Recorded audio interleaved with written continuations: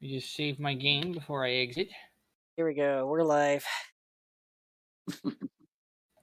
Okay, so when last we left, several weeks ago, you guys had penetrated deep into the bowels of a small keep several miles south of the city of Thalikos. You, in a fight with undead, which you later positively identified as vampire spawn, you lost sight of and Leaf. When the fight was complete, you realized that they weren't around and saw a fairly large pool of blood and an obvious trail to the large trap door in the main hall. You discovered it was booby-trapped, bypassed it, and entered, and immediately the air was... You felt the air feel much drier, and you got wafts of sulfur and brimstone. As you descended down the stairs and down a long, narrow corridor, those notes in the air became slightly more intense, not severely so, till finally you entered a large circular chamber, wherein at the top in the center there was this pinprick of yellow light. You heard voices, eavesdropped, and realized that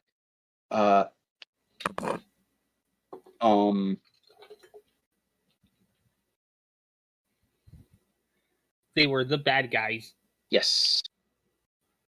Panjoputra, the vampiress who was identified as Lady Anoia. Yes, Yeah. she Anoia's Naxor. We're going to be making jokes about her name when the cows come home. Indeed. And Zamanso were all there, along with the mind-slaved Pippin, Lifa, and Bordon. Even more puzzling was the fact that there were not one but two unconscious Nestors. You summarily concluded that Nestor had been successfully cloned via the 8th level clone spell, this is high-end stuff. So, you freed Nestor. Shortly thereafter, Kutra himself spotted you, and with more fright than anything in his tone, he roared, "No, it's too soon." It is at this point Senku put the pieces together and concluded all 8 crystals were in one place, and this soul was built on confluent minor energy. The two, on their own, the two things are not a great threat, but put together, the two did something. There was a reaction. You guys fled. The enemy host gave chase, but then promptly fell back.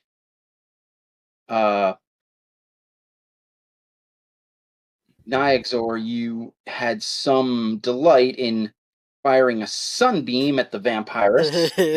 She did not like that. She is determined to make you one of her. She's determined to make you one of her slaves. The less said about Nyxor's twisted love life, the better. He doesn't love the vampire. He absolutely hates her. So you guys Yandere! ascended only to see the big double doors fly open, and standing before you, roughly human sized, maybe 6'5", extremely long white hair, uh, flapping in a breeze. Kind of looked like a drow, except for the fact that he's floating a few inches off the ground. Yansabin! Yes, you ultimately concluded that this was Yansibin, and you found yourselves being ripped away. I believe Headmistress Lorenta just grabbed you. Well, no, we were ripped away from that area thanks to a roll which, admittedly, I could have done better on, but it was a low roll that was good. Yes. Although I kind of messed up the roll in and of itself, Yes, because that was ultimately for Lorenta to jump in and save you. So she ripped you away and promptly started scolding you because you broke magic. Spells are now being cast at half range. and they have half of the effect. No, the damage is still full. Damage is still full, but you can only do half of what you normally do. No, it's just range that's affected. I thought it was the cubes that were affected regarding the one thing as well. Range and area, I apologize. You're correct. Range and area were affected. So a fireball would still do 8d6, but instead of a 20-foot radius, it has a 10-foot radius.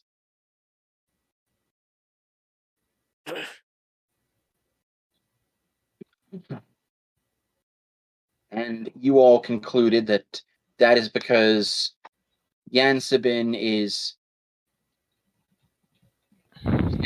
such a powerful elemental. It takes a tremendous amount of magic to sustain its presence on the material plane. So, and the reason why it was, quote, too soon was because they hadn't gathered an adequate supply of resources. Yes, indeed.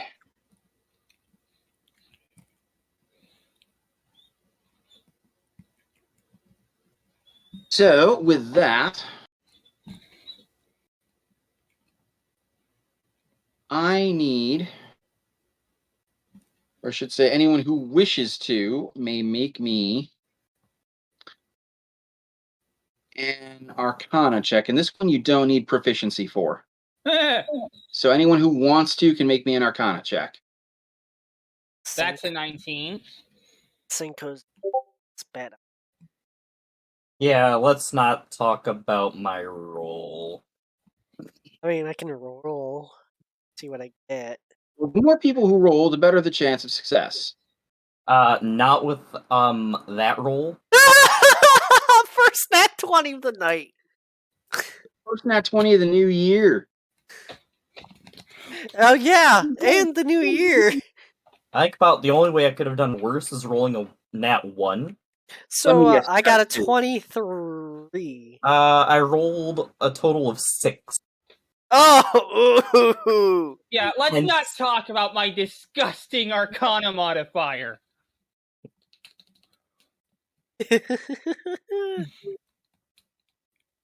I just got lucky. I just rolled the dice and that's what ended up. Okay.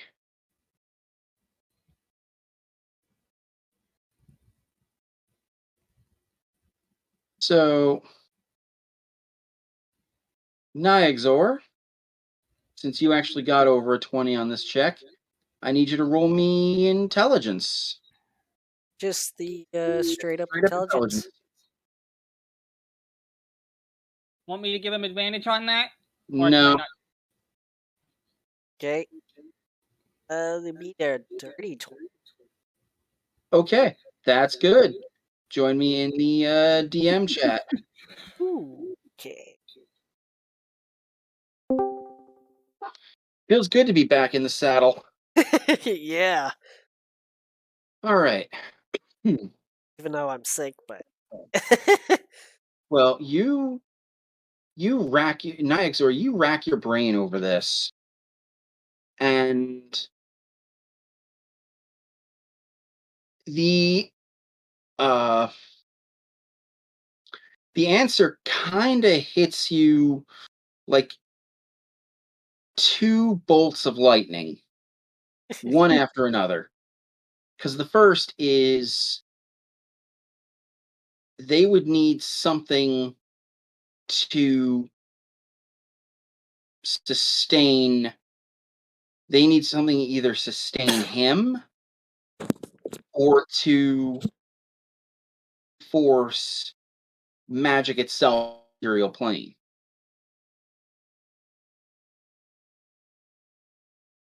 And so you start thinking to yourself, and then a thought hits you. Pippin was talking about an object called the omni-essential matrix. An item that just makes things that's exposed to just makes them more. Like on every level. Like a person stands next to near it for long enough, they'll gain a level. They'll get more powerful. They stand there too long, they'll turn to diamond.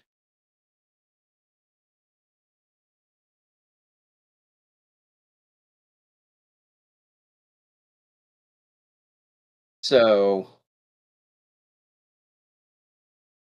that's what you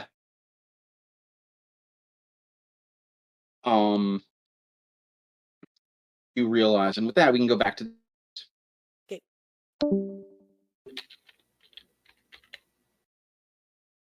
Probably gonna see next, or think for a little bit. Come to quick conclusion. Guys, remember Pippin talking about I recalled it? Uh-huh. I think it's to do something with Interesting. Something tells me that's not good at all. not good at all.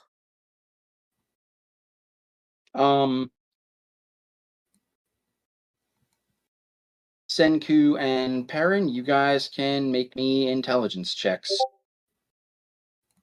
Oh yay, let's see. Wow. Your dice 18. betray you, Perrin. Yeah, can I have something better than a 10, please? Because that was another single-digit roll. Oh, 18. Pat. I hear a 16 from you, Senku. 18, actually. 18 is good. All right. I guarantee you 8 is not. No. Oh, Pat.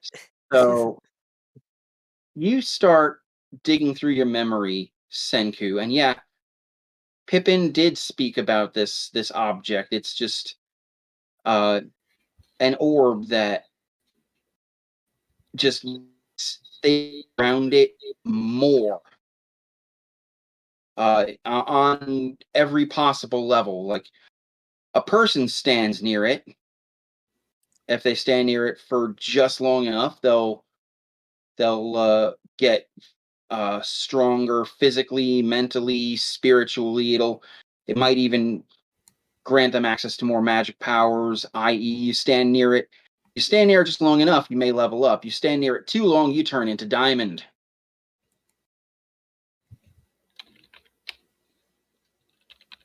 So, and something. Oh crap! They're looking for that, aren't they? They're going to use that to power up Yansibin so that he no longer has to feed on the material plane. it's more like it's either they're going to maybe not so much excuse me, power him up, but provide an alternate energy source from to feed on, or somehow reinforce magic. Make their material reinforce the magical weave of the material plane enough to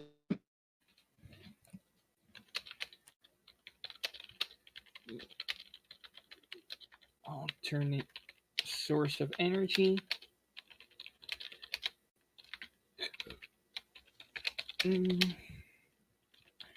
Or to bolster the magical weave of material plane. Indeed. Yes, I'm taking notes. I know. I adore that. Because, and this is true, your DM isn't. I sometimes do, depending on. And my I see habit it for taking important. notes has gotten us out of some sticky situations before. Indeed. Not the best note taker.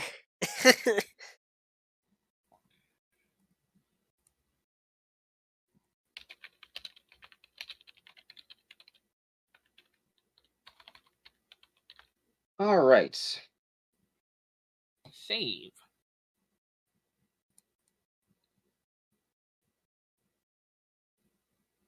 So now you have a rough idea what their plan is. But much like Pippin, you have no idea where the where this artifact is, and this is as much of a relief as it is a problem.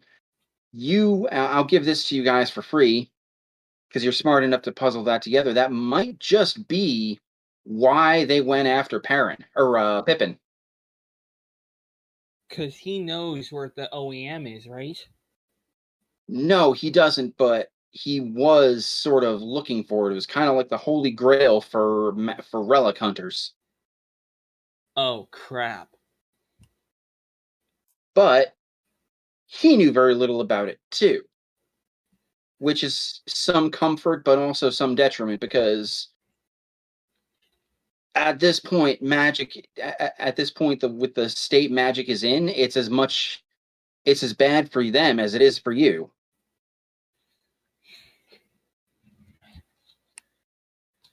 Which, of course, means we're going to have to devise another way of communicating over long distances. If there is even such a way to do so. We ain't splitting up. We're already. I know. But it's not so much us I'm worried about. It's the actual world around us. If they manage to restore magic, then that means their plans for massive tornado outbreaks are back on. So. But it also provides a countermeasure, because that means that we're going to be able to effectively warn people across distance. Even so. Nestor shrugs, says, I think you're jumping at shadows here. If magic is as weakened as we know it, if magic is as weakened as we've seen it, it's going to take a lot more effort to produce much smaller weather-based attacks. I'd be surprised if they could conjure a thunderstorm right now. Leastwise, maybe a thunderstorm. I'd be surprised if they could conjure one powerful enough to drop a tornado. Even a weak one? I would Yeah. assume so. I mean, to produce what we saw at Thalicos took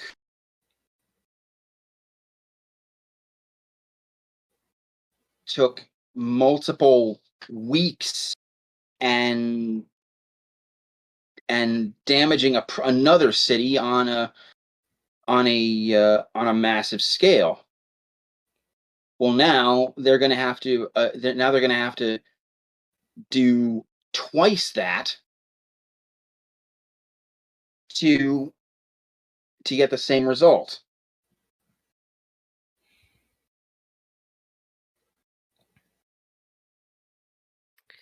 Yes, but we know they're looking for the Omni-Essential Matrix. Yes, and now so are we. But I think we should probably find as they do. Indeed. It's just one. Or one. It's just one. It's just one object. Though we might have a lead. Stump Bubble. Only problem is getting to him. Main problem. Everyone can make me an intelligence check. 18. 18's good. Yeah, we're still not going to talk about my rolls. 21. 21 is actually That was my lowest roll so far tonight. nat one. Oh. No, still not as low as it could go. At least it wasn't a nat one. The only thing that could be Fine, lower at this sorry. point is a nat 1. That's how bad I'm rolling. So it was a 2. Yeah.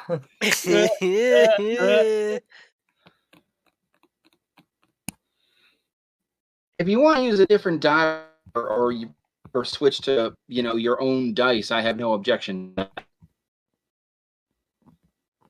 I should be fine because I've got roll 20 doing 2 rolls, so I don't have to do anything for advantage. And it's Okay. been 6, 7, 8, 7, 4, 18. With the first of all 3 of those being the actual roll. Okay, fair So enough. I've had at least one decent roll, but it's not useful.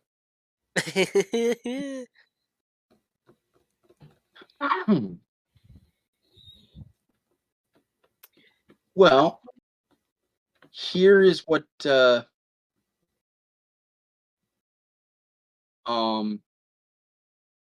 since 2 people passed it, one of whom extraordinarily passed it. I'll say this here, and then for the little extra for the guy who got over a 20. God. You guys recall scaling Mount Hakushin when you encountered the monastery of the Broken Moon, Liquida. Yeah. He took you into the back of this cave where they were growing crops. And in the back of this cave was a big library, and Pippin read a book about the Omni-Essential Matrix.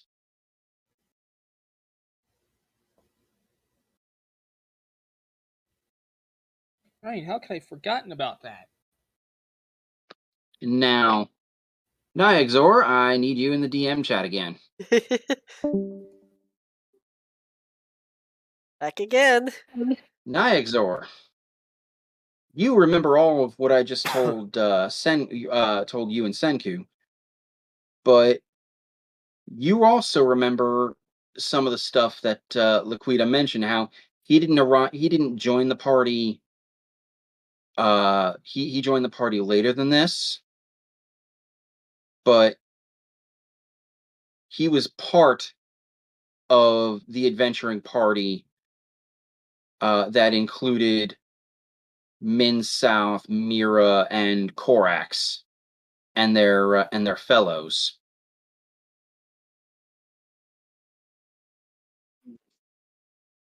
And you also remember Min South reacting with a certain bit of distress when the when someone name dropped the Omni Essential Matrix around him. You're pretty sure he wasn't just you're pretty sure when that party encountered the thing, he was there.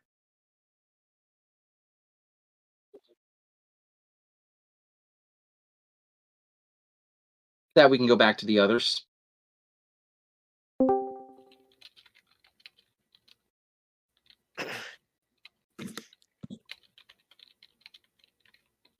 I remember hearing south for previous party, Corax, and probably there when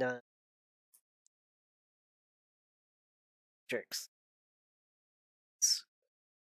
Whenever that goes name dropped, yeah. He looked worried, didn't he? He looked very worried. So we have several leads. Min South, Laquita, Mount Hakushin. No, what Nyaxor is saying is Laquita was part of the same party that Min South and Mira were.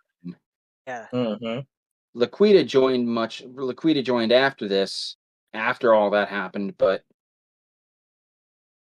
the Queen and Min South were probably both there.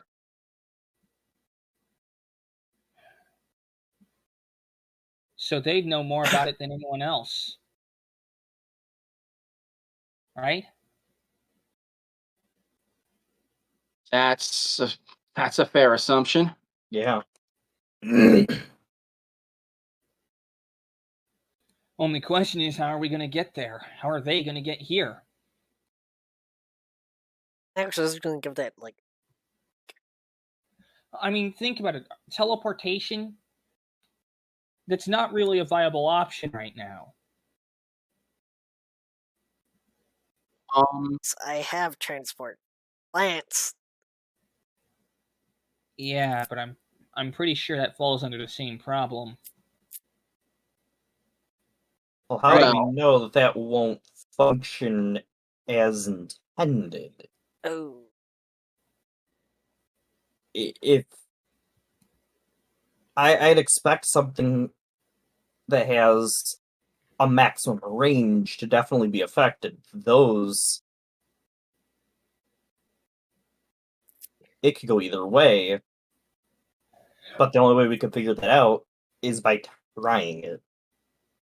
Yeah, and I don't know if it does have scrying. I do not. Oh, I don't think I even have access to that kind of stuff. I don't think I have access to that either. Master shrugs and says, even if the range on teleportation is truncated, that just means we have to go through 2, possibly 3 castings. Indeed.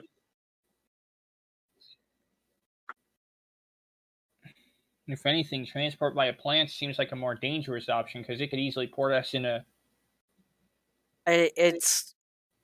I could choose a specific, like, plant within an area we've been in. Yeah, that I've seen or touched. Transport via plants has a range anywhere on the same plane of existence. So even if that is shortened, you're still talking about something absurd. We're still talking about a few thousand miles. Okay, let's just hope it works as intended. basically you're still talking like the entire planet. Yeah. I can go anywhere on this planet. It doesn't matter where you're trying to go, so long as it's a plant and it Does New exists. Syri? How far is New Syri from here? And if I'm correct, maybe- this is mid south. Well, we have one use of that, so. You can cast it with a higher level. You can use higher level spell True, I could. So I could don't get any go up to benefit. 3 times. You don't get any benefit from upcasting, but it'll still work. Yeah. Senku, an intelligence check. Yeah, I got an 11. Damn. About 1,500 miles. Yeah, but that's not specific enough.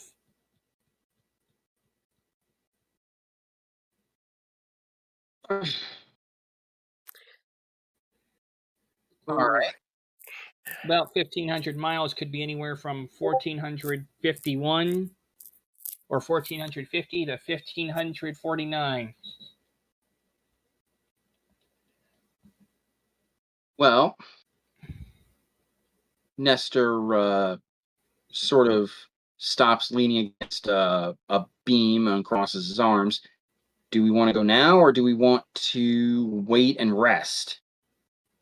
I strongly advise a. Yeah, I'd advise resting first. Yeah, because as we are now. Then I could use a bit more support. It is a 6th level spell, so. Yeah, but I've used 1 6th level and 1 7th level, so I only have 3 uses. Alright. Alright. Let's get some rest. Lorenta claps her hands together and says, "You may return to your rooms whenever you wish. Rest, recover." Thank you.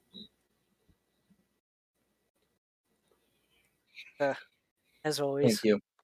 She bows her head slightly and briskly walks away,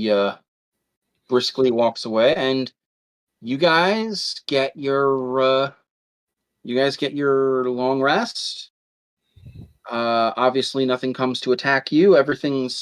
You're pretty confident that literally everything is too shocked at the sudden loss of magic to make any sort of open attack against you.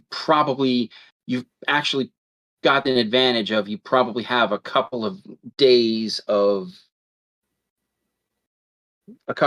to relax. We probably won't take a couple days to relax. We're gonna get this done. Indeed. And my crystal of air just got every advantage we have, we're gonna take. Yes. So, your items recharge as per usual. Yeah, you should probably. Yep, and I got 18 uses of my crystal of air. Switch. I rolled my D4 and I got a maximum boost out of it. Nice.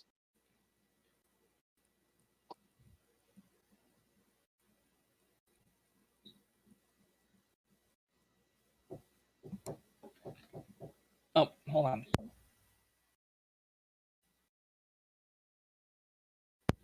Keep the noise down, okay? We're trying. All right, love you. That was Mama. Hello, Mama. Hi. Surprise appearance from Mom Nato.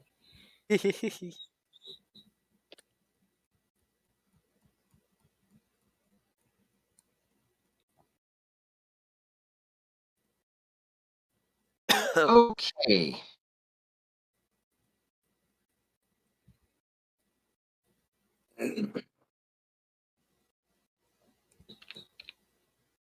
So, You wake up the next morning. You have a long rest. You eat a hearty breakfast. All of the students in the dining hall, they're all they're talking about is how magic feels a whole lot harder to draw on, and they just can't muster they just can't muster the energy they were able to do 2 days ago. I think I'll just probably reference just trying just normally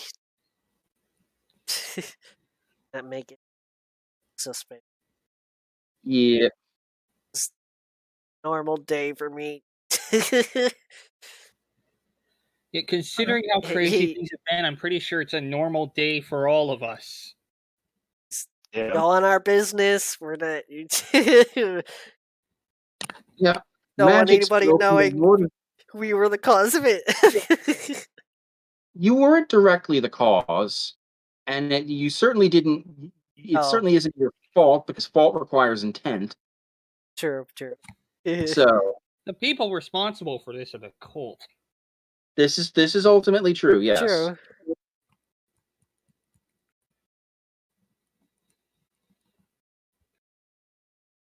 Sort of like gonna be focusing on our task on hand, kind of getting us to where we need to go. The way and then you guys are as you guys are eating, you can't help but notice, Nestor is very close to his breakfast. If he gets any closer to his coffee, he'll need a snorkel. Anyone who wants to can roll insight. Oh no! Did he have a bad night's sleep? No, That's a 16. 16 is good. Say, That's a 15. Which is probably not as a good. 24. Okay. Well, 20. Yeah, 24. So, He is. Yeah, Nestor is definitely hiding. Nestor's definitely hiding something. you okay, buddy? This is what? Oh, I'm fine. That's on your mind. Hiding. This is like whispered. So other. Hiding? What would I be hiding? Just the.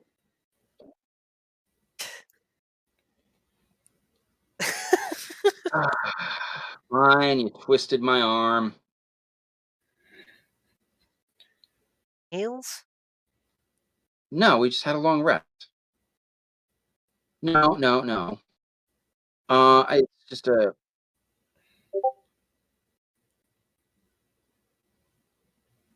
Cut It out. just sort of, it just sort of. It's a staggering thought that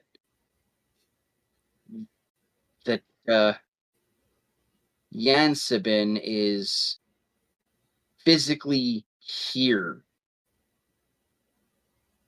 Yeah. And well, let's put it this way. He is probably the only one unaffected by the drain on the magic, because everything's flowing into him.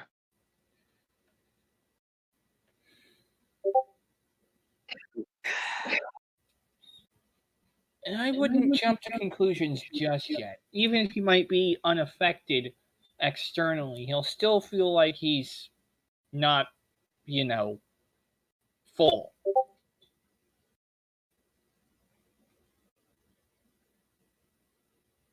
No, it's just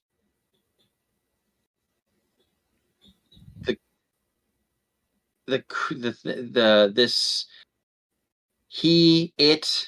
I guess he can create those elemental myrmidons with the wave of his hand. Senku's face falls a little bit as he remembers Twister, our buddy. It's just just all seems too big, doesn't it?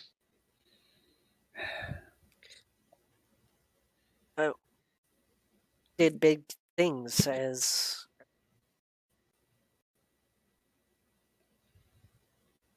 You know what seemed too big a while ago? Warning an entire town from an EF4 tornado. Esther raises an eyebrow. You say it just EF? Classifying them now? Well, if we're gonna warn people about the damage these things can do, we've got to have a way to figure out, just how much damage they do. Because you saw there were still some structures in Nessa that were relatively untouched, or I should say, relatively. Let me. What do you mean, EF? What is that? Right. You're speaking gibberish again. Sorry, that out of character. I kind of went. No, keep it. We're playing in character. Sorry. I guess you could. Senku pauses. I guess you could call it an F scale, sort of like force. Like, Gotten actually thinking a little bit. Guess that makes sense. Yes. I guess. Like a force Okay. 0 tornado might not do more than, say, blow some stuff around, but a force 5 or an F5. Senku shudders. I shudder to speculate. It sounds like by this classification system you're developing, we haven't seen it. We haven't seen that yet.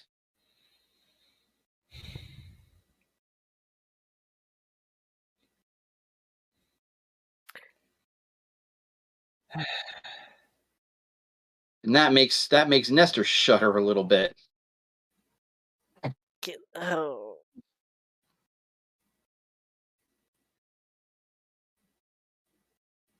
And I thought it seems something to get bigger. I hope they don't.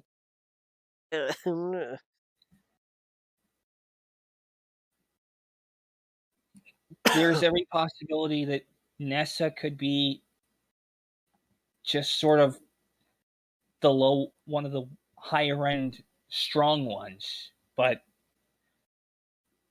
if there's anything my time in this world has taught me, it's that there's always a bigger fish. Nestor. Wish you didn't say. Right.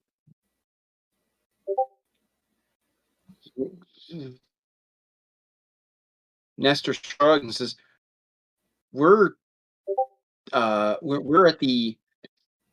the bleeding edge of what science and magic can do to affect and quantify forces of nature.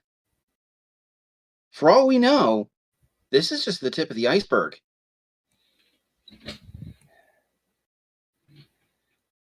I mean, I trust Senku's intellect, but on the scale he's writing up, his scale goes from 0 to 5. When you apply magic to that, 10, 12, higher, Only question is between a 5 and a 6, what's the difference? If a 5 can completely It's a destroy, lot. Doesn't matter if it's complete destruction already. But still, No. the power.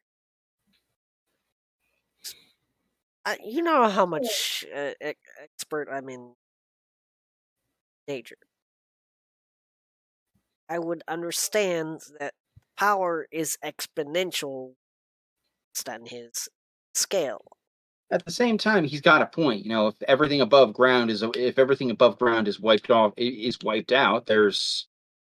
can't tell the difference True. Indeed. unless whatever it is also takes the ground. I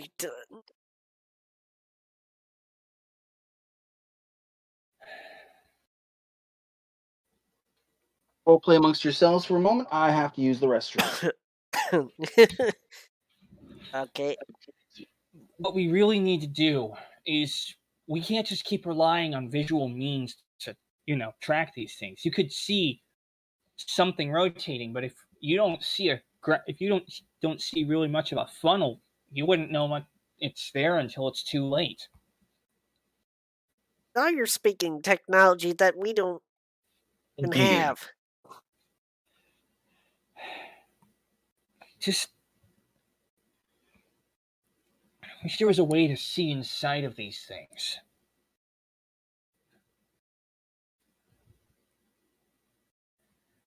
For all we've seen, we've just seen the stuff that exists on the outside.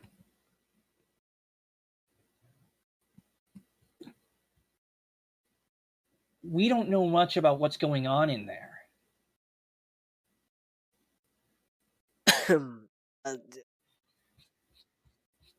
I doubt I want to get close. I don't think any of us. That's the problem. And for Who'd good be reason. crazy enough to get that close? I've We're seen talking what those something that things could- do. If it can rip apart a house, imagine what it can do to you. You've seen what a 2x4 did to my chest. Yeah. Yeah, the effect of such force on the human body or a humanoid body is best left to the imagination. You just see Senku go visibly green in the face a little bit. Yeah, I think we need to get to New Syri. Yesterday? Well, no, we were in no shape to get to New Syri yesterday. We need to get to New Indeed. Syri like within the hour. Yeah. We need to get there as soon as possible. That's what he's saying.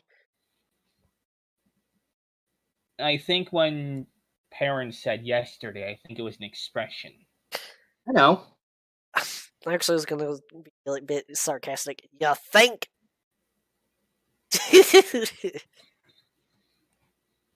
Alright. We're all done eating. All right. Also, for your stream, kitty therapy. Kitty therapy. Yay, Maine Coon. Hello, kitty. Hello, Ben. Little kitty. Our little mascot. He's purring, isn't he? Oh, like a motorboat. Makes me feel a little bit better because I'm sick. Kitty.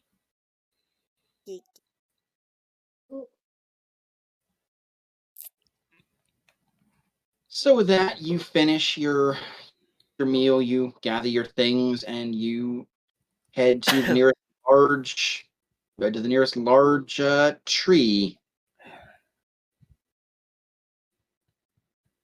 Actually, was gonna give it a sigh. Okay. Old,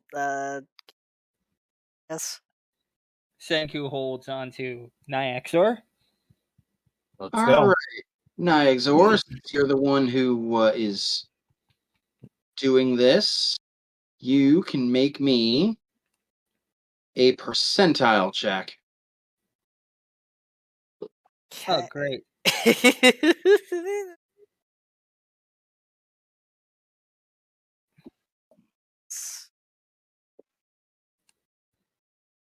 Ew. This should be fun. Oh my goodness! A 97! Okay. Okay. Bravo.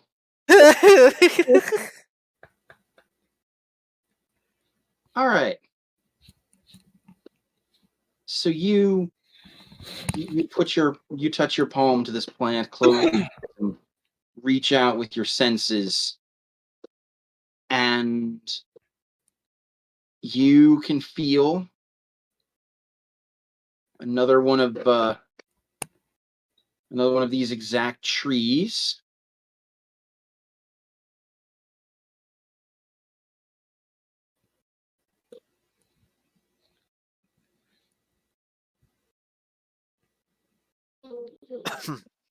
And it's actually I'm sorry, just outside the castle walls of New Syri. Yes. Sweet! And I'm pretty sure they'll let us in because we have like papers. Well, you're also personal acquaintances of the queen, Yes, and that too. so you cast the spell, and you feel like it takes casting this like strains you. Like you have to draw, like, just pulling in the magic you need to cast the spell. Actually, like, it takes effort.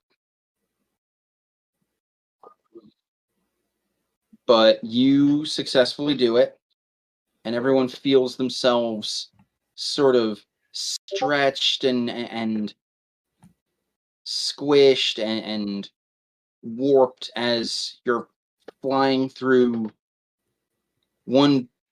different plant roots at impossible speed. Think Stargate. If you could imagine, you know, the image of Stargate, but it's like wooden and brown. It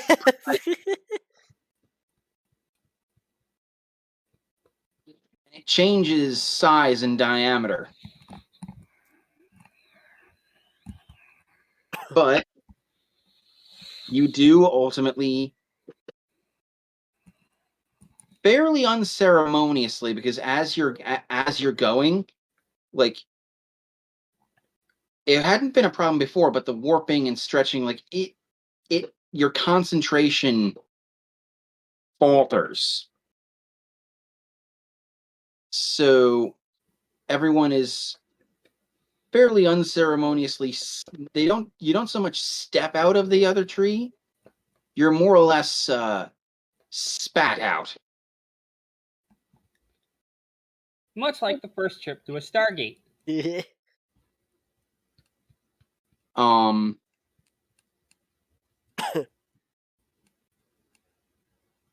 Immediately, a warning horn is blared, and that you're at spear point and sword point as guards surround you.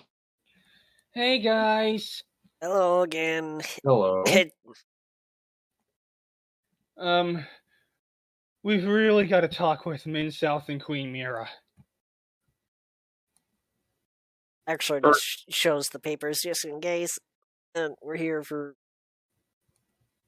in South, if he's here.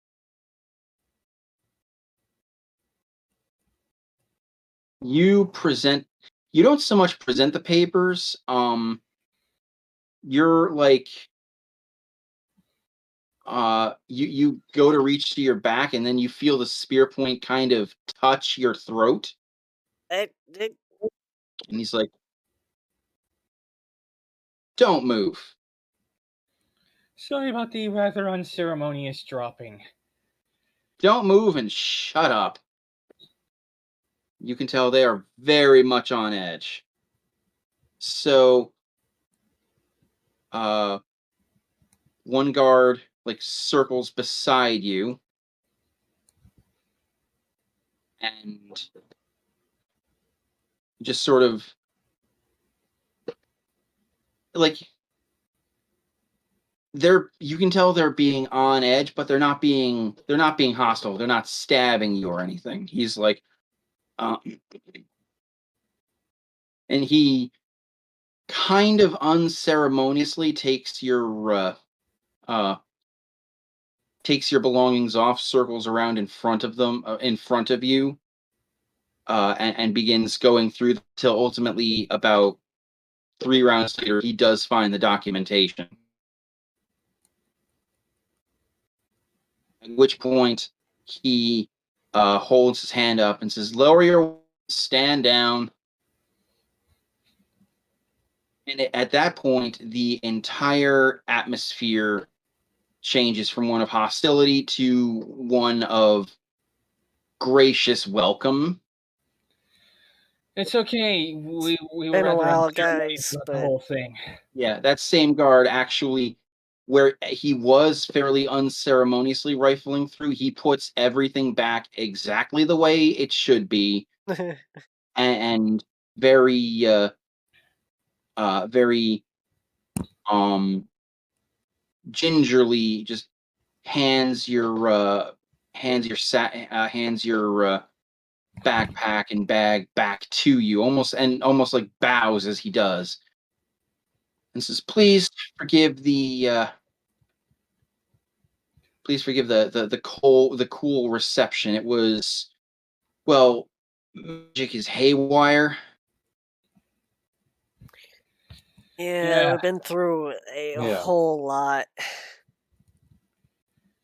Oh boy, do we have problems.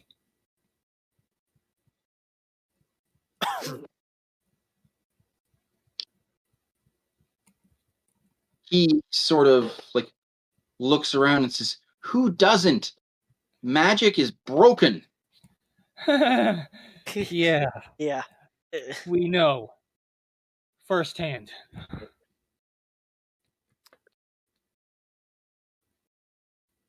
One of the reasons here to speak to Kira. We will escort you. We will escort you to the throne room. Thank you. So, a detachment of 4 guards leads you through the gates and back into the keep, and basically directly to the throne room. You enter, and Mira's not sitting on the throne. She is pacing back and forth. Miss Mira, Hey. it's been a long time. She looks at you, and even from where you are, which is probably about 110 feet away, you hear her let out a sigh like she's been holding it in for a year. And she springs forward.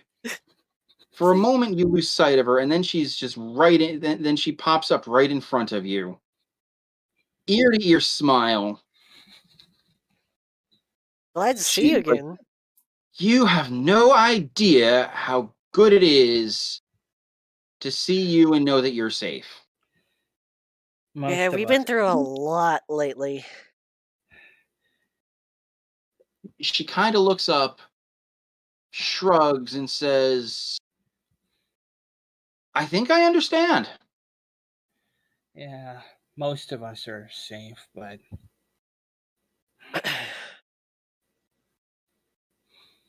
Well, shall we about all the issues we have. Yeah. We've got problems. We've got big problems.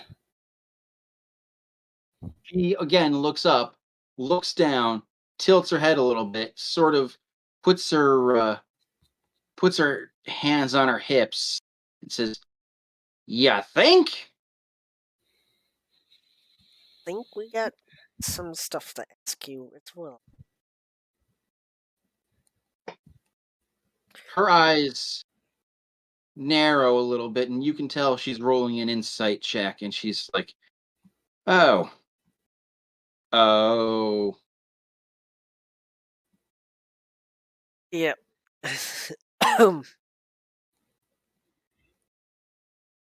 Yeah, she'll talk.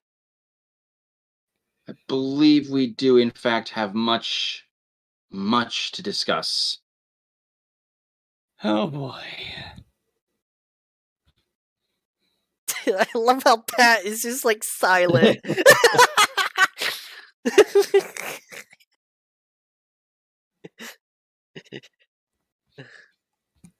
So she leads you into another long, large room. Kind of looks like a dining hall, but on the table, like the tabletop, is a huge map of the continent.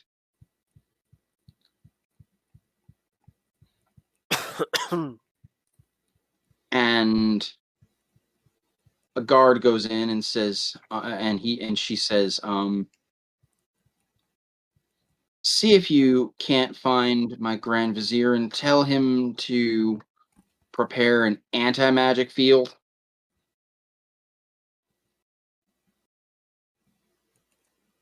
So,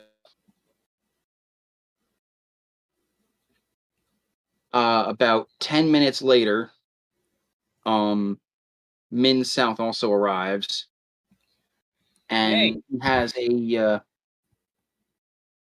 as he comes in, you see that he flourishes his hand, and there's like a poof of powder that like disappears into the air, and at first you feel magic washing over you, and then you feel that same magic, like with this, in an instant you feel all that magic gone. You feel this isn't going to affect anything mechanically, but you feel your connection to the items that you're wearing fade.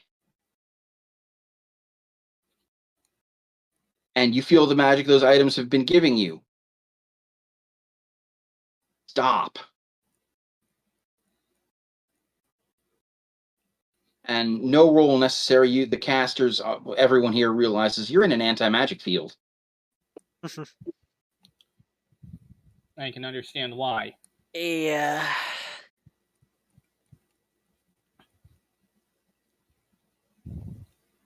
Min South looks towards you. His tentacles sort of wriggle and says, "This is to prevent anyone from attempting to scry, as I have no doubt you were followed and are being observed." Honestly, with all the stuff we've been through, it wouldn't surprise me. Indeed. So Mira puts her hand on the table and just sort of looks at you and says, "Okay, what do you know?" What we currently know is that Panchal Kutra has been revived, and he, along with the Lich Zamansil and the Vampire Queen Anoya, have managed to summon Yansabin to the material plane.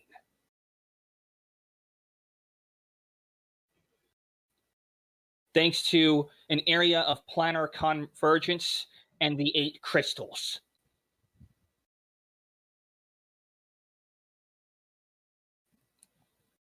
And we also know that there is something regarding that, because the material plane is not used to housing something with the strength of Yansabin. There is reason to believe that that is the cause of why magic is doing what it's doing right now. Every single word you spoke makes sense. Also,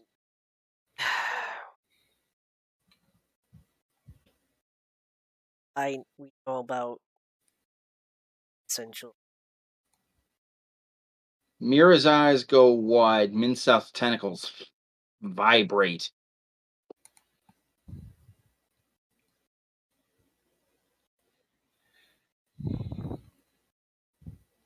And we have reason to believe the cult may be looking for it.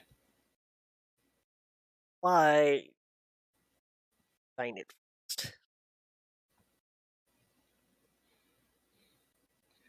Mira smiles.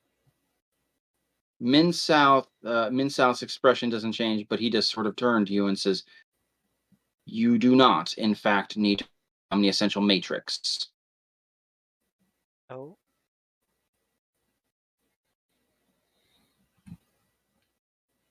The omni-essential matrix is 100% completely safe.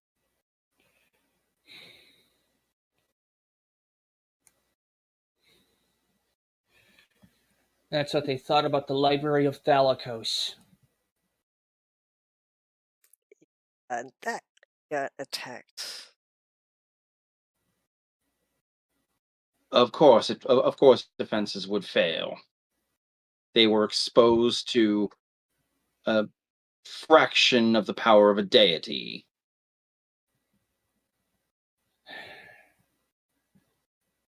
Yeah, but However, powerful as Yansibin is, he will never find the essential matrix.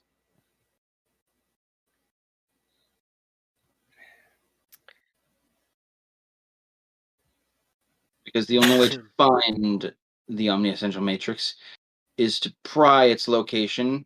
He gestures to himself and Mira, is to pry that knowledge from our cold, dead brains.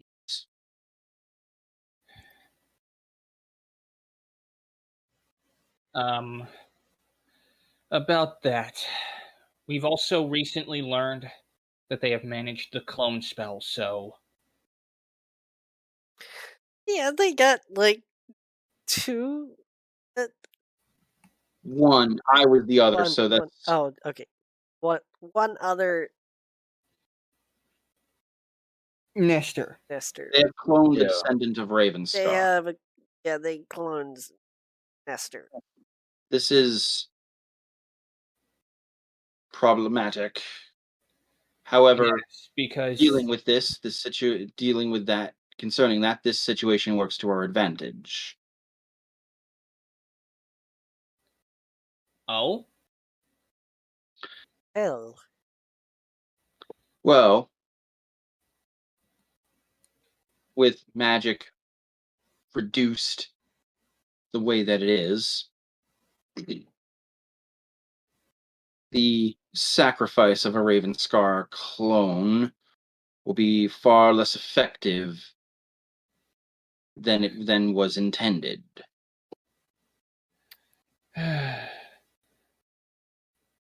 Yeah, but that's not what I'm worried about. I'm worried about them using the clone spell on you guys. They require they require some piece of us. Hair, skin, and I assure you, we are not so easily ambushed.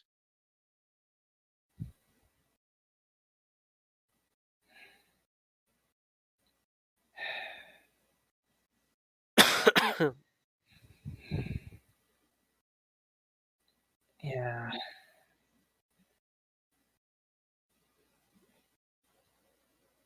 But sorry, just really worried.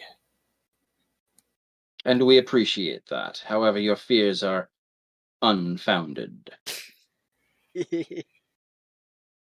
One of our friends was also looking for the Omni-Essential Matrix, a guy named Pippin. Yes, I met.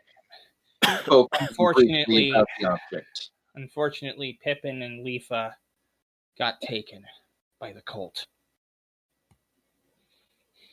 It is fortunate, then, that I did not tell him more information about the Matrix. Oh, thank God.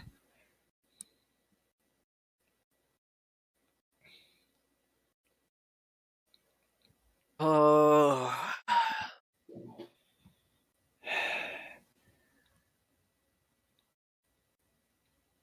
What about Laquita? Does he know about it? Or did he... Mira raises an eyebrow, smirks a little bit, and says, Laquita knows about it. Knows what it does. Even how it works. But not where it is. Good. That's going to hamper the cult significantly then.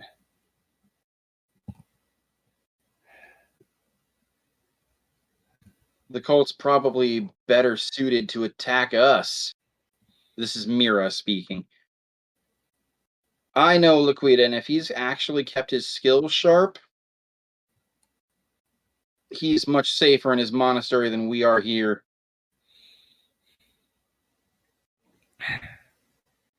Anyway, I've recently been devising some sort of skill so that in case any more of these storms get formed, we can warn the populace about potential effects. Minsouth raises a hand and says, that is an intriguing conversation, but one best suited for another day. All right. You got Hmm. bigger fish to fry, buddy. Yeah, I know. Yes. Like, finding a way to fix our connection. But also our enemies. Minsouth shrugs and says, I am not certain of a way to fix magic for you without fixing magic for everybody. Yeah, that is. It does, however, explain why the cult is searching for the Omni-Essential Matrix.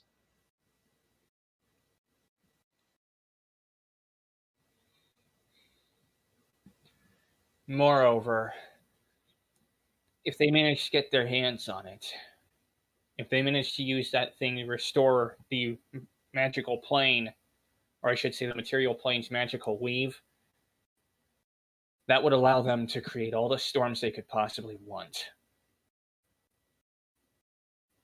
And you guys said it yourselves, the crystals themselves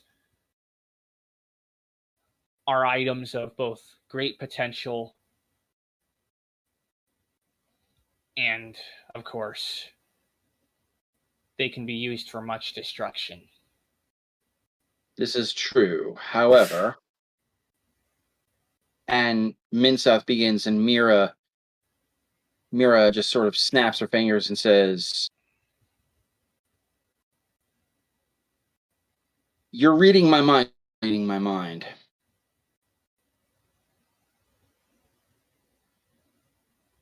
Minsouth turns and bows and says, Indeed, Your Highness.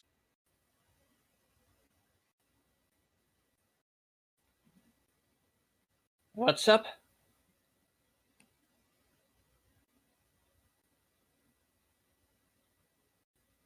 Oh.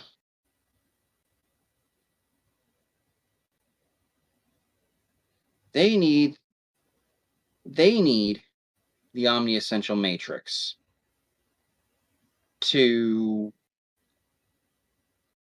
provide Yan Sabin with the power with the sustenance he needs. We need the omni-essential matrix to fix magic.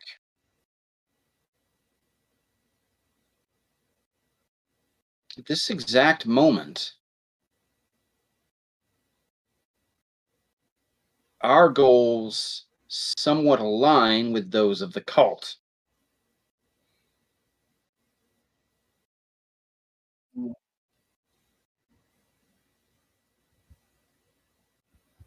They need the omni-essential matrix to feed on to give Yansibin sustenance, and we need it to fix magic. But if we fix magic,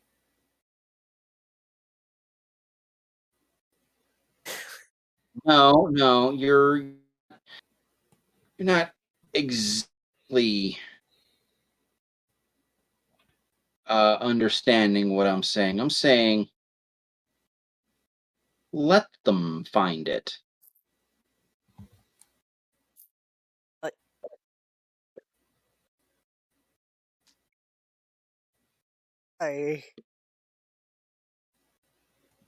So we can find out where their main headquarters is, knock down their door with the entire Syrian army, perhaps forming even a coalition army of Syri, Brayland, and Norlea. a sting operation. Cut the head off the proverbial snake. Then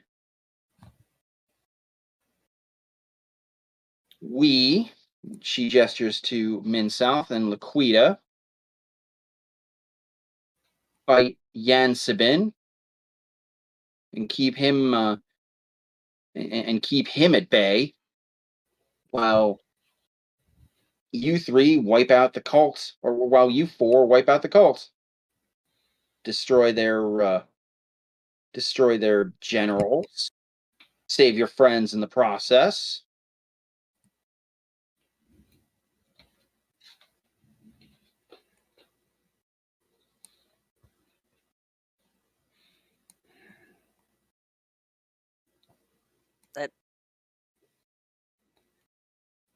I do see that point. Be much stronger.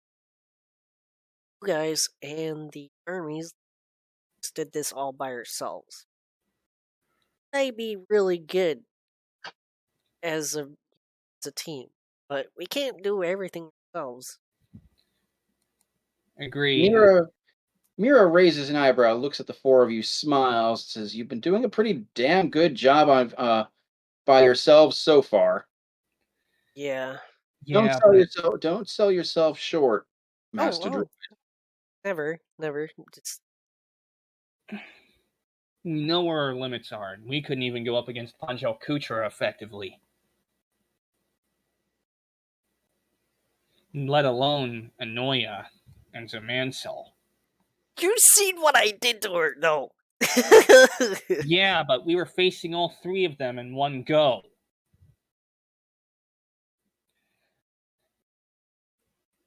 And that's the big problem. Vampire had it coming, too. Snorts. Yeah, apparently Nyxar has a twisted love life. No, I don't! Yeah, apparently the vampire mistress Anoya has the hots for him. Nyxar's I don't know if nostrils that's are gonna hots, but still. his nostrils are gonna flare like. I will zap you right here, right now. Mira, still with a big smile on her face, says, "No, you won't."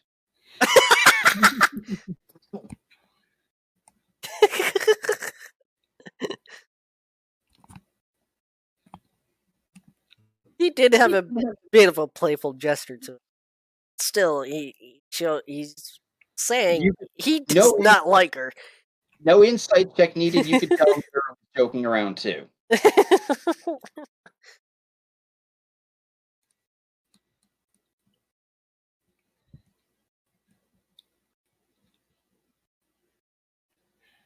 Still, what you're suggesting, I take it what you're suggesting is a massive sting operation?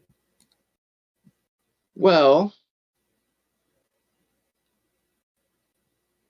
not so much as... Well, we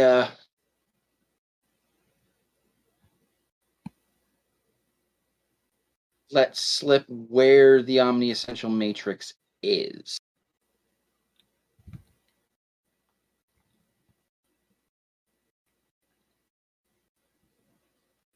Because, as you rightly guessed, we know.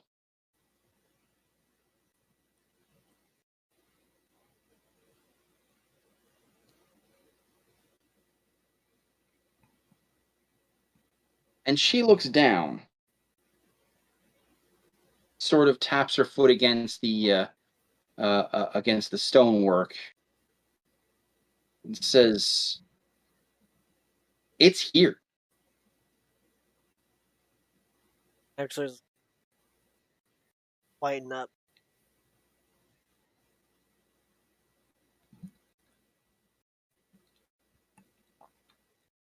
In the castle?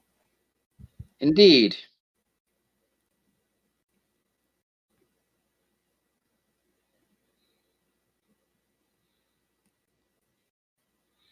Somewhat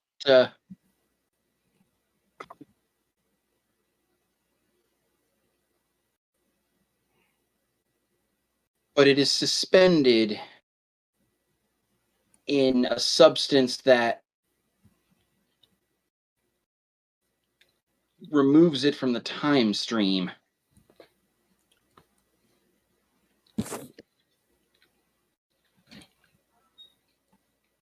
All quintessence.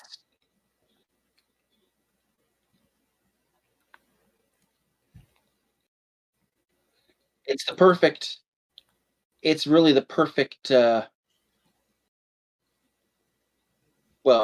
storage for it, because removing from the time stream means all it can do is affect the quintessence, and by affecting the quintessence, it just makes the prison stronger.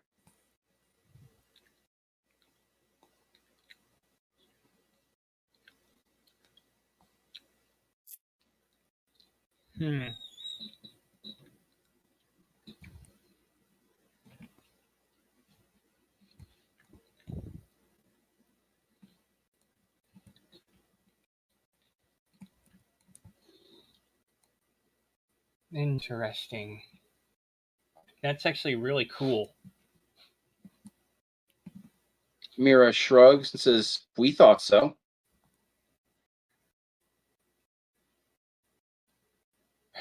Actually, it was his idea. She gestures to Min South.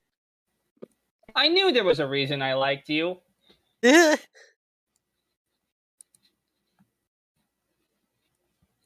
He looks at you.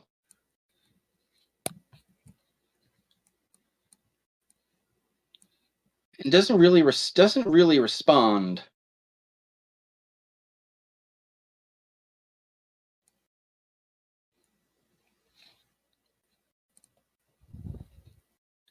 Except for like a small smirk. Minsouth doesn't have a mouth. He cannot smirk. Oh.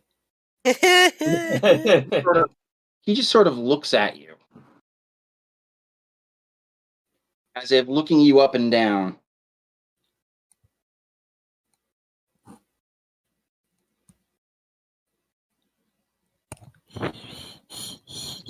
Ultimately says, "I have come to admire your intellect as well, Senku Ishigami."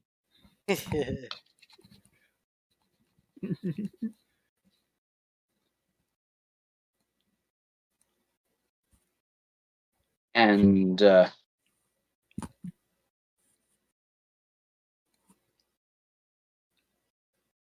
she then sort of smiles, stands up, and We're going to have to make this look very, very convincing.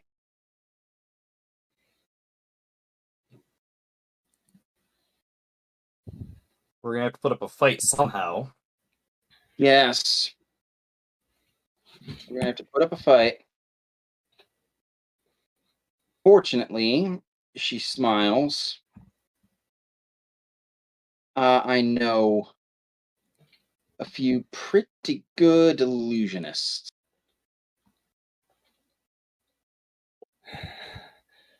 This is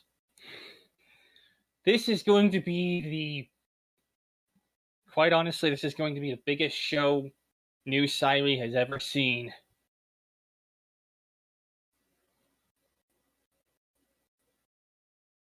The unfortunate fact is it's not going to entirely be a show. Yeah.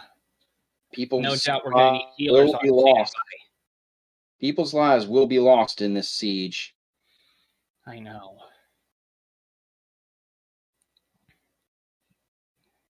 Minsouth turns to her and says, however, the needs of the many must outweigh the needs of the few or the one. She snaps back and says, you would not be saying that if Valen or Sister Justine were here right now. And you see him visibly tremble, like his tentacles almost vibrate. Sister Justine, isn't she a really good healer? She was an amazing healer, but she was so much more than that.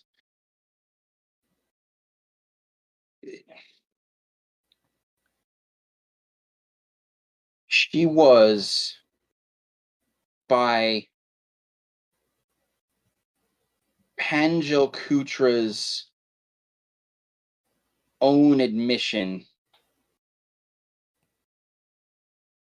the scariest the scariest chess piece on the board. She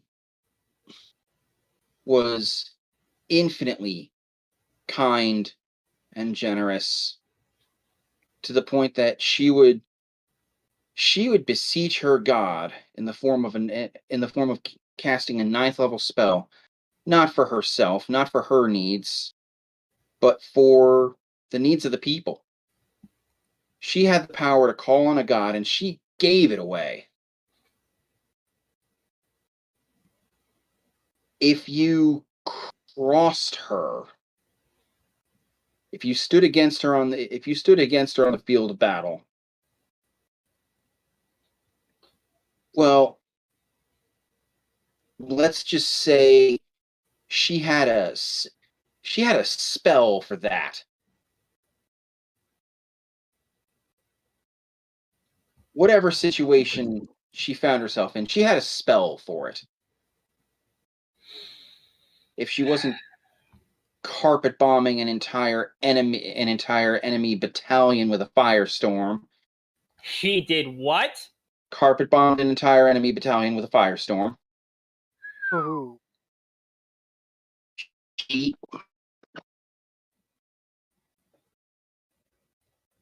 You have heard of you've heard of the upper level demons and devils called Balors and Pit Fiends? I think we fought a couple. No, we've not. Oh, Seen them. We've seen them. Seen them. Yes.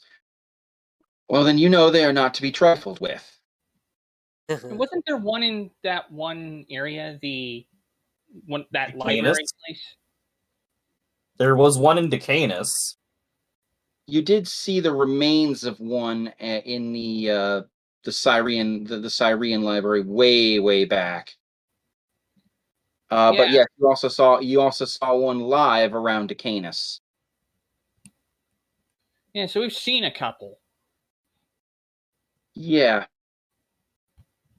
Well, Minsouth and I put the one that attacked the library. We put that one down in about 12 seconds. Cool. She did it with the snap of her fingers.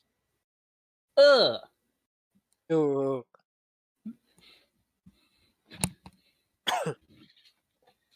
That is a woman you don't want to be on the wrong side of. No, it's not. She once resurrected, brought back to life Korax twice in the span of 6 seconds.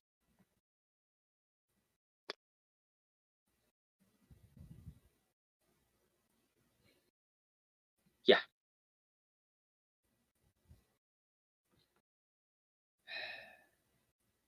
I take it she's not with us anymore. Unfortunately, she was only human. She was not one of the long-lived races.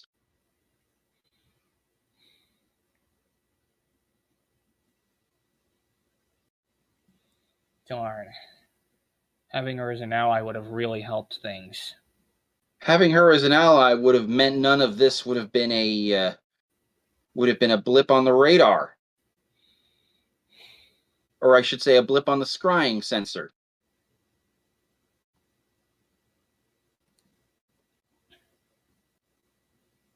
She would have gotten a whiff that something was happening, spent a few days researching her suite of spells, cast the necessary few she needed, spoken to her god, gotten the information she wanted, and then utterly annihilated the threat.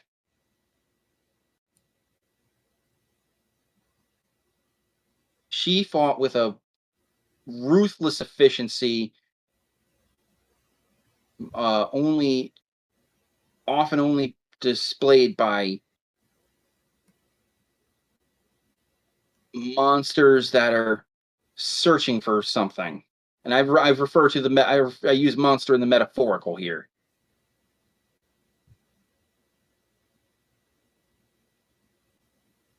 She didn't make her enemies suffer. She didn't negotiate. She just cut them down without even a second thought.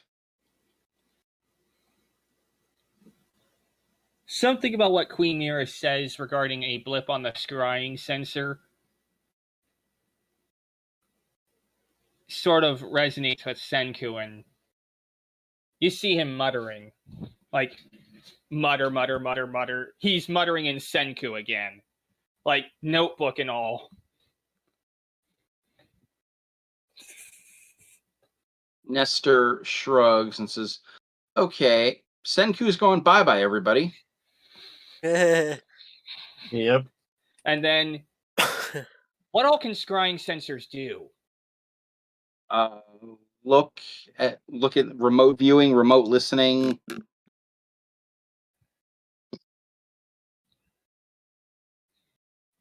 Remote viewing and remote listening.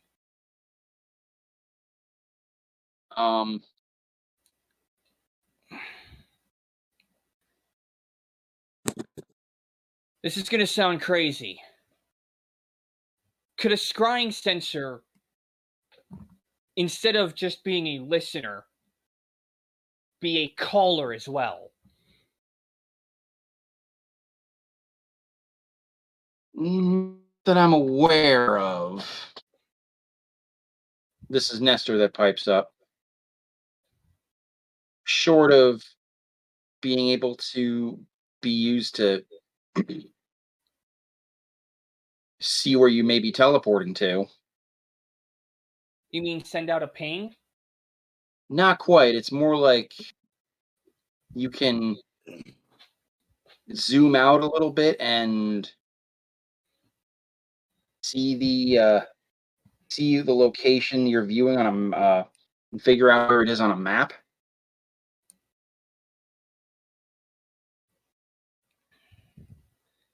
Is there anything that could send out pings? Master Shrug says, "Not that I'm aware of." That scrying sensor comment did give me an idea. You say remote viewing and remote listening?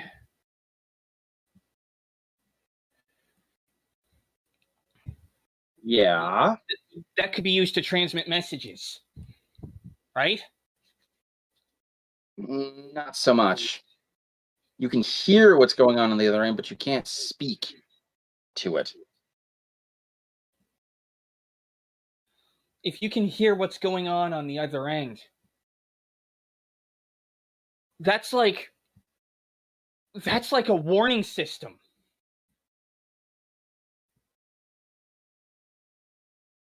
Like, Nestor raises a hand to sort of stop you right there.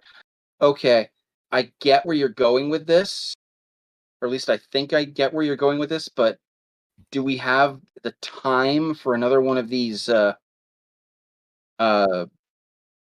Conventions. Right? Yeah, you're talking about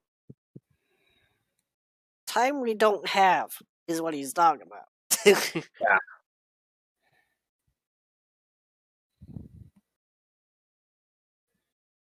I know, it's just Hey, with once what we get with all we've seen, I want to be able to. We know that these sirens aren't invincible. Nor are people's eyes perfect, but they're manned at all times. People on walls know what they're looking for. We've got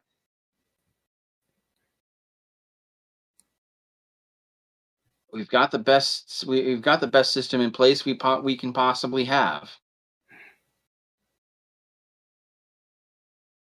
What's more important now is figuring out exactly what we can do to stop the cult, and if this plan actually works, we may decisively be able to do it.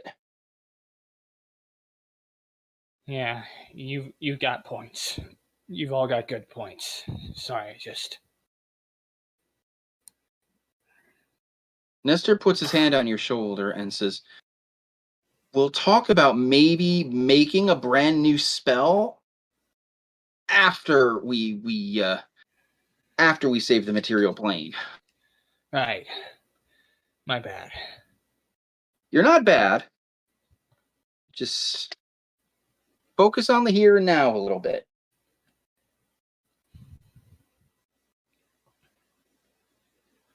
Speaking of the here and now, I have to take a few minutes to feed my cat.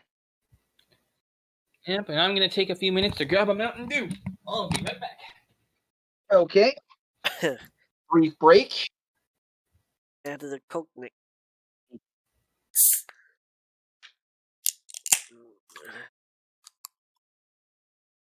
Pat, Alright. that's good, buddy. A long time.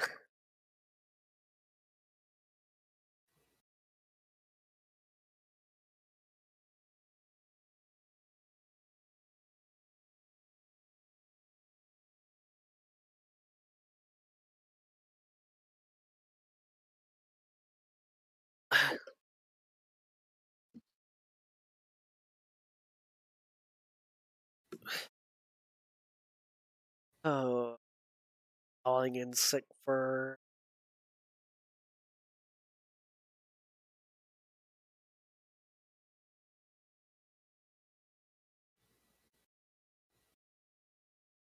thinks is I work every single day of the week.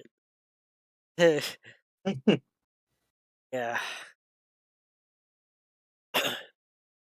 I know my dad's out for another 5 days because I tested positive. So they're like, yeah, we don't want you in. Then he was like, well, I'm sick, so I might as well take it as well, or take a test at home. And since that came across, we're like, yeah, no, you get the full 2 weeks. Yep.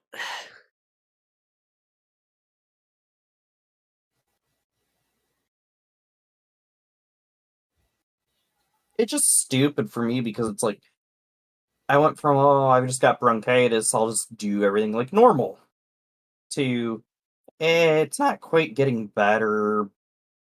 Might as well check it out, make sure there's nothing bad going on. And then them being like, ah, Yeah. flu season and COVID's really bad right now, so we're gonna test you just in case. I have returned. Back. And I would have told you until the test result came back, I don't have COVID. There is no reason to believe I have COVID. I know, right? No fever. I had taste the entire time. I still can taste everything. It's just been a bad bronchitis. It actually wasn't even that bad of a bronchitis. Yeah.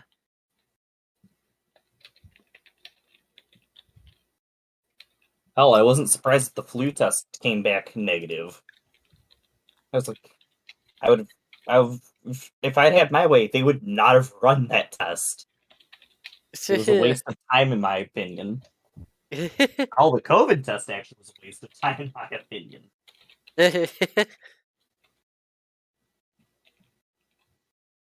Should probably get.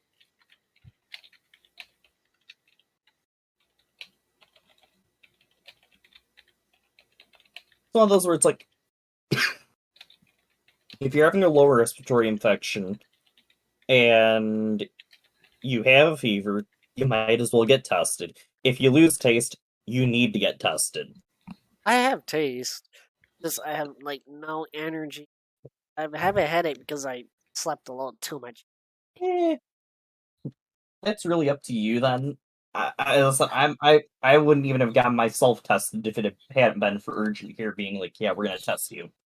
Because I was just like, no, this is just bronchitis. Yeah, it's no energy, and it's a bit of a cough. Yeah. Other than that, If it gets bad, I'd immediately say go to a doctor. But it's like, yeah, without a fever, I typically am hesitant or would hesitate for things like COVID and the flu. well, I do feel kind of warm. I don't know. I haven't looked. Yeah. I have Yeah. not looked. Those are the two, or that's the big symptom where it's like, yeah, now you need to get tested for things because that's typically indicative of something bad. It does feel like a flu, though. Feel likely. Yeah, so this is one of those where it's like, I had no idea it was going to be that, or what it was. So I wasn't even about to get myself tested. It just was one where they're like, we're only going to test you because I wasn't even asking them for it. It was, hey, you're in an area with high COVID, so we're going to test you. Were you positive? Yeah. See what my about it. I would. I don't think it's keep an eye bad on enough everything. yet. Yeah, it's not bad enough yet. I would keep an eye on it, give it a day or two. If it gets bad, that's when I jump in. If it's mostly upper respiratory, I wouldn't be concerned. If you have issues in your chest, that's the problem. Yeah, I don't. Blah, no energy. I am a bit warm. I don't know I say I would keep an eye on temperature. If you get a fever, that's a sign to go in. Signs to go in: chest congestion, fever, loss of taste, kind of stuff. And I'm vaccinated too. Yeah. So was my brother. My brother and his entire family had caught Omicron. They were fully vaccinated as well. I just hope it's nothing serious. It's just the typical stuff I get if I do get sick. Which is rare. I rarely get sick. I mean, I went like an entire year plus the 3 weeks this year without getting sick, if not longer. it sounds like it's basically, if it's just general tiredness and a.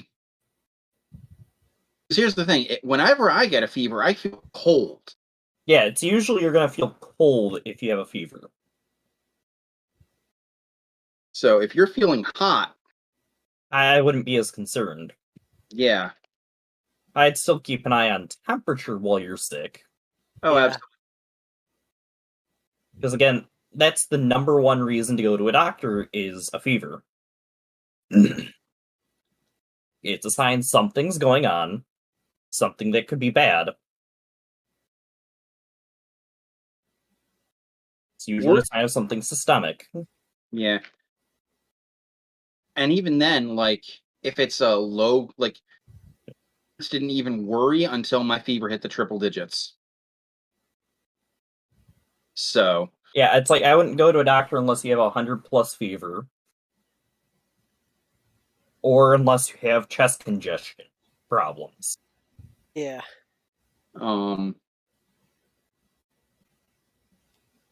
Just quick before we get back to the game, there's only one time I was ever really. I mean, I went to the doctor many times, but there was where my fever was so bad I nearly went to the hospital. I was in 3rd grade, and for about 12 hours, I had a fever of 103.9. Yikes! Ooh, that is way too high. If it had gone to 104, or if it had stayed where it was for the next like 2 hours, they would have taken me to the hospital. I had a terrible case of the flu back when I was in 3rd grade. So this is 93. I was out of school for a week.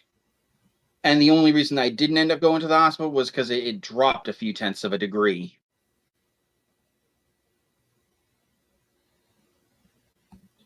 But yeah, I was bad.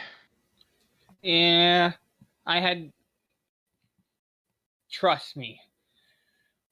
When you have a chronic cough that's actually a tonsil infection, where your adenoids are black.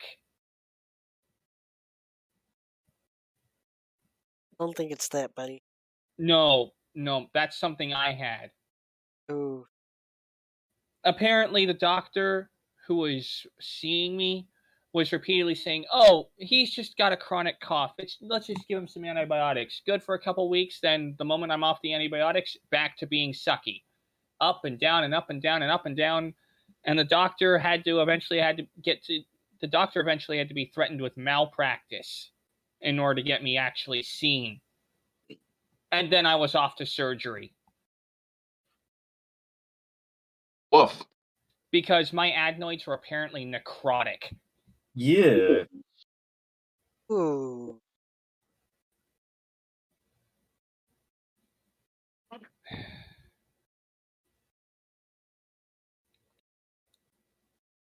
Yeah, Mom had to threaten to sue in order to get me seen because they thought she was just being overly worried, is my guess.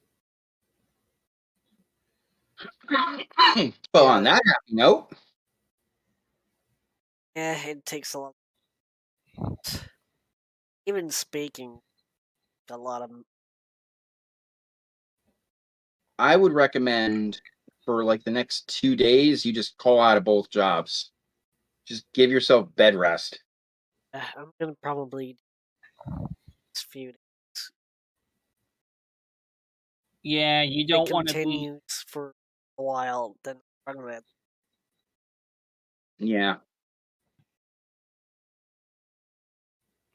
But back to the game on that happy note. So Mira, Mira furrows her eyes, furrows her brow, and says, I'll inform the captain. And she walks off. Before she leaves, she looks back, turns to all of you. She is not smiling, and she says, "It'll take several days to make this plan, and even more to finally put it into action. I suggest you, well, honestly, I don't have a whole lot to suggest.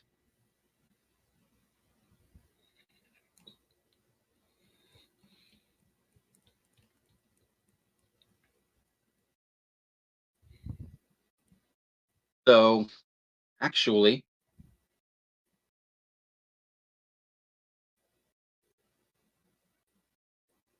she looks to you, Nyxor, and she says, the cult seems to have 3 very powerful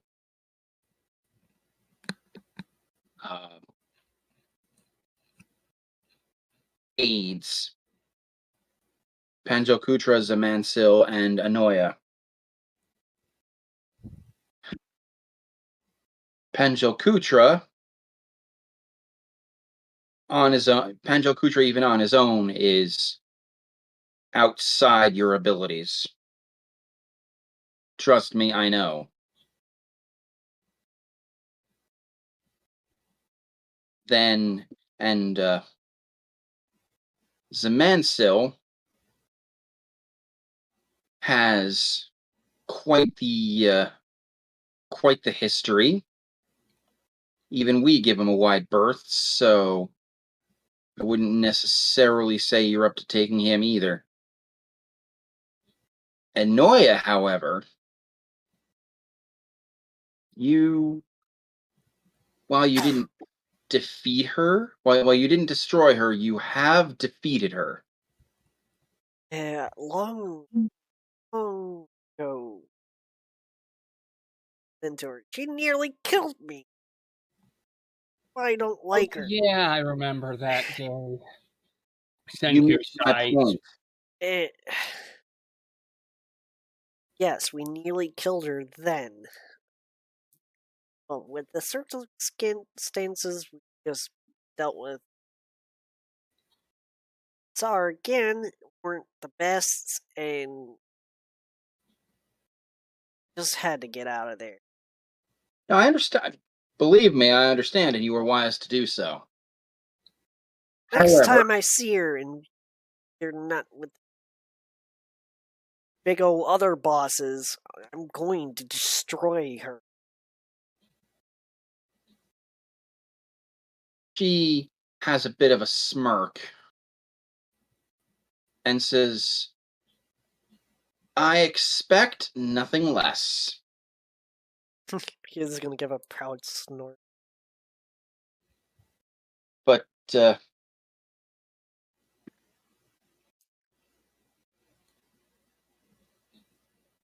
I think she should be the focus of your efforts.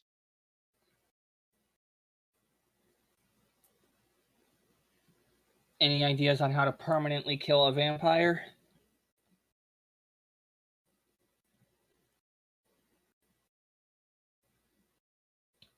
Well, do I have to roll something? See if Nick would know? Like medicine or? that would be religion. I would say probably religion. Yes. Not proficient. Fortunately, Nestor is. Do still allowed to roll it? Uh, Do we have to be? no.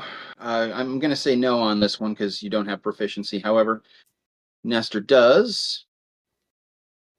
And 6, 7. He gets a 20. Woo! Woo!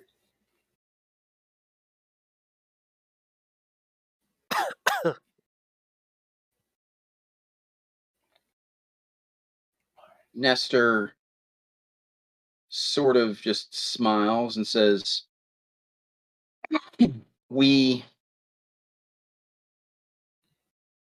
we can fight her just before daybreak, we beat her down and she doesn't have enough time to mist her way back into her coffin before sunrise.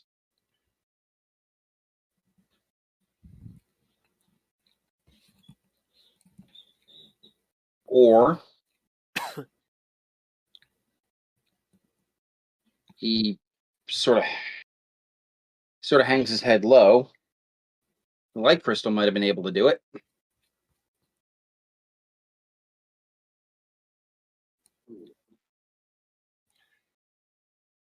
Yes, Pippin has it. Now, Should we drive a stake through her heart? That would kill No. anybody.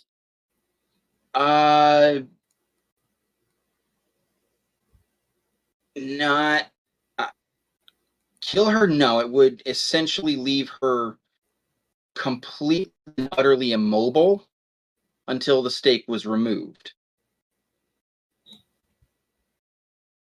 So again, that would work if we beat her down, staked her, and then left her Soak that sucker in garlic, why don't we? Garlic is not that's a myth.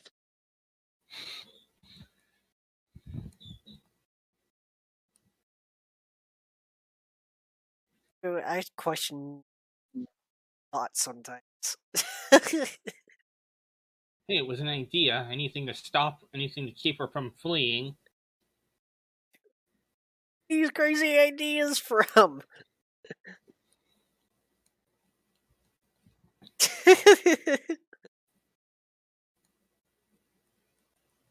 Honestly, it wouldn't. I don't blame him. Senku's more of a scientist than he is an occult expert.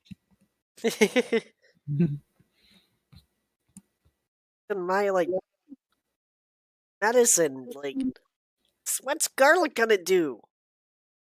Right? It's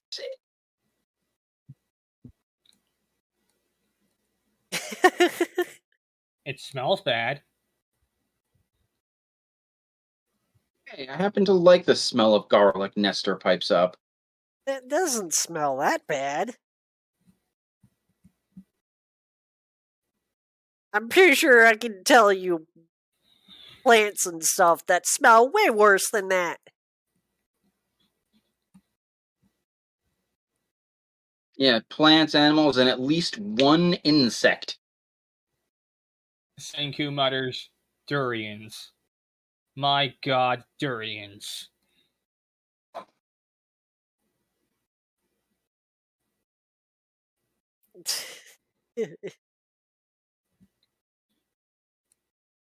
Do you guys know what durians are, out of character? No. They're basically this fruit that stinks to high heaven. I was referring to stink bugs. Even when it's 15 degrees, they somehow still come popping out into my house. Oh, yeah. And they're the dumbest bug in existence. Poor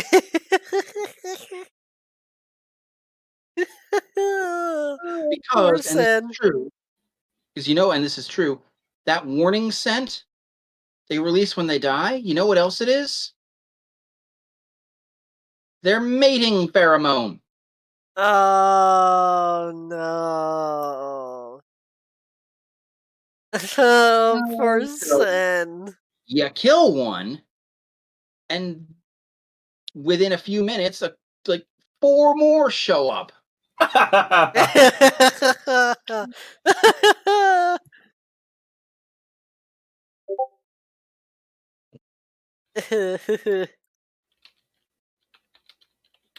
Yeah, So, and out guys, of character, there's a plant that literally smells like rotten flesh. Right? ugh. Stuff like that. Its Yeah. aroma has been compared to raw sewage, rotting flesh, and smelly gym socks.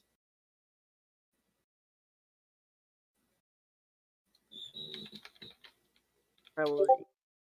Anyway, In general. I believe the phrase I'm looking for is anyway.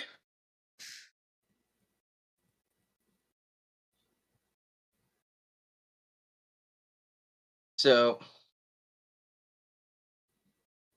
you guys are going back and forth about this.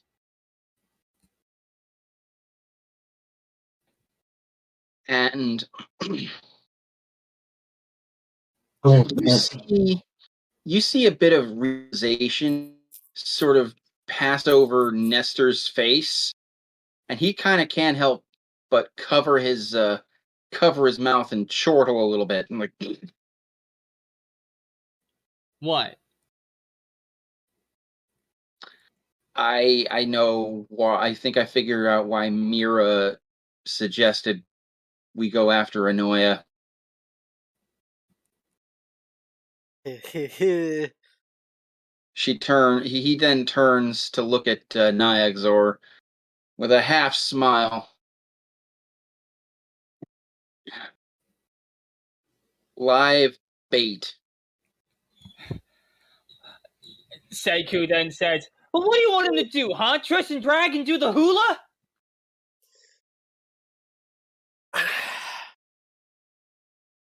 And your dogs sort of like look at you like, seriously? No. I'm sorry. I nearly died last time.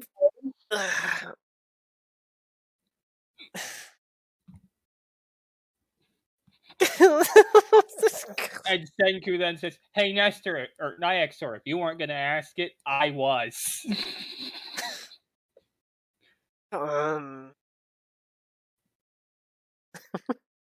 I feel like putting Nyagzor in that kind of position would be unnecessarily dangerous.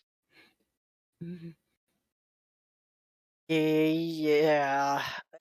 I nearly died last time, and you guys were there. Not only that, but it would raise a lot of warnings that this would, in fact, be a trap. True.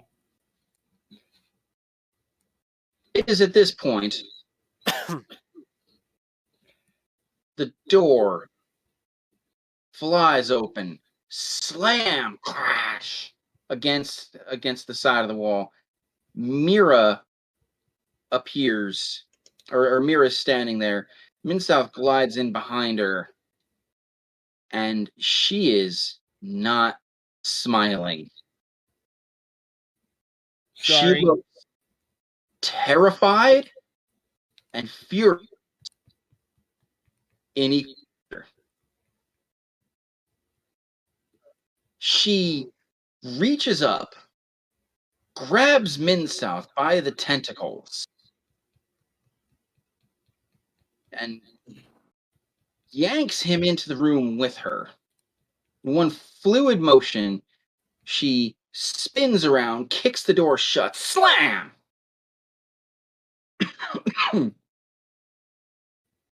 sort of set like lets Min South go, who then is like levitating and spinning. It takes him a few feet for him to catch and right himself.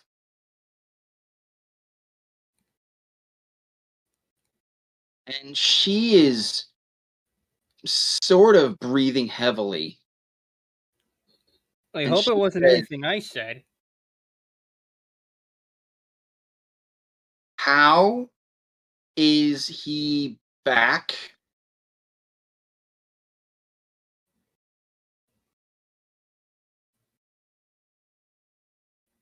You're referring to Yansibin, right? Or Pancho Kutra? The son.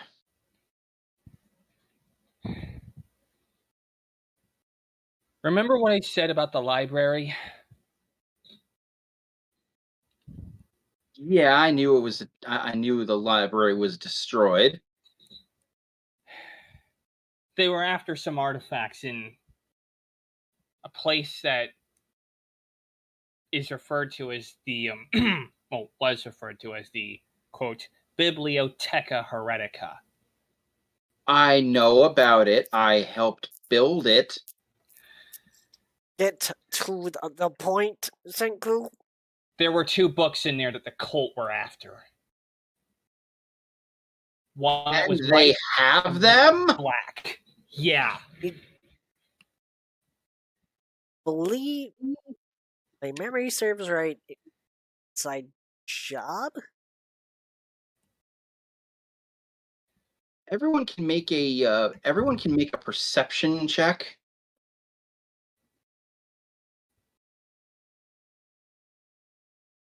That'll be a 17. That'll be a 27. That's a 28. Okay. Give me a moment on this one.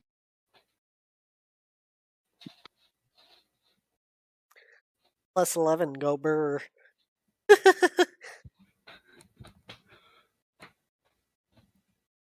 I got a 17 plus 10.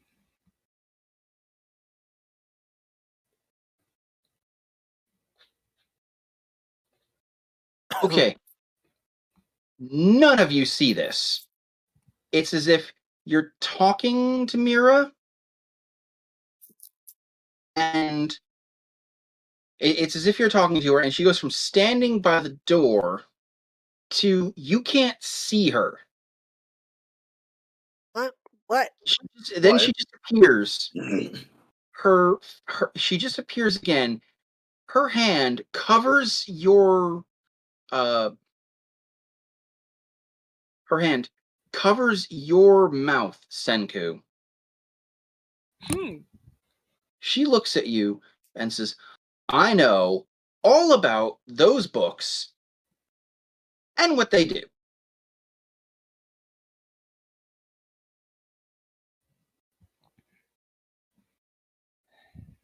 What I don't know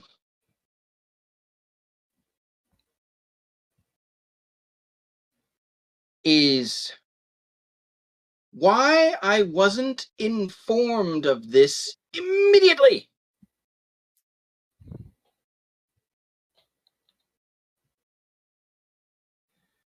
We've been through a lot. Do you have any idea what that book is capable of? It's bad. You have no clue. You have absolutely no clue just how hilariously understated the phrase you uttered is.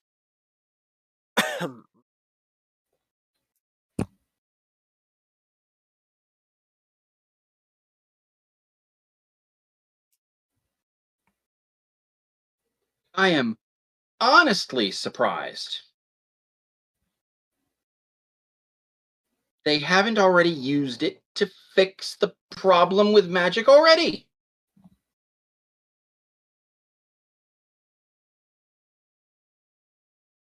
That makes me wonder. What if they've tried?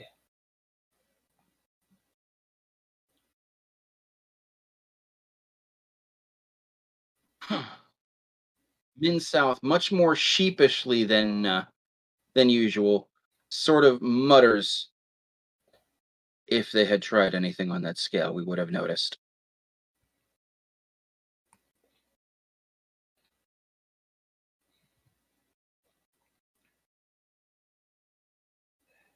Anyone with the ability to cast detect magic would have anyone who casts magic would have noticed a strange surge Thing is, would have cast detect magic and noticed. that's one working hypothesis, and we're obviously rejecting that. But another working hypothesis is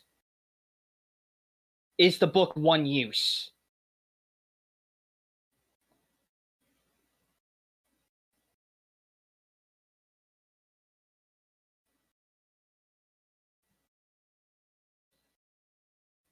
Mira looks at you, and you can tell she's rolling insight on you.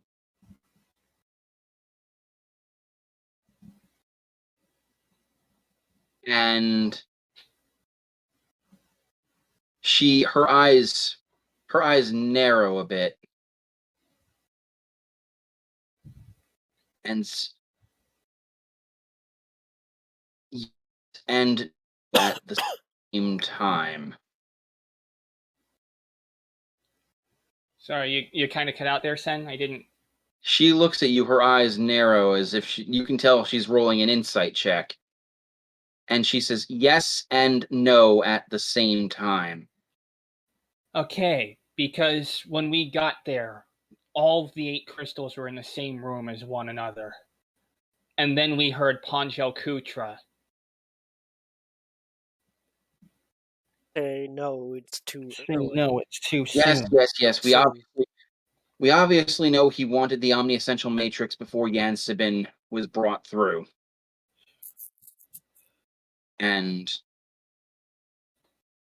But everything was ready besides that. The book is unusual. Once you read one of the incantations,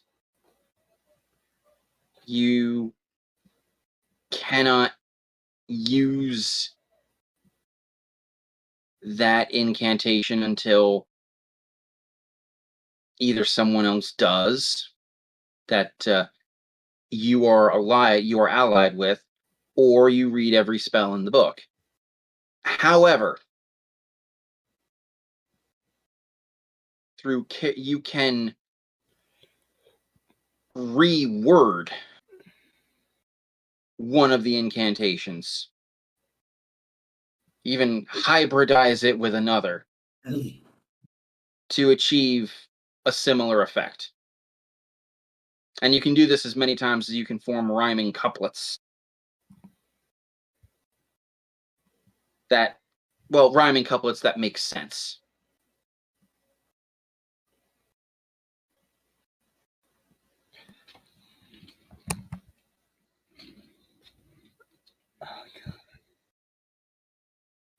And I take it there are a list of spells in that book that would wreak very, very much havoc.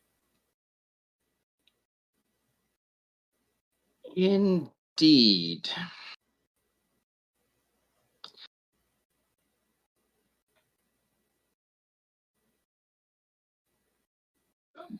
Reworded, a spell could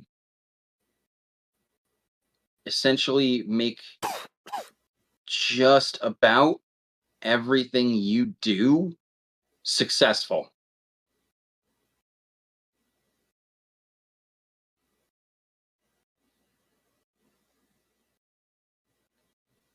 And we're not just talking magic, are we?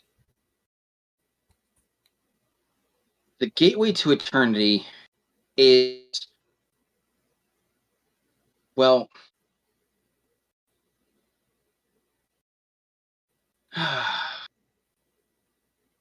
this was always Korax's department, but the gateway, imagine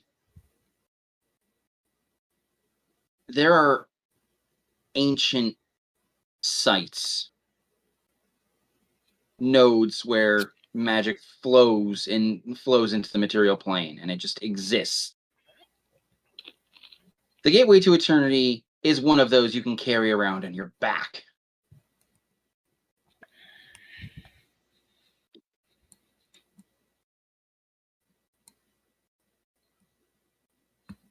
That is like...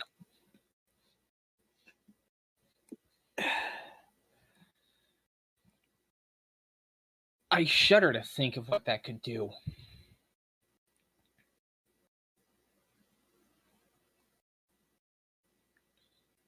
In the hands of someone very creative, almost anything. It's like having a book that can just control Z or just undo reality at the seams. Undo or redo reality at the seams. We used it a few times.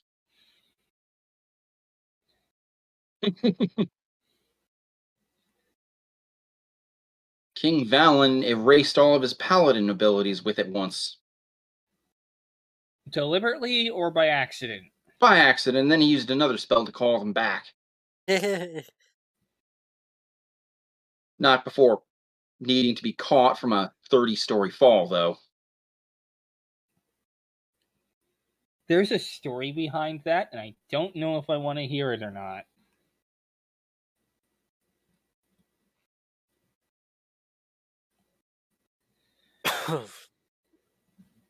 Well, the long and short of it is, two large monsters were fighting in the ALP capital.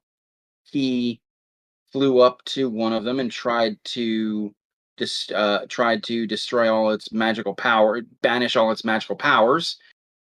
He spoke the spell verbatim,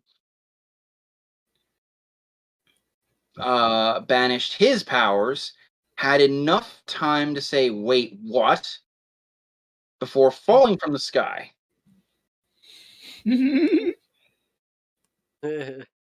Our friend Diz had to use some well-placed teleportation magic to catch him. While he was fidgeting with the book, we sided with the good creature in this fight, ganged up on the bad one.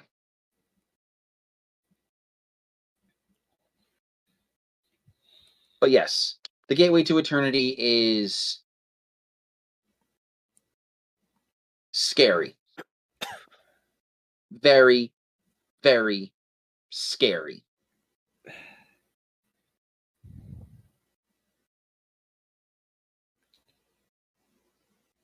No, you do raise I'm not sure you grasp how scary.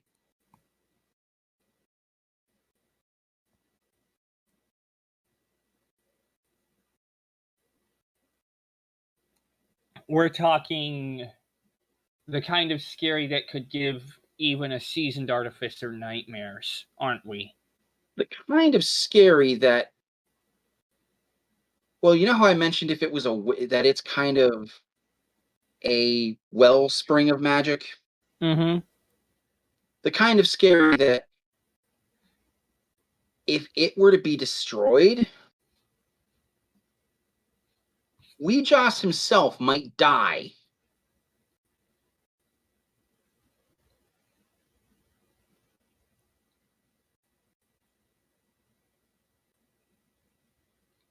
I don't think I've ever heard of that name before.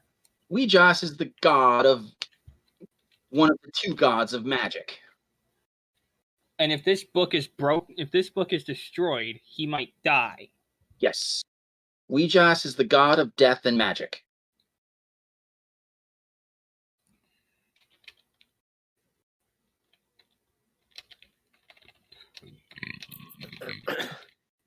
Actually, this religion stuff is like out of his Yeah. Out of forte. his wheelhouse. Isn't that his wheelhouse?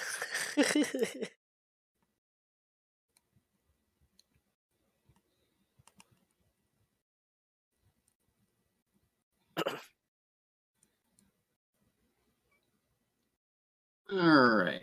It's also like you're carrying a live bomb on your back.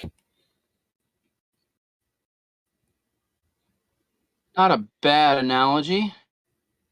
And Senku basically says, I wouldn't want to be in the same room as that thing.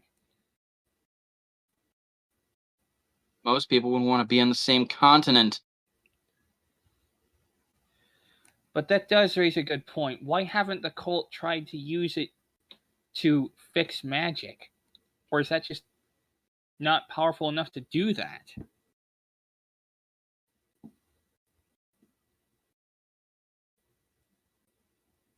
Nestor pipes up, I can think of one reason. Oh? They don't want to get it wrong. Right. If they get it wrong.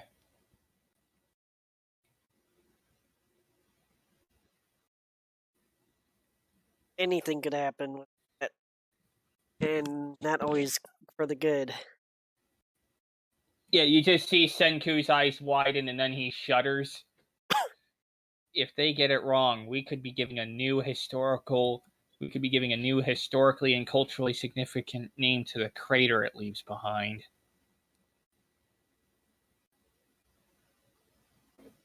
It'll be a crater. Hello. Huge wellspring of magical power. Something goes wrong, it literally blows up in their faces.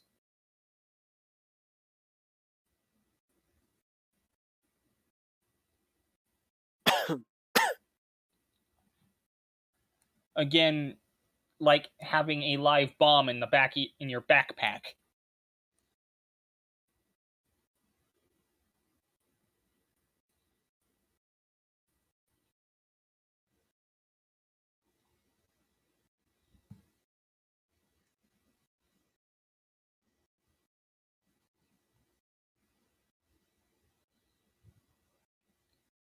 It is. At this point, I need everyone to make a perception check. 25. 26. 20. Okay. 19. 19 is also good. Yeah, actually go ahead and roll that since you're the quiet one and Perrin, go ahead and roll that with advantage. That is the result. 19. Okay. I'm gonna pull a little bit of DM fiat here and give Perrin a little something. So while you guys are all talking, your attention is just a little bit distracted. I'll get to you guys in 1 second. Perrin, join me in the DM chat.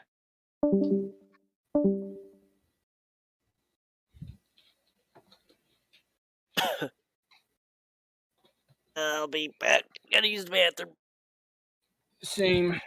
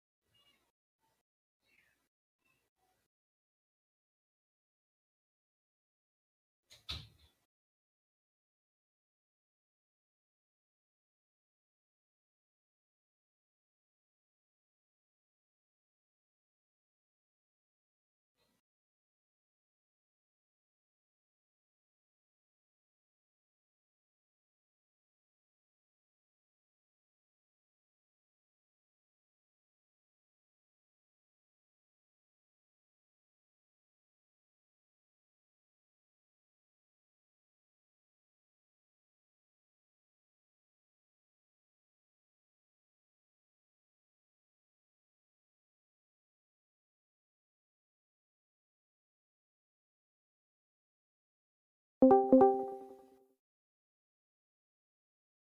you guys notice shadow in the window? As soon as you say that, everyone just kind of trails off because you guys look and there's this large, appears to be vaguely humanoid shadow coming through a window.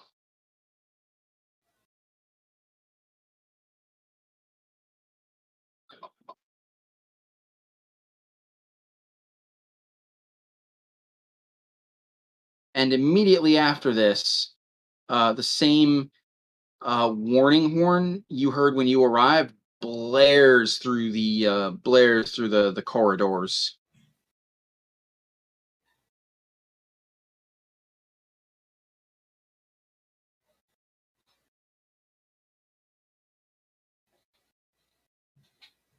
And Sorry, I just got back. What I miss?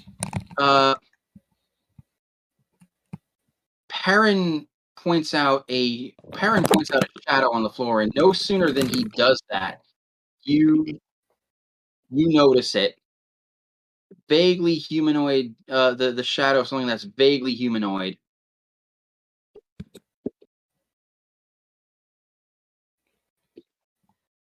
A spy? And, I'm sorry?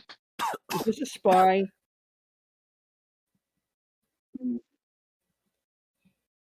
We're being spied on. Not quite. Because as soon as you guys notice this, the same warning horn that you heard when you arrived blares through the corridors.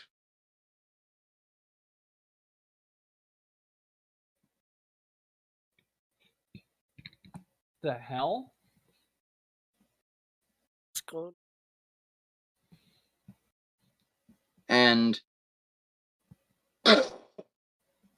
this something slams against the ceiling.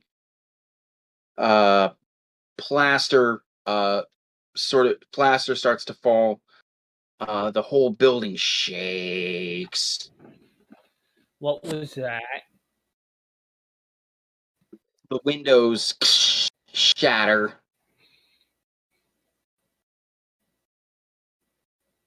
You guys turn to look.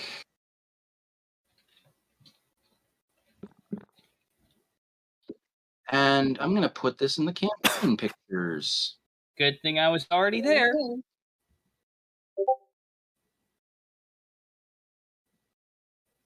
What in the world is that?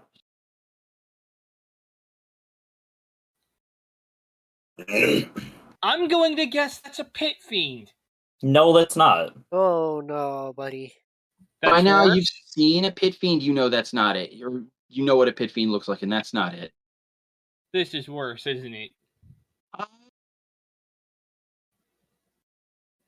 Senku's reaction is, that is one ugly.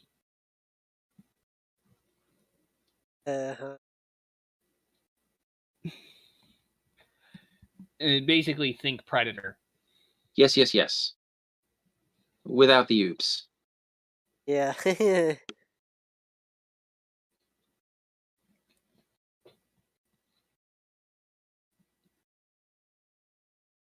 it just sort of arches its back, throws its hands out, and you see it surge with energy, and it kind of looks like it's moving faster now.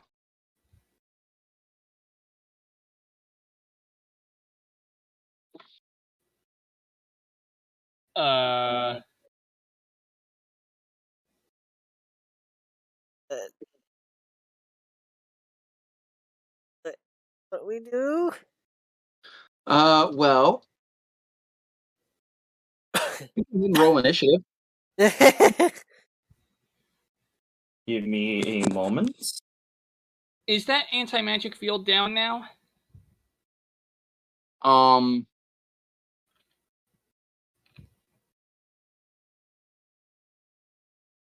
Ultimately, no, not.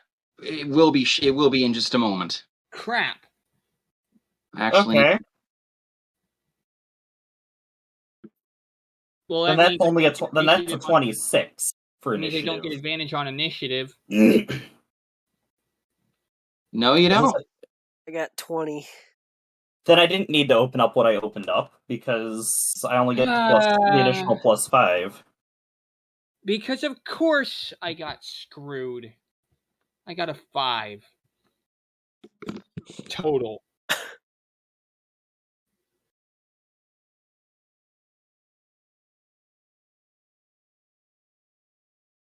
Well, now I need to roll for at least this. it wasn't on a roll that counted. So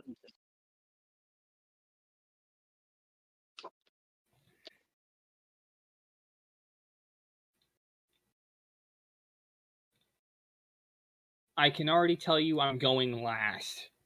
Believe it or not, I don't think you are. I rolled a nat 1 with a +4. What's your dexterity modifier? 4. Okay, yeah, you're not going last. That thing is?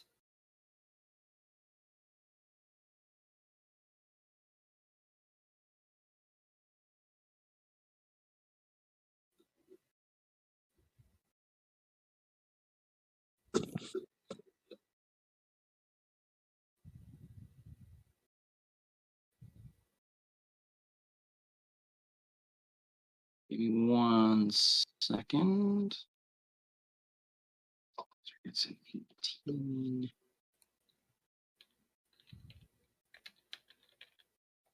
Niagzor, what was your initiative?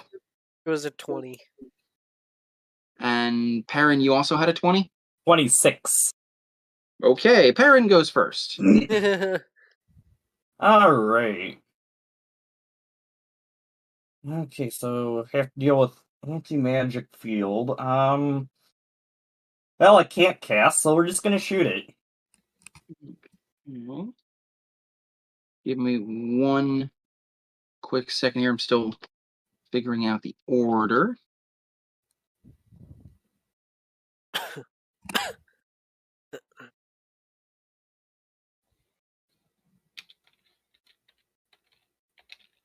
For the record, you guys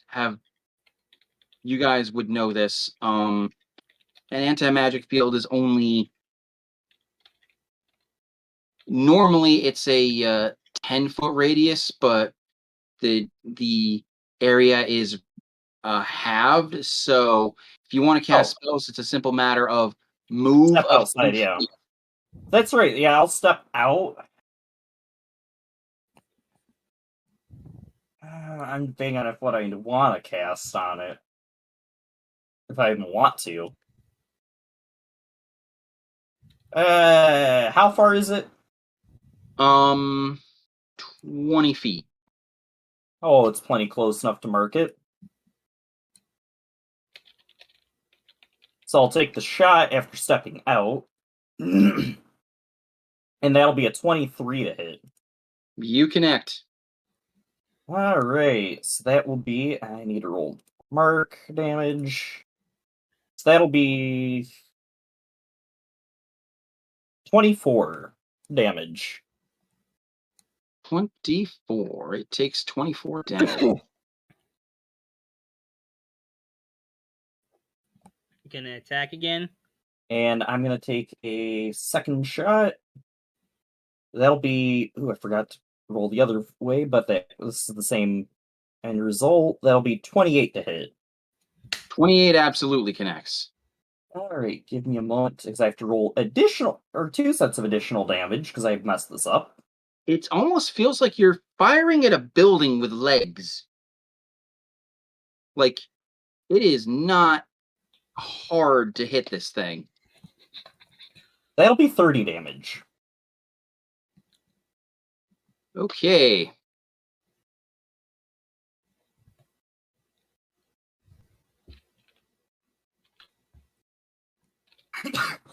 Myazor, you're up. Alright. Ooh, let's head on out of the You can do that very easily. Since the big old fellow, I'm gonna call light. Okay.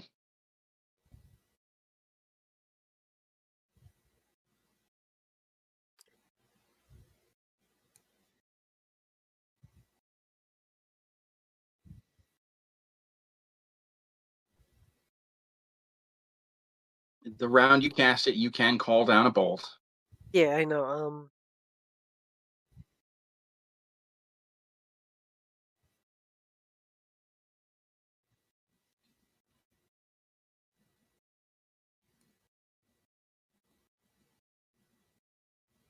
I just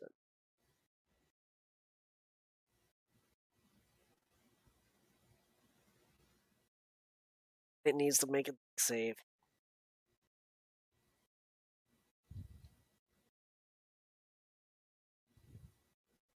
Okay.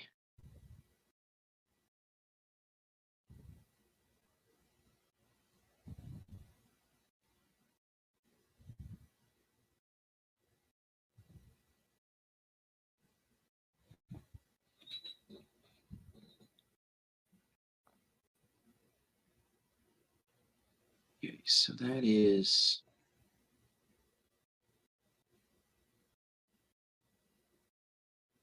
What is your save DC these days?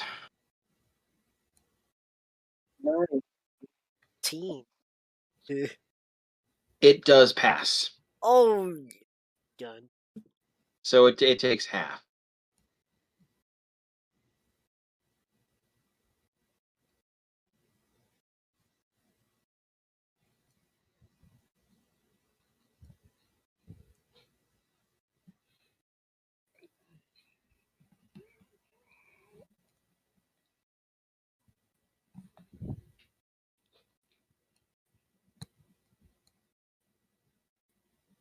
I did.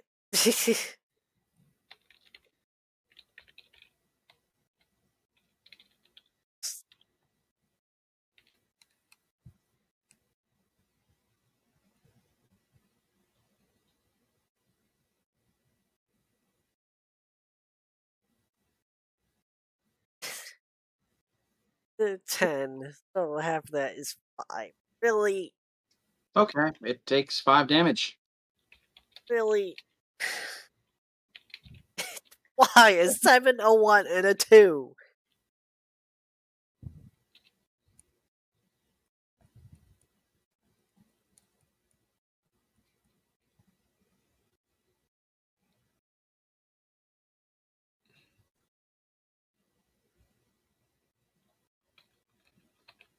Okay. Now it's Nestor's turn. Yeah, I would have gotten much. Uh,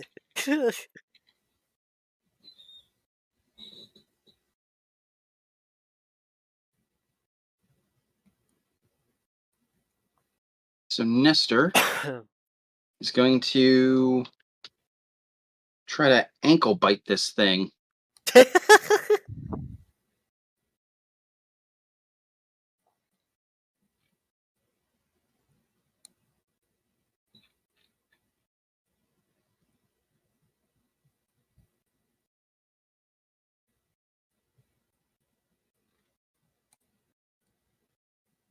So he runs up and will attack twice. Both connect. So what does he do these days? 5d6 plus 1d8.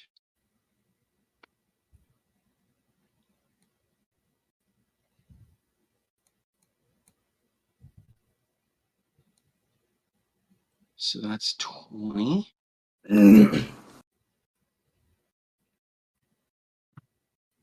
17. 37, 35 damage in total.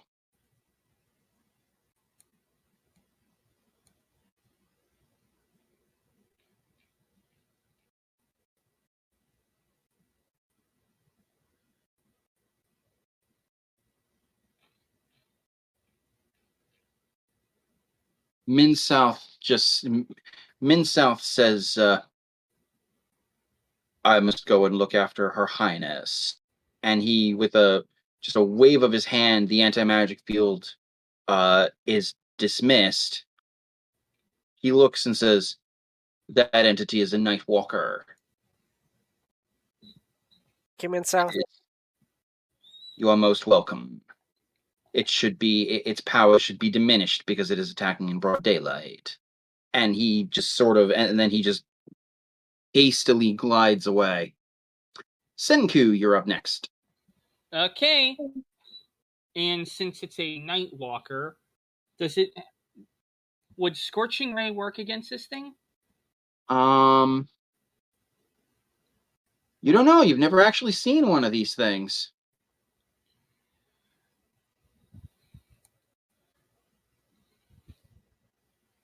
Well, I guess there's only one thing left to do is to try You it. can try it. Yep. And how much does this do again? It produces 3 rays that each deal 2d6. So you're going to make 3 ranged spell attacks.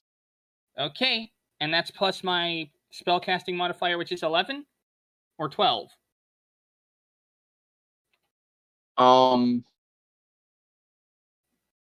Your proficiency bonus should be 5. Your intelligence is 6, so that should be...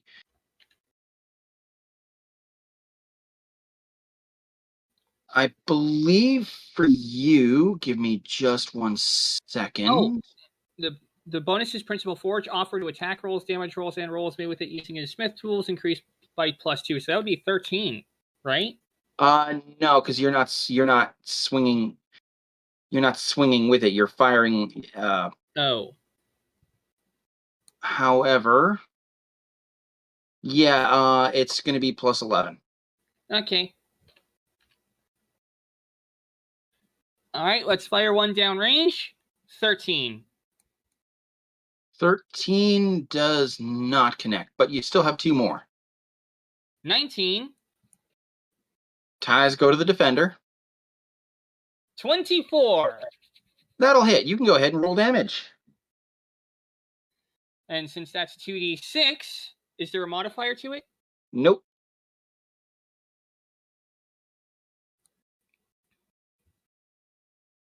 Although, oh wait, does Flame Tongue activate on a ranged spell attack or on melee? Melee only. Ah, damn. So it's just going to be 2 straight d6. That is correct. It takes 7. Okay. As you see it, you can clearly tell it has no measurable resistance or immunity to fire as it takes the 7 damage.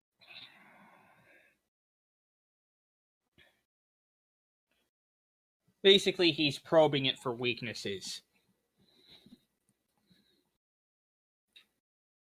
At which point we are back to the top of the order. Aaron. Great.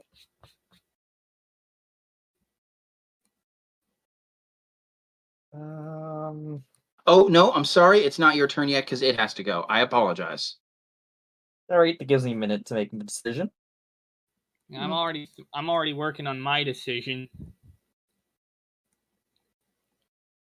Which I probably could have done earlier. Sorry, guys. Didn't think about that. Aaron, what's your armor class? That would currently be, looks to be 19. 19, you say?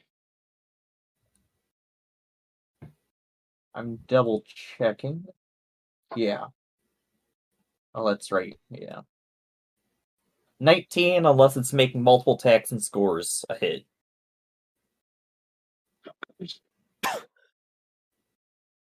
Well, its first attack connects. Alright, then after that, give me 1 second. That would be a 23 after that hit. Okay, so unfortunately, the second. Oh, wait, 18. No, the second one does not connect because of that. Okay, but you do take some big-ish damage. Big-ish? 23 to be exact. Okay. So this thing looks at you with these big, inky black claws. It rears up. You can almost see like black smoke trailing from its body as it slashes down one. The first one rakes across your chest. And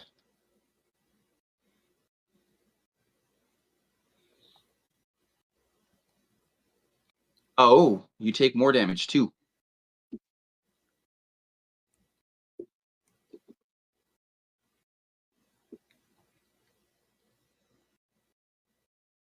No, dear.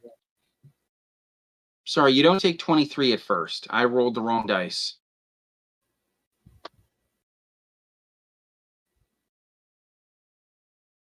You actually take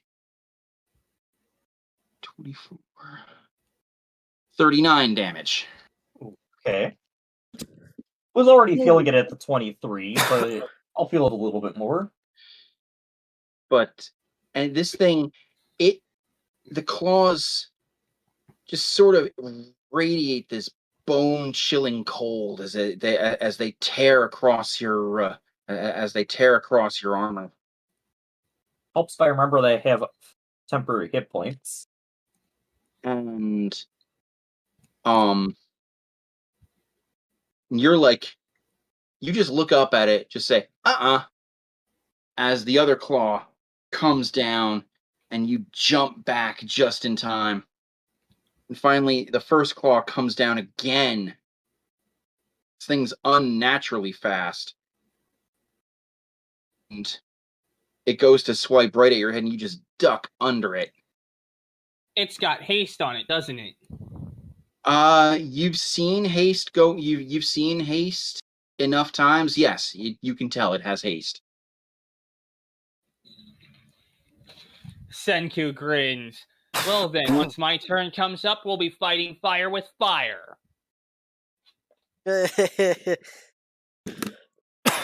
I've been wanting to do this.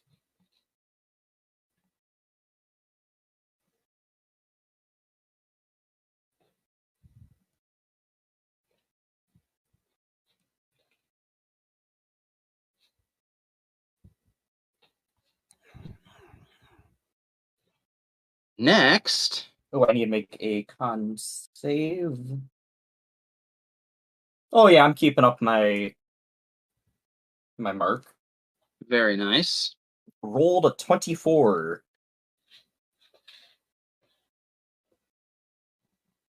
Would have liked that nat 20 for an attack roll. Oh, we may get another. Next, someone else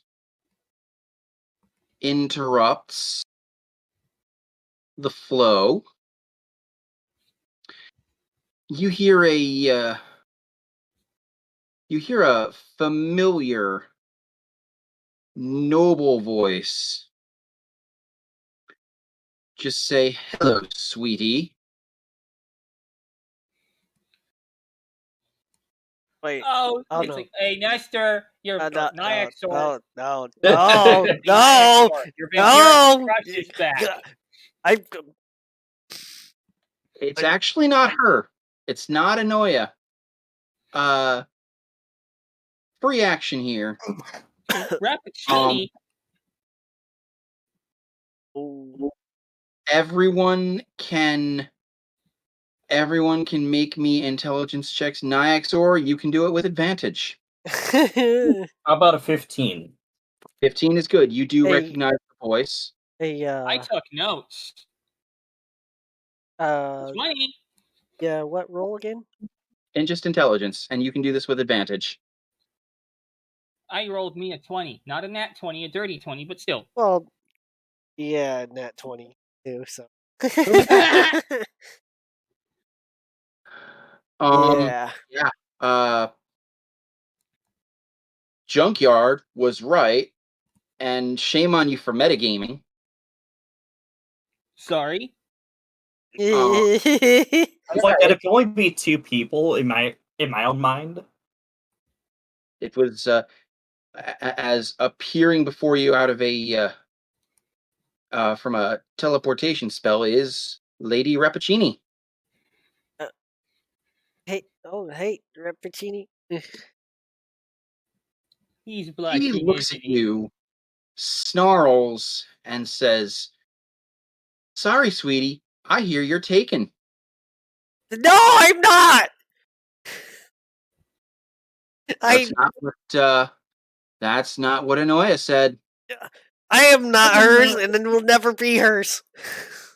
Well, at that, I need Oh a my god. dexterity save from. I need a dexterity save from everybody. Oh, great. A 22? That'll pass. That'll be an 11, or not 11. That's an 18. 11's the modifier. Well, we. Fuck it, make that a 13 with a flash of genius, because I'm not going to take a 7. Are you sure you want to do that?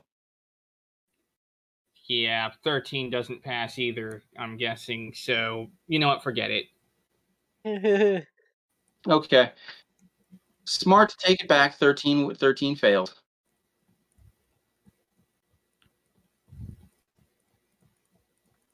And Nestor passed as well. So I'm going to be eating some damage.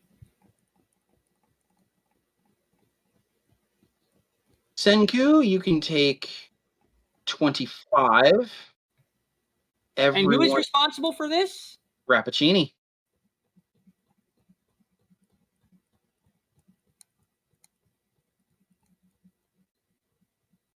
Everyone else will be taking 12. As she opens her mouth, roars, and this gout of flame erupts from her maw. Oh, a breath weapon. Yes. Senku blinks some soot out of his eyes as he just says, ouch. You say ouch, then you cough and a puff of smoke comes out. That's gonna leave a mark. Yeah, even his hair is somewhat smoking. How much damage was that? 12. You pass, take 12. 12. Okay.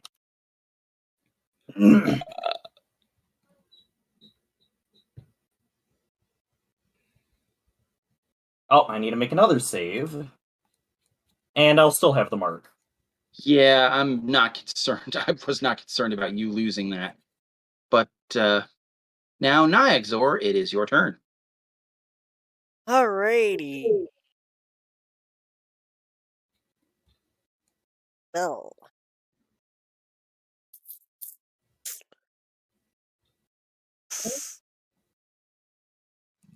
We're going after Rappuccini now, aren't we? The Nightwalker is still around. Yeah. I still have Call Lightning up.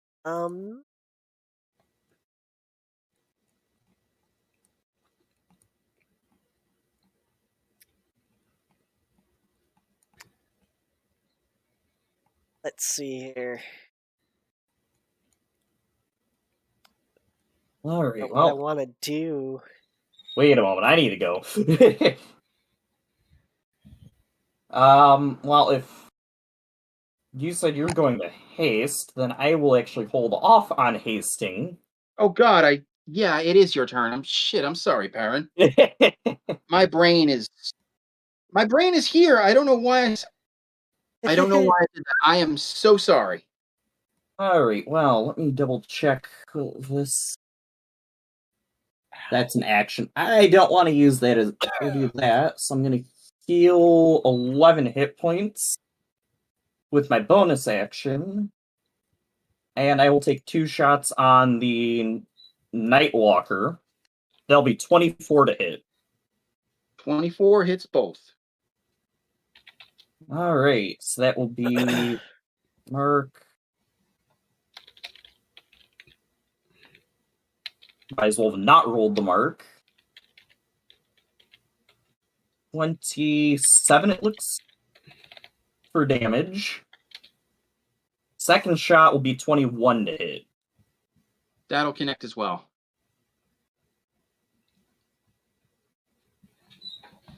And that'll be 26 damage.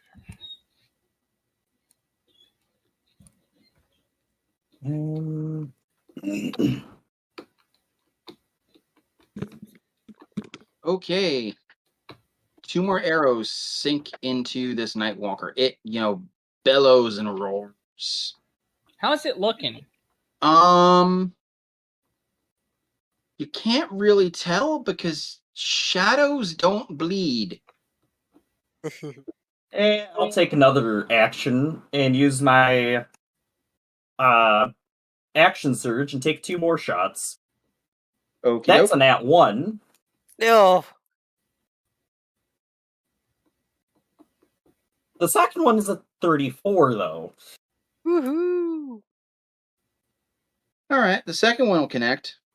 And that'll be another 20 damage. 20 damage. Very good.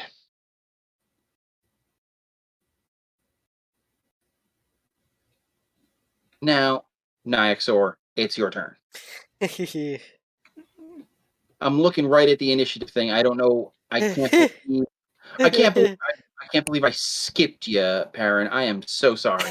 It's okay.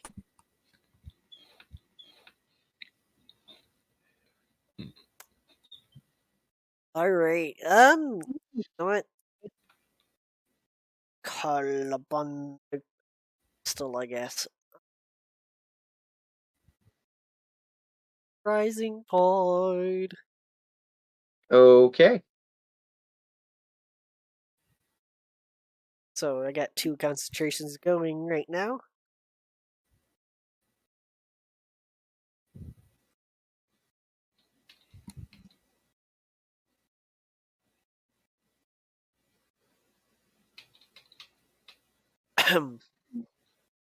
So that increases my speed by 30.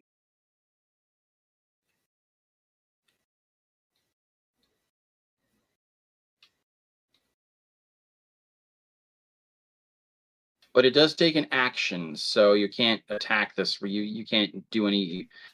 You can't cast any spells unless they're a bonus action. Yeah. Probably put Shillelagh on. That I will let you do. Yeah, let's do that and then do extra damage. Okay. Well, you're going to start doing your extra damage next round. Yep. But I already, with that, I could already make 2 attacks with the Rising Tide. Yep. So you spin Stormtooth. You unsheath Stormtooth, spin it around. Water sort of coalesces around you. A column forms and sort of lifts you off the ground, And even Rappaccini looks at you as you like rise up a few inches, and you see her mouth fall open as if to say, "Oh dear." Remember this?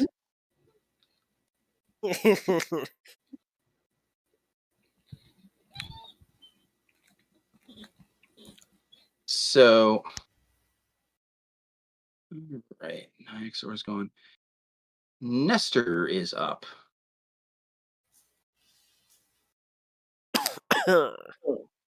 Nestor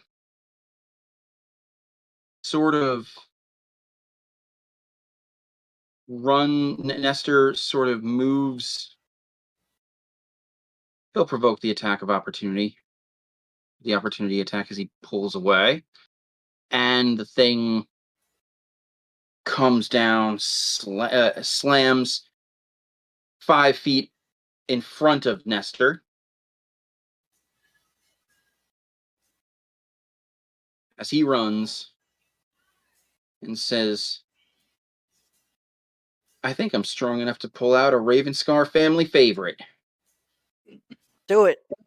You see him sort of cross his arms, and electricity just starts to form around him as he throws his arms out to the side, and a ring of electricity forms and encircles his palms.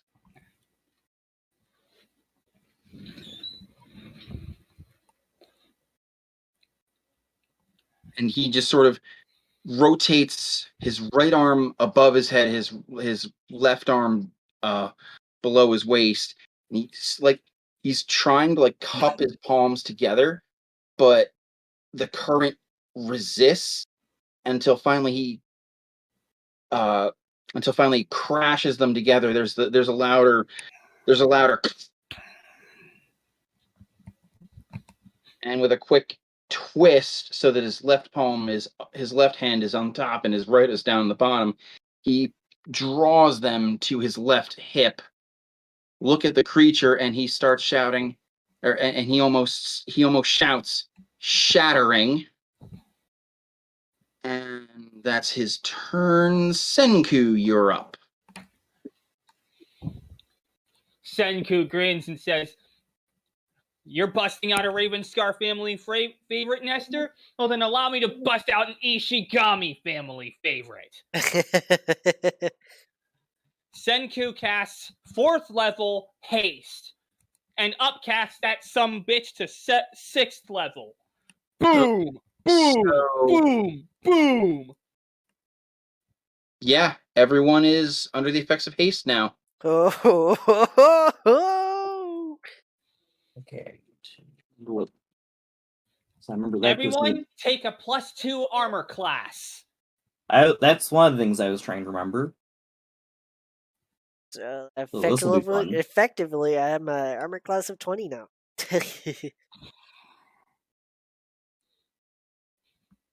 Okay. You're the only one who's really hurt this. You're the only one who's really hurt this thing, Perrin. So it's taking 3 attacks on you. First one will be against a 21, until it hits me, it's against 21. Well, it's going to hit. It breaks 30. Okay, then after that'll be 25 AC after that first hit. Okay. So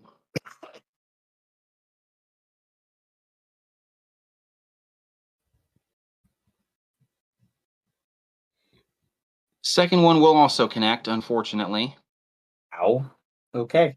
Good grief. Ugly fuck! Over here! 13. Language.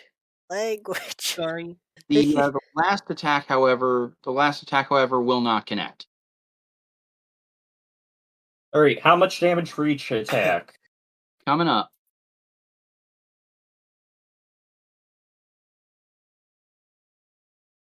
Actually, the second one won't matter how much, but might not matter. Unless it did 45 damage, 46 damage on the first attack. It did nowhere near that. 25. Okay, well, regardless, I only roll an 8 on the second save. So I do not have a mark anymore. Okay. Well, the first one is 25. The second is 39. Oof. Ow, ow, ow. Okay.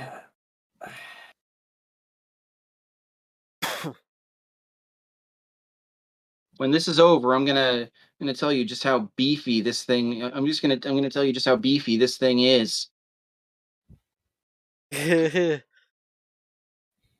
And we're back to you, Perrin. Okay. You're baited. Yeah. Do heavy I'm heals. gonna if you need bonus it. action and go into melee because I want the extra AC because fuck this damage. Alright, let's see, I get 3 attacks. That'll be a 20 to hit. That'll connect. Alright. Oh crap. Actually, no, I can't mark anyways because I used my bonus action. So that'll be 29 damage. Wow. Second one is a 19 to hit. 1 second. Does haste give you bonus to attack or no? It does not. No. You said 29 to hit? Yes. Yeah, that Or no, connects. 19. 19.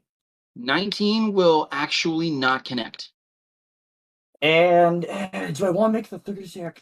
No, I'm actually gonna. Crap! I'm trying to remember. Let me reread that. No, I can't cast. I did this in the wrong order, so I have to make the extra melee attack.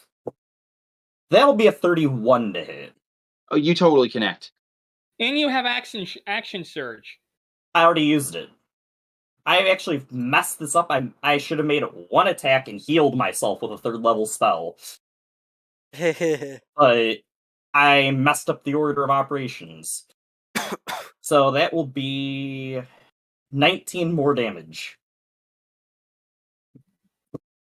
And yes, I need healing. Yeah. You hear Starting to look less like I'm feeling it and more like I'm really feeling it. It's getting I'm basically at the halfway mark.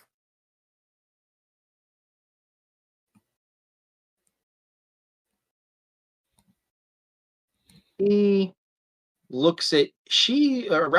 looks at you, Perrin, and says, I'm afraid your little healer is going to be rather busy. Oh dear.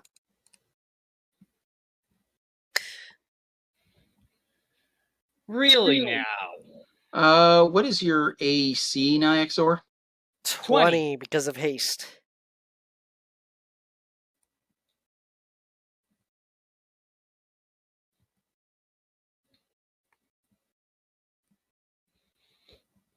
Okay. She runs up to you, long sword out, swipe, swipe, miss, miss.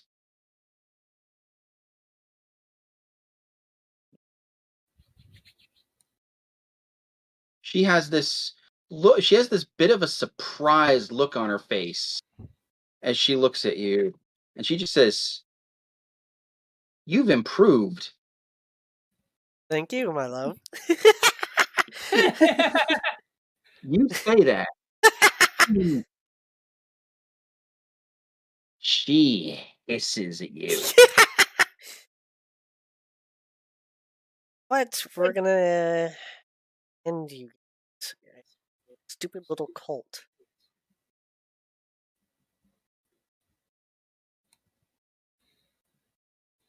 Well, it is now, in fact, your turn.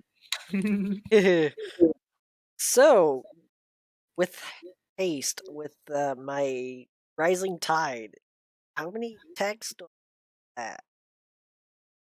Do I get like 3 or is it like 4? Is it 2 attack?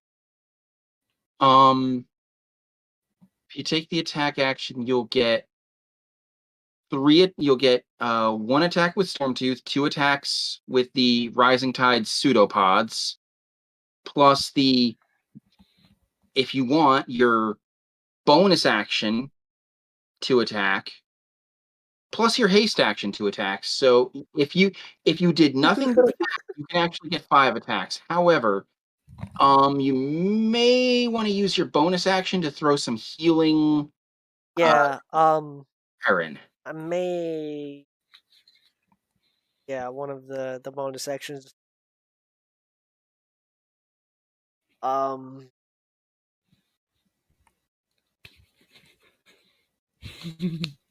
gonna send some healing. I'm gonna send some healing Perrin's way too once it's my turn. I'm the white mage. Not exactly. That's definitely more Nyxor's. Okay, I'm the gray mage. That makes a lot more sense.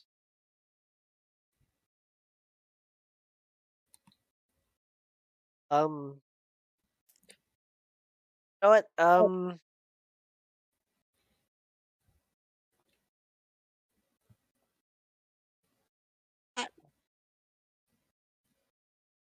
What's the difference I'm between gonna white mage, use- gray mage, and black mage anyway?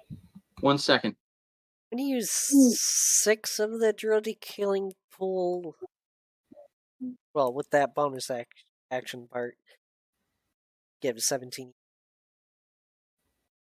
17. Yeah, Right. and then my attacks. Go ahead and roll. I did that first, so I just get that out of the way. Okay.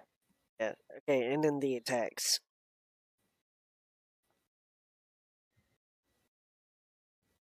You can take 4 of them. Haste is low-key awesome. Haste is one of the best spells in the game.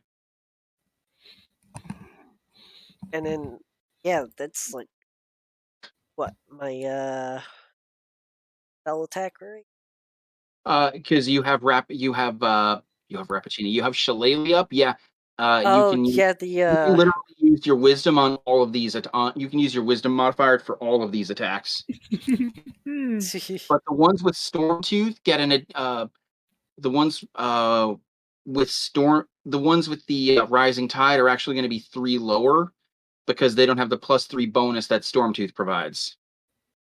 Okay, so let's do the Storm Tooth part. So that's D12 plus 6 plus 3, right?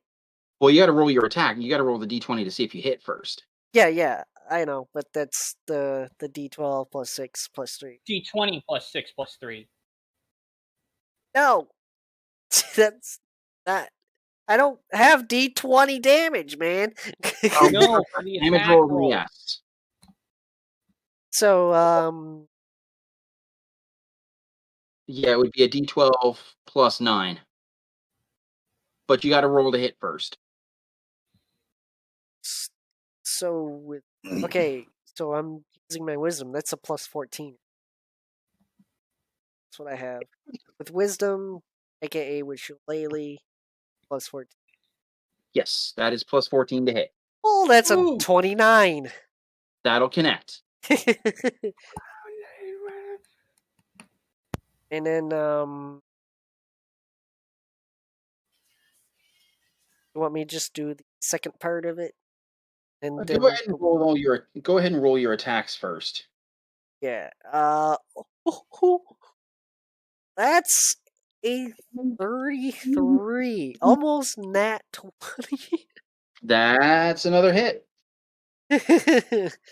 And then, Now these next two are going to be the D20 plus 11 instead of 14.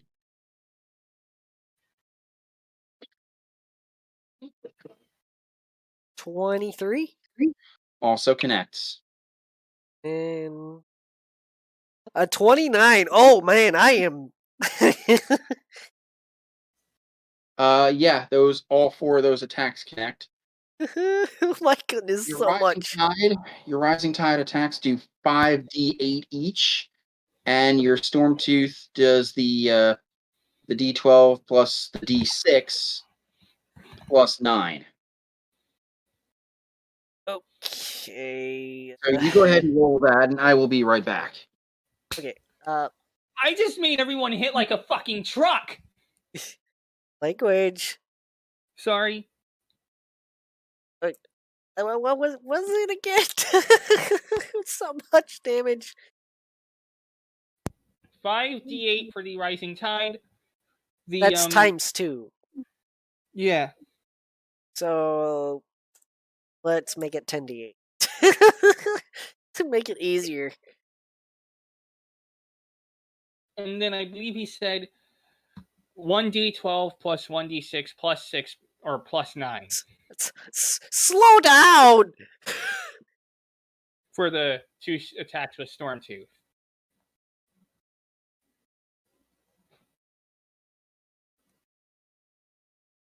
I heard a bunch of numbers sped out at me at quick speeds. I can't.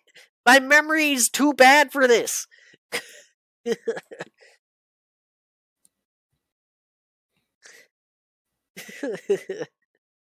Sorry. Yeah. Okay.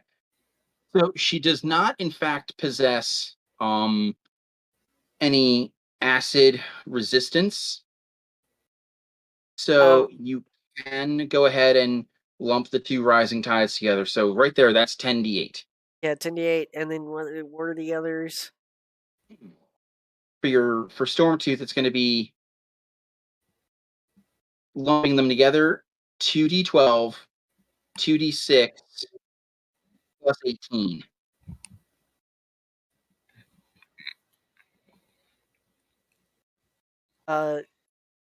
So the 2d6 plus 18? Correct.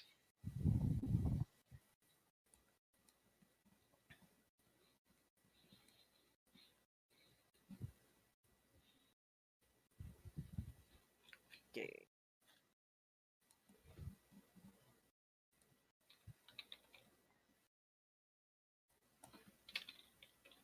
All this. 8. Another 44. Oof. And 6 plus the 18 is another 28. So 44. 15, 44, and 28.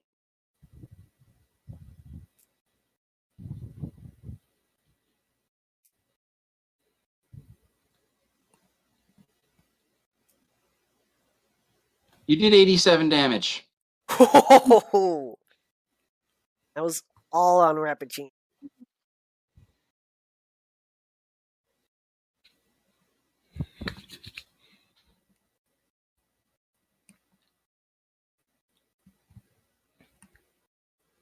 Okay.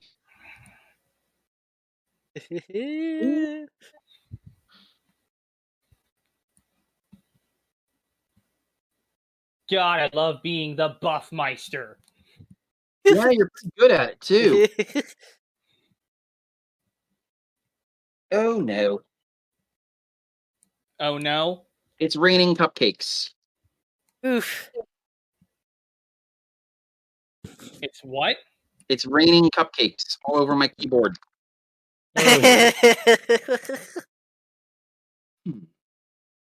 Okay. So now that crisis is taken care of, it is Nestor's turn. I have been waiting. I want to see what this does. I've been waiting 15 levels to do this.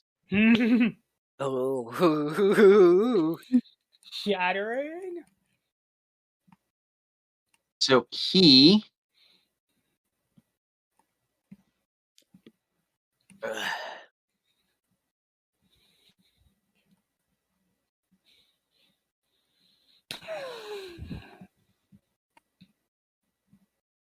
By the way, maybe after this fight, call it off. How much longer I can take of it? I understand. As much as I want to play, it's hard. Headache and it's kind of sick. As much as I want to keep going. Well, it's certainly something we can talk about.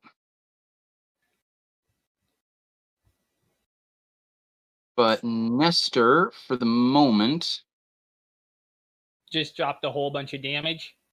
not only is he going to drop a whole bunch of damage, he's going to go ham. Yeah.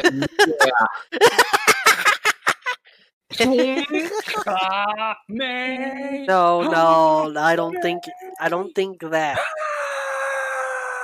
No, I don't think that. Well,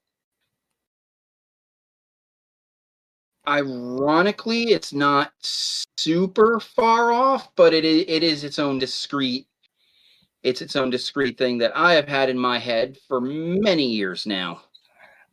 I think more like probably a blade in it, like.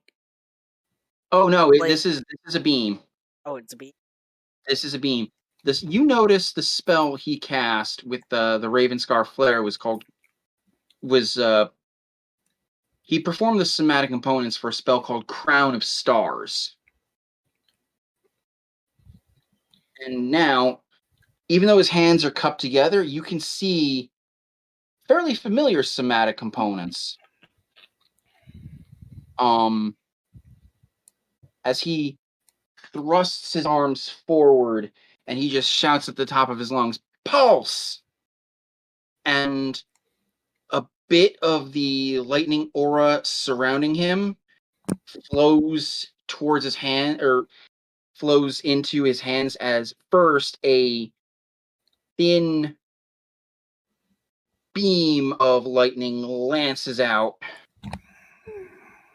and hits the Nightwalker, and then some of the electrical aura funnels in, and a surge flies up the beam and strikes as well. Independence Day? Is that you?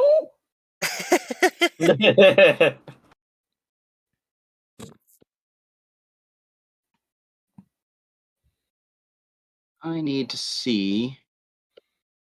So that is. Is that the 5th level spell for the crystal? No. Higher? No, it isn't. It's not a crystal ability. His own ability. It's a combination of spells, both directed on one thing that's far greater than the sum of its parts. Yay!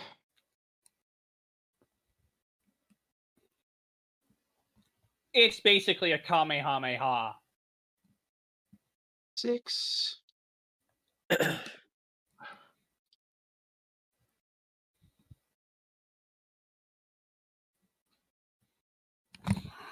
$40, $50.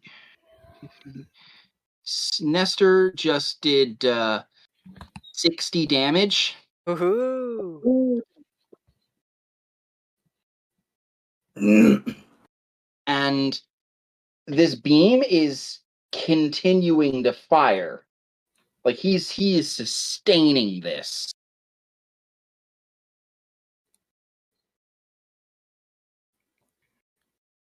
Meaning this is damage over time. Yes, it is. Like my moonbeam. Which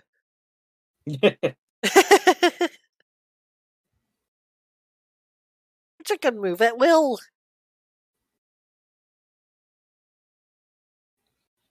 Okay. Guess this means it's my turn. Yes, it is. Alright then. Hey, Baron, how much healies do you need? I'm at 97 of 179. Okay, I hope you don't mind if I do this, but I'm going to be massively buffing your health with a 6th level Cure Wounds. Okay. All right. For my first move, for my first action, which will be 6d8, right? 68 plus your intelligence modifier. Yep. You take 38 points of healing. Oh ho ho. Okay. And unless you're planning to run up and try to smash the thing in the foot with Principal Forge, I'm afraid you can't do anything else. No, I'm going to be flanking. I'm actually going to be flanking with Nyaxor if I can do that. Yeah, I'll let you do that. Flanking with Rappaccini, or flanking Rappaccini with Nyaxor. And what does that do for me? It will give you, if you want to take the haste action, you can attack with advantage. Cool. That gives me 2 actions, right? No, it just gets you one. It just gets you. Your haste will only get you 1 attack. Okay. Because your action was to cast the spell on Perrin, then you move to flank, and your haste is letting you get one hit off. All right. And what's the modifier for that? 12? Or 13 at this point? Let's see. 5. What's your strength modifier? Currently my strength modifier is 5. So should be plus 13. Stormtooth gets you a plus 3 bonus now, correct? Or not Stormtooth, Principal Forge. Yes, Principal Forge. Principal Forge. The bonuses Principal Forge offers to attack rolls, damage rolls, and rolls made with it using a Smith tools increases to plus 2. 2? Okay, so it would still be 12. Okay. Nice. Now you are doing this with advantage. Oh my god! Oh! Rappaccini's going to be eating double. Nat 20, go for it. Oh. And Principal Forge does, since I'm going to be wielding this as 2-handed. So it'll be a D8 plus 2D6 plus. No, I nat 7. 20. I'm going to be wielding it 2-handed in this case. So that's 2d10. Okay, so 2d10 plus 4d6 plus 8. Nice. And do I add and that's just outright plus 8? Yes. So she takes 15 damage for the 2d10.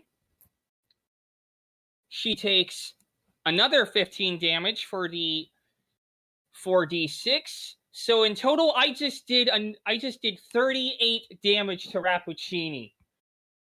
Boom! Subtract the fire damage. Subtract?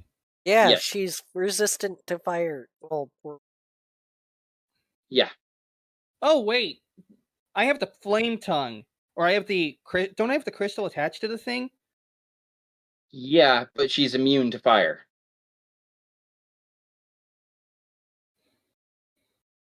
she's a red dragon.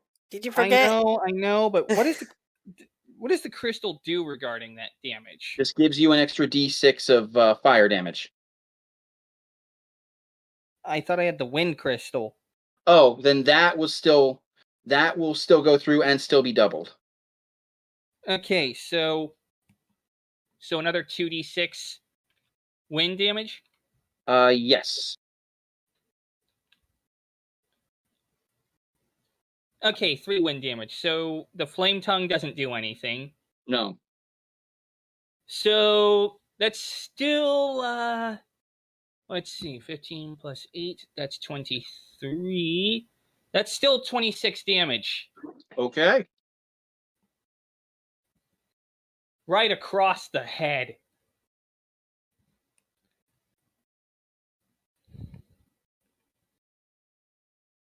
Just bong! Now who's hearing bells?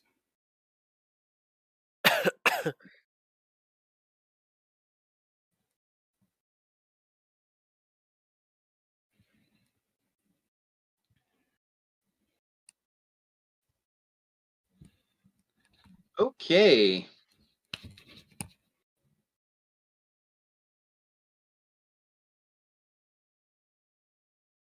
And now it's the Nightwalker's turn. 9. So I guess it takes damage because it's in the attack. no, that damage happens on my turn.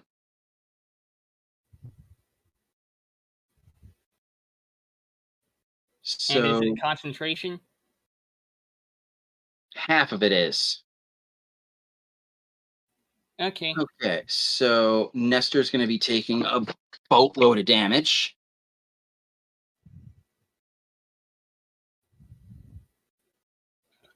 It's an 8. 2 of my upcasts. 24. So 50. Woof. Nestor just took 74 damage.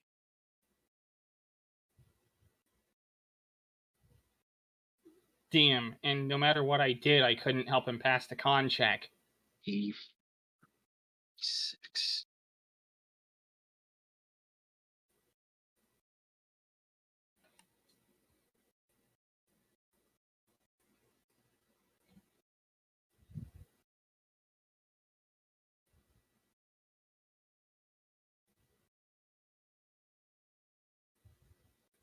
Okay.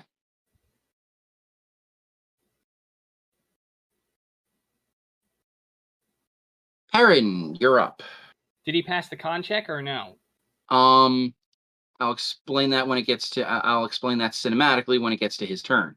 Alrighty. You want me to boost that or? I'm No. gonna burn one of my spell slots and remark this. What was it? A Nightwalker? Yes. And I'm gonna start poking it again. That'll be a 32 to hit. You miss. You roll too high. 28 damage. 18 I know does not connect. 22. 22 connects. And that will be...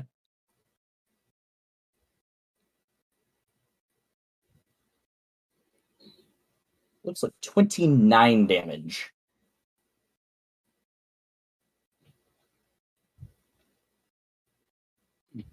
Okay. Crap, I should have moved to flank. If that's even possible on him, on the Nightwalker. What is you're hasted, so Yeah. yeah. It is absolutely possible for you to move to. Then the second attack was actually a 21 to hit. Go ahead and roll. Alright, I need to roll the Hunter's Mark damage.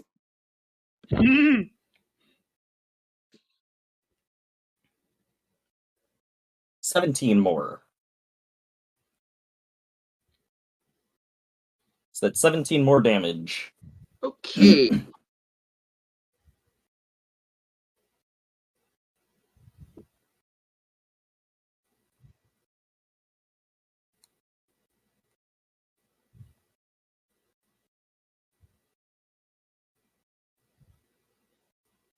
What did Perrin do? Saw a thing and poked it. Yeah, you kind of circle around to flank it, and it's like hitting the broadside of a barn. I mean, at one point you're going to swing at what would be this thing's Achilles tendon on a normal creature, and it picks its leg up to avoid it. So you nearly miss, but you nick him anyway. It's weird as you swing this thing, as you swing and you're cutting it up.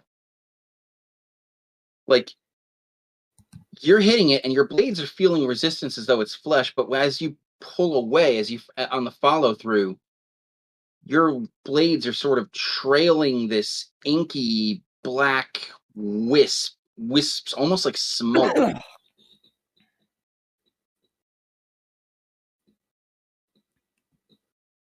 So, like, you're cutting through shadow stuff.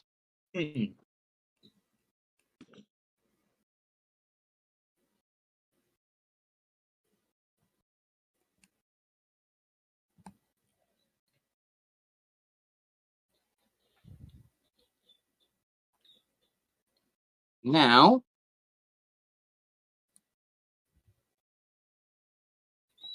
what is your armor class, Niagzor? 20 because of haste. All right. And remember, I'm right behind her. Him. I'm acutely aware. Senku, what is your armor class? Also 20.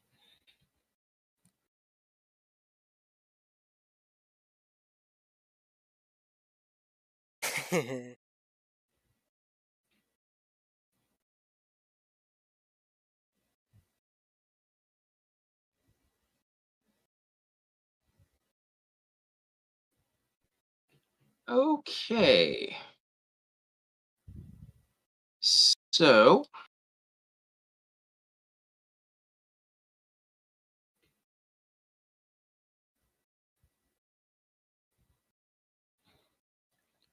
I love helping the party.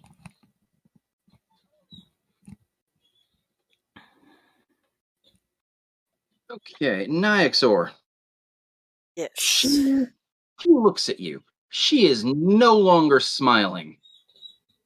With her longsword, she flourishes it, and she slashes you right across the chest, and even through your armor, you feel this blade tear into you.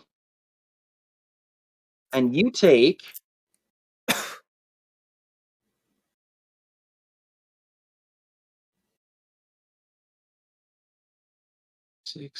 38 damage. Ouch. Is Rising Tide a concentration spell? Yes. So I need you to make a Constitution save. I can boost that if you need it. He might. Alright then, boost! It's 36, right? 38, I think. 38. So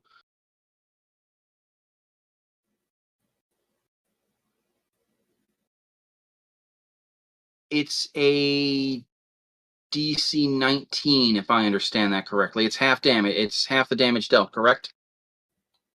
Mm-hmm.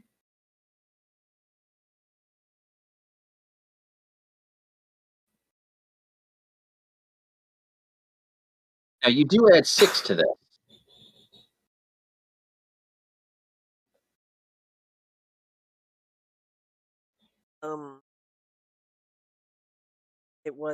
It's kind of Yes, a con save. only with the +6 it makes it 30, so Okay. Hey, So better to this- have extra. Indeed. I rolled an 18 plus the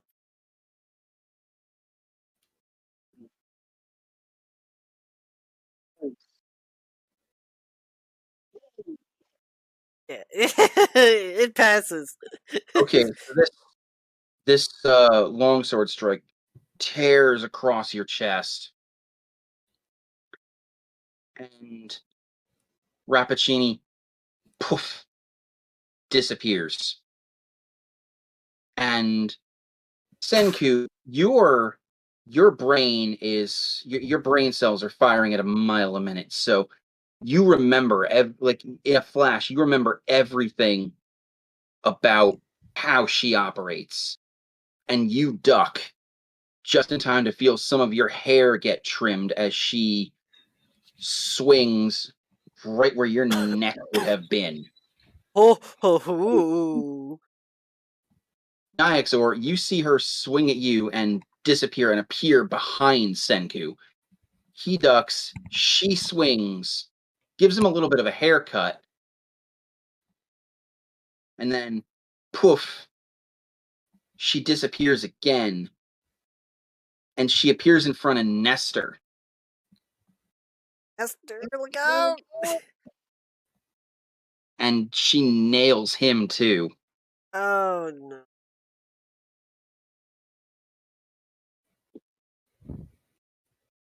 We're gonna get her down as soon as possible. She's gonna be a thorn in our side. That's all the character.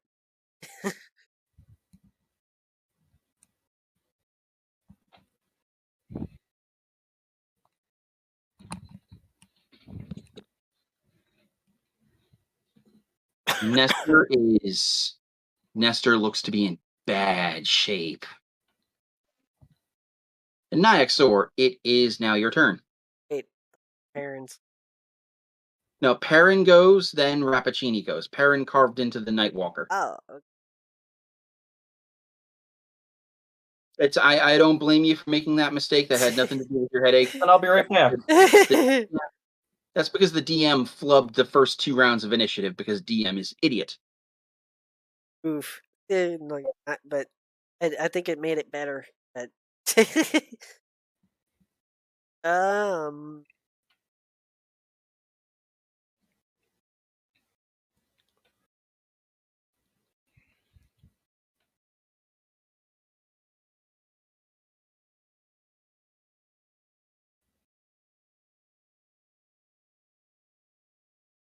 Um.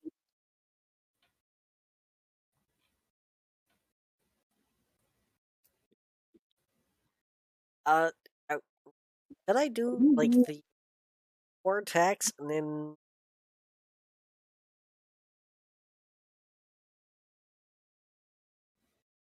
did the action fast carry? No. With haste on, you can only make a single attack.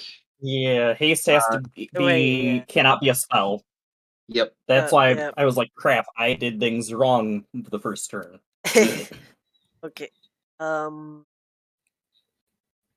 it'll be like the main attack and then. Wait, so I could do like my heal first and then my attacks? Yes. You could absolutely do that. Okay. If you can break out Glistening Touch, now is the time. I'm using Mass Cure. Because... Well, Mass Cure is going to use your action.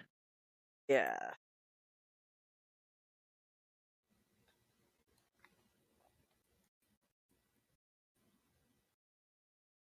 Yeah, it's another concentration.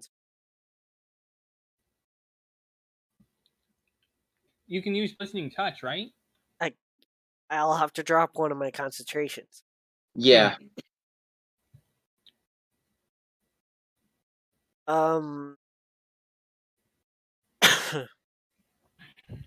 Yeah, he is rather fortunate. He can do something that no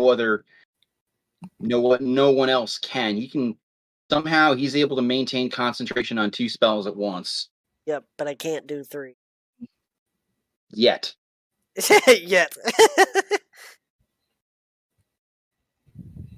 That'd be crazy if I could, though. I mean, Nyxor is pretty wise, and could be doable.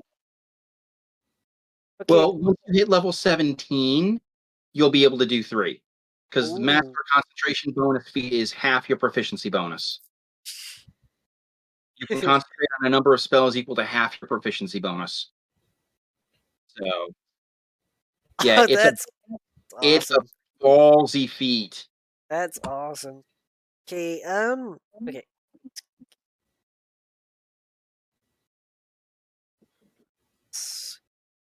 3d8. spellcasting. So that's my plus 11, right? It's just going to be your wisdom modifier. Wisdom.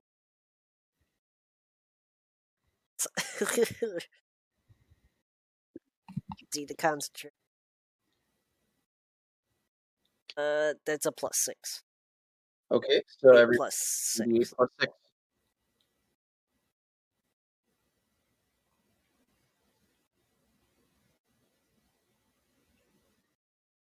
6 arena.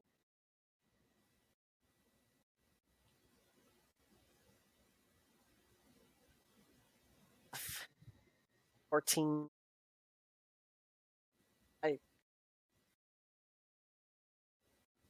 Yeah, for all of you guys.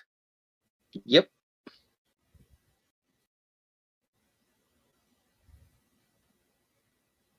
How much is it? 14. 14. Nice. Better. So 14 health. Yep. Yep, 14 for all Okay. of you guys. 14 for all of us? Yes, it's a Yeah. mass cure wound. Cool. Yeah, I was just trying to make sure I knew that. It's up to 30. 6 people. And Okay, now that was your action. Did you Now- want to use your bonus action? haste, yeah. All right. You can also use your bonus action to throw out a little bit more healing Oh, if you wanted, because that's discrete from the mass cure. okay, yeah,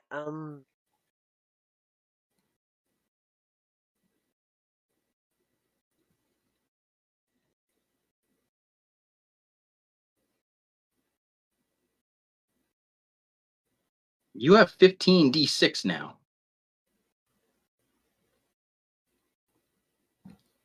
yeah, oh.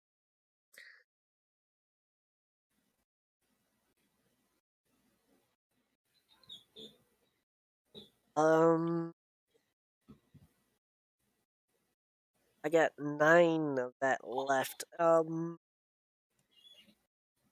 I could use, Up to 7 of it at once.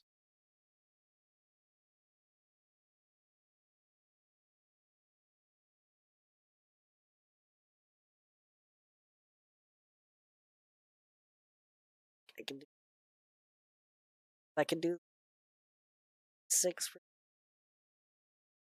You can't do that. You can only target one person at a okay, time. one person who's hurting the most at the moment. Well, Nestor's down into the 50s in hit points. Ooh. Probably.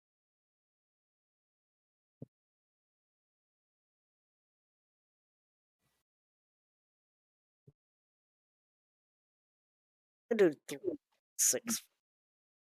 Okay. And that's just Oh, 3d6 plus 3.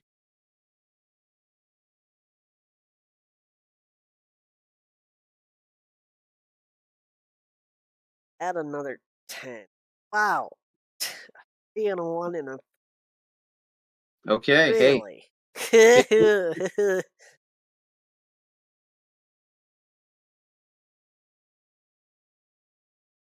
Okay, and now it is Nestor's turn. Oh, you forgot my my Oh, your haste action? my I haste apologize. action. I do apologize. So That's what I get for trying to rush this along so you can get some shut-eye. this is like You're doing pretty well for what it's worth. well, I worked all day from 11 to 5 with it. So okay.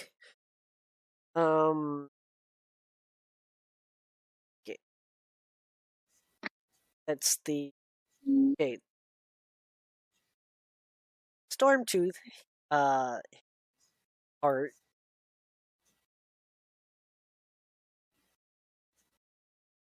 That's with so that's a 30-30. Yeah, you hit. Plus 14 go Brewer. You you remember fighting Rappaccini on Decanus, and she I mean, she hits as hard, but you remember her being a whole lot more difficult to connect on, and then you realize you've come a long way since Decanus. Yeah, a long way. So, I mean, and then, okay, let's get that damage out of the way. So it's, D12 plus D6 plus 9.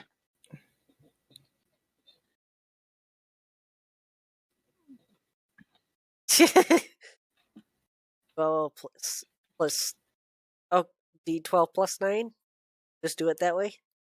Or is it? D12 plus 9, and you also get a D6 in there. Yep.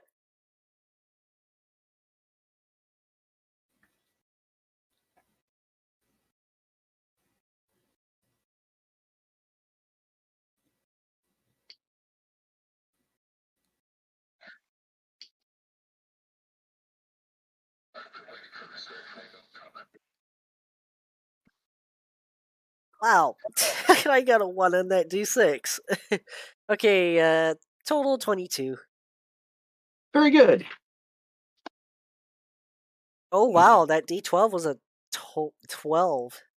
A near max. How much? 26? 22. 22. And then now the spell attacks. The 2 spell attacks. They only apply if you use your action to attack. Use your action to cast a spell. You're not going to be able to use the Rising Tide. Ah.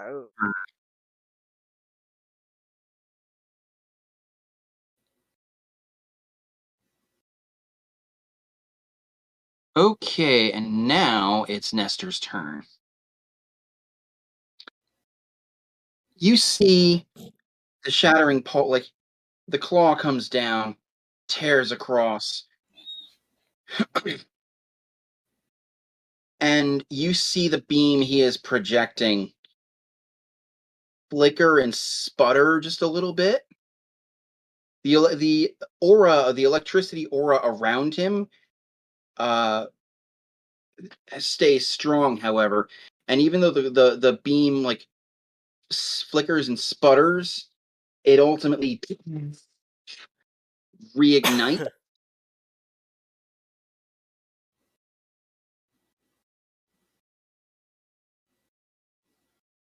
As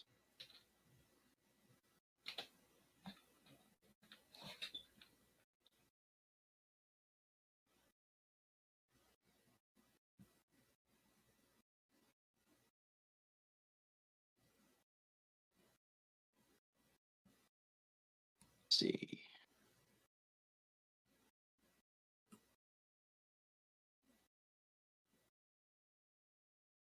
It is 4, correct? Yes. Okay.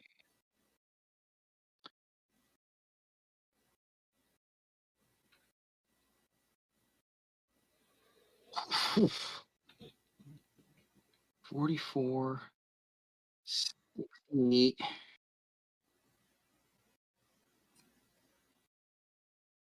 78. High numbers. Okay. So the beam the beam almost looks like it concentrates a little bit, like it gets narrower, and another surge flies down the beam, blows into the Nightwalker's chest. And Perrin, you have this sort of, for just a moment, you get terrified that, oh my god, the thing's going to fall on me. And then it just sort of, like, you look up and you see this emerald green stream of energy erupt from the thing's chest. A pulse flies above your head. The beam, for a moment, surges to twice the size. And the Nightwalker, as it's falling, just sort of also begins to just evaporate into like black. Oh, Nightwalker is down. Yes, the Nightwalker is down.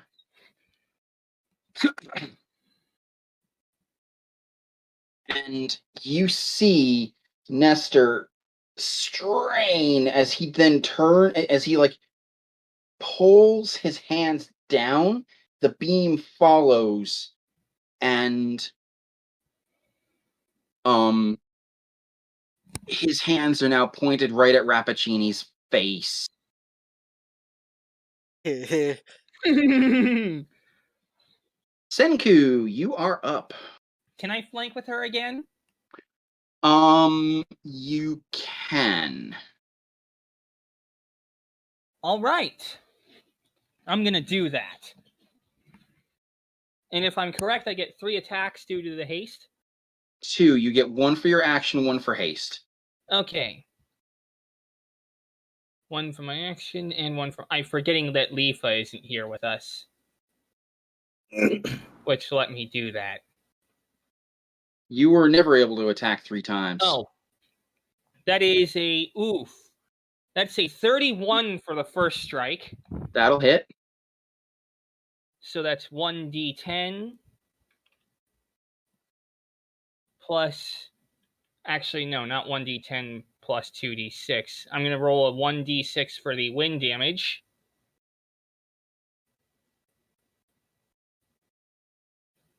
So that's a total of 12 because she's immune to fire. For the first strike. Okay. She takes it. And the second Can you strike use your is wind? a total of... He did. The second strike is a total of 28. That'll also connect. You recall her being a whole lot harder to hit than this. 1. She takes 9 damage for the second strike. Okay. So I basically did... I did 21 damage to her. not In Yeah. 2 bad. hits. Not bad. Okay. So that's not here anymore. So that can go away. And then Senku says, Perrin, get in here!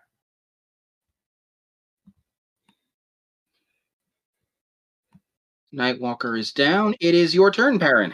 Oh, good. The Nightwalker's down. I will move Yes. the mark onto Rappaccini, and I will move to flank.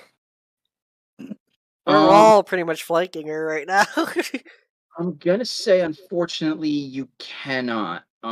Because she's kind of she's kind of up against a wall and being flanked on front and back by Nestor and Senku. All right. Well, I'm there as well too. Not yet. You're there, but she's up against a wall, so you kind of can't flank her. Yeah, All right. I'm just like there. Can't flank, but there. Never mind. That's a crit for the first hit. Yes! Oh. All right. I need another one of those. Oh Okay. no. I need a calculator. Oh, God! Yeah, she was a lot harder to hit the last time, wasn't she? That'll be 42 damage for that first attack.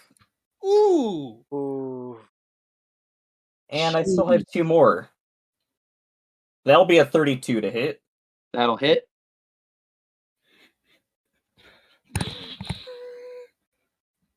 That'll be another 23 damage.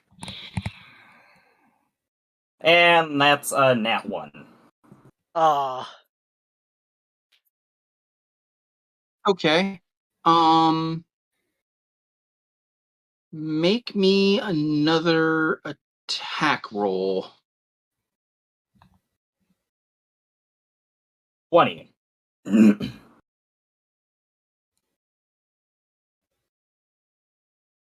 All right, Senku, what's your armor class? 20. Okay, so you move in. You move right next. You move like just to her left, and you start doing Leonardo from the first Ninja Turtles movie, where he's slicing up, and you on your nat 1, you lean in, and then you realize, like, crap, Nestor is still firing. Nestor's still firing this thing.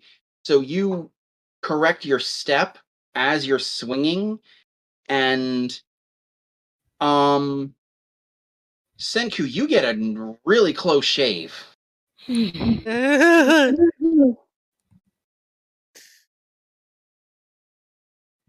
Like some of my hair. Like your hair is your hair is now half as tall. Watch where you're aiming. It probably turned to a mullet by now. Not quite. No, I'm more like Vince from Recess. I've now got a flat top. Or Doug. But yeah, I've basically got a flat top now. Okay. Watch where you're aiming, Perrin. And now it is Nestor's turn. She gets an opportunity attack. Nestor? I'm sorry, Niaxor. Don't you mean I screwed up Rappaccini? again. I think somebody else needs to go to bed. Pretty sure you mean Rappaccini. Yeah, shit. It's parent. Yeah, it's her. It's her Let's put it turn. this way: that would have been another hit if it had been advantage. That's the only thing that would have changed. Is it would have gone from a nat 1 to a 32. So, whose turn? It's Rappaccini's. I'm sorry. I shortened the initiative thing because like 2 characters are no longer in it. Oh, that hurts. 1 character is no longer in it. 2, I had Min-South in there too. Oh. Okay.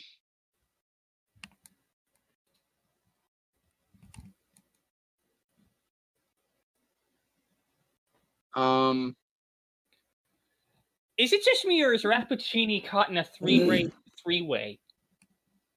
Well, not so much at the moment because she's doing her she's doing her Horizon Walker shenanigans. First, she swings and she drives the sword deep gash into Nestor's throat. Oh. She crits him. Oh no! Then, poof, she disappears.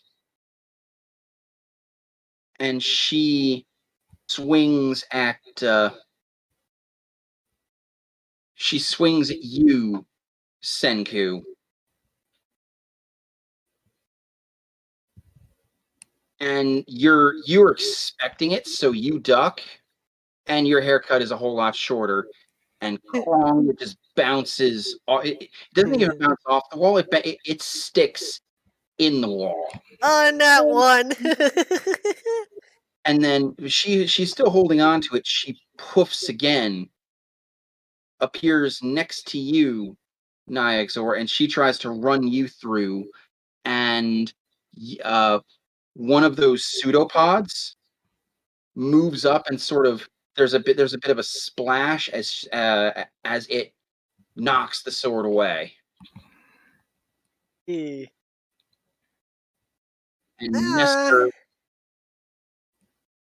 Nestor takes a big hit. Yeah. 31, 51, 57. Is he dead? Or is he making death saves? Or, like, called down if he's down. Dead, she would Here's need the to thing, do so- an astronomical damage to at kill our him. level, you have to do an astronomical amount of damage to kill somebody outright. Yeah. So he is automatically on death saves. But depending on the situation, that might be where we want him. Yeah. So Senku, you dodge this. You come up, and Nestor is kind of pointing his hands. Actually, I'm going to turn the camera on for this. Nestor's kind of pointing his hands, and they're aiming frighteningly close to your face. And then you look, and you actually see a spray of blood coming from his neck. And Nestor's holding his hands out like that. He begins to shake. The hands fall, and he just slumps over and crumples in a heap unconscious. Oh, Okay, that's it, you.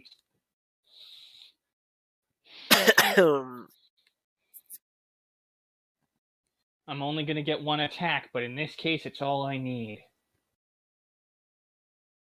And let's see. Well, right now, it's Nyxor's turn.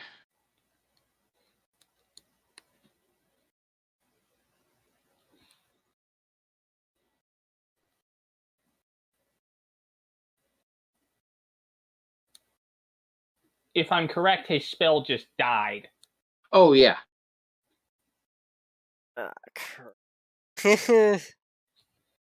Like the electrical aura around him. Zzz.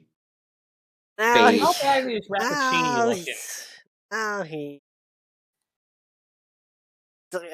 You know what? I'm just gonna go full out the 5 attacks on her. Why not? Okay. Also, why is everyone giving me a fucking haircut? Because your hair is very cuttable. If this keeps up, I'm gonna start going bald. Well, she gave you a little bit off the top. Perrin took half of it off, and this when she tried it again, you were beyond ready. Okay, how many attacks are Storm? Three 3 attacks? with Stormtooth. Okay. So 3 are going to be at plus 14, 2 are going to be at plus 11. Okay, that's pretty. Party. Okay. Connection. And that's a 31. Connection. And How is Rappuccini that's a looking? 29. Connection. So with the storm, the Mogio, that's wanna. Would that be like 10 hits? 3d12, 3d6. Oh, 3D. Oh yeah, 3d12. 3d12, 3d6, plus a grand total of 27. So 3d6 plus 27.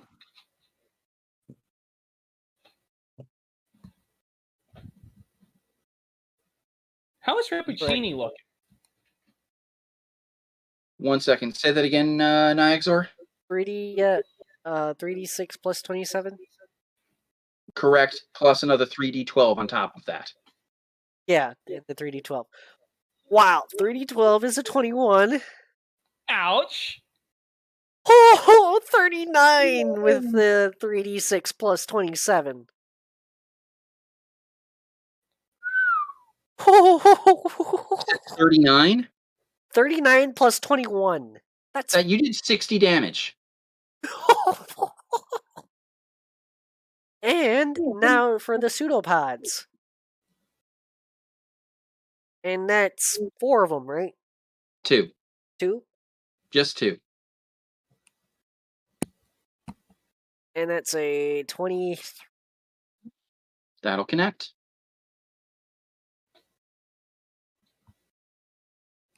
And that's a 29. That'll also connect. So He's that going one, full ham. that one is 6. Those are 5d8. Oh, 5d8. So, So you be can go ahead 10d8. and roll 10d8. Yep. 10d8. So plus nothing or Plus nothing. 41. Congratulations! You did 101 damage in one round of combat. Oh, gee. Ugh.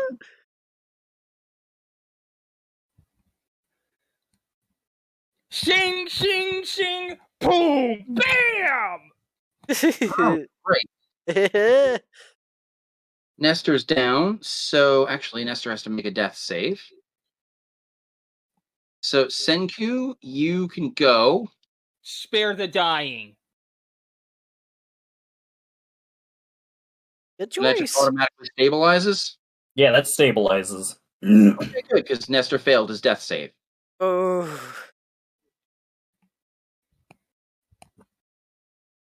Yeah, Senku cast Spare the Dying. No more death saves for you. And then, can I flank with Rappuccini again? Now you can. Perfect. I go to flank with Rappuccini. Well, there's I go no. flank with Nexor There on actually Rappuccini. isn't anyone. There actually isn't anyone to flank with at this exact. There's no one in a. Actually, she's up against Nyxor, so you could flank. You could move to flank with Nyxor. I That's apologize. what I'm meaning. Yep. Flanking Yep. I'm flanking with Nyxor on Rappuccini. Yes, you can do that. That's another nat 20. Oh, we are not playing around today. That's So another... all I have to do to make you guys roll really well is really kill Nestor.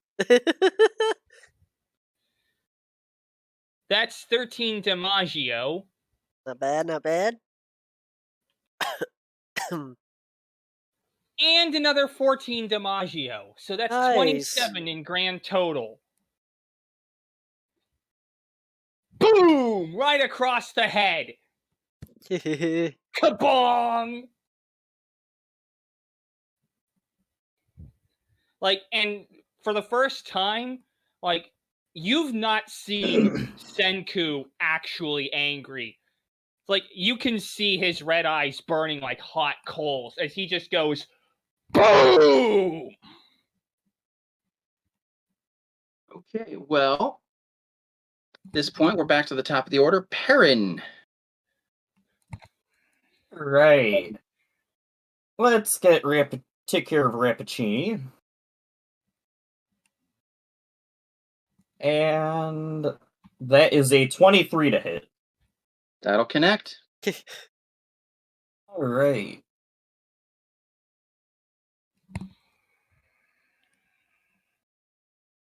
$26. Connects. 6 damage. That's 26 damage for Oh. that one. 27 to hit for the second attack. That'll Better.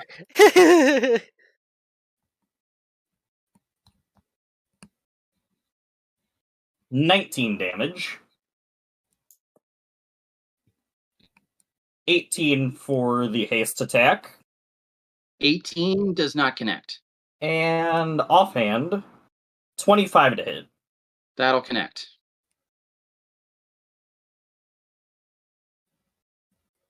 That'll be another 19 damage. Ouch! Good grief. That's another 60 damage.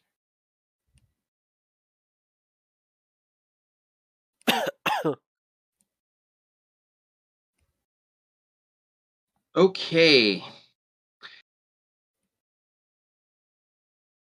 She looks at you, hisses, snarls, and sputters. Blood is pouring out of her. And she just snarls in Draconic. If I am going to die, I am taking the last son of Ravenscar with me. No, you're not. I will not allow that happen. Not a chance in hell.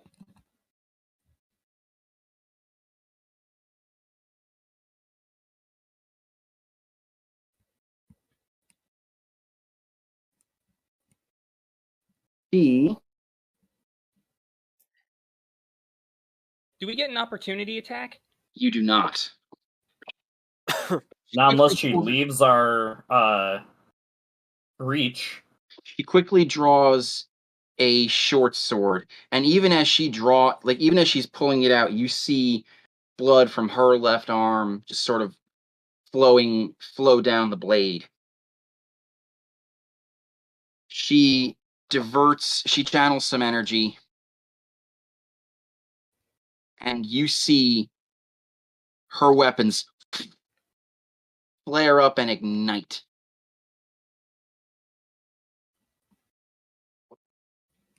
So, Nyaxor, you got another one of... Does Nyaxor have one of those diamonds on him? yes, he does. I have plenty of those. Give me one.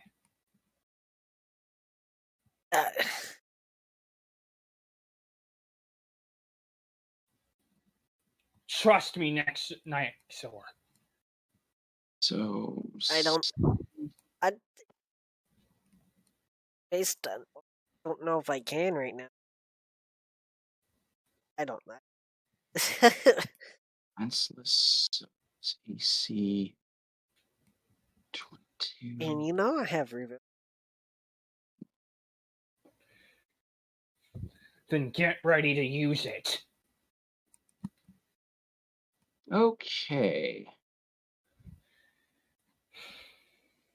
If she wants to take the last Ravenscar, she'll have to go through us to do it!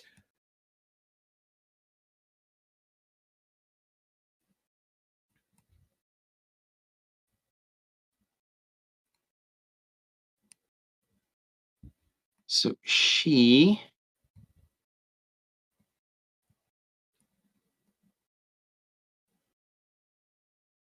give me a second to calculate this.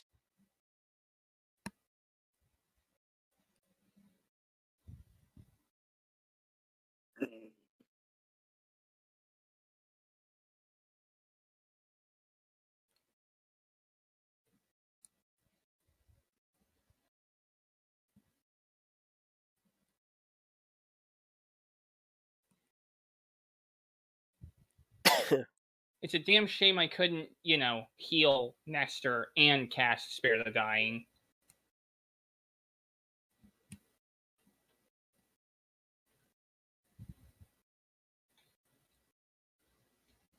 Okay.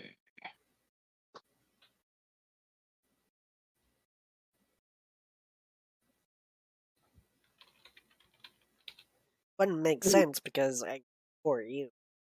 So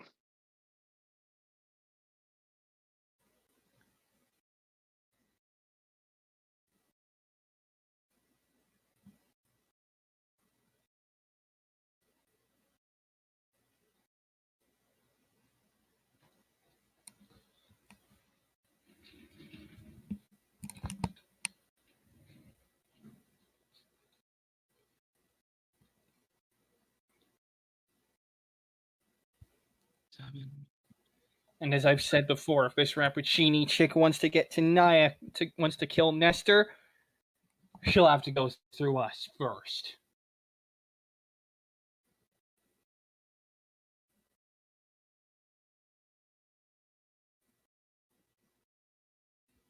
well,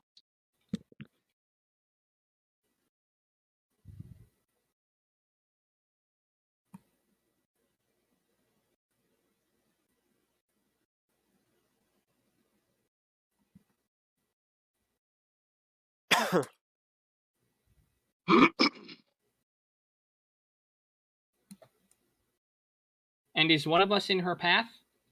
No.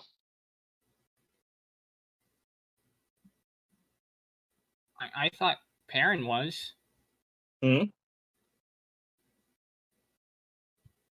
She does also. She doesn't have to move out of anyone's threatened. She doesn't have to move out of anyone's threatened area to do this. Let's fix that, shall we? But she,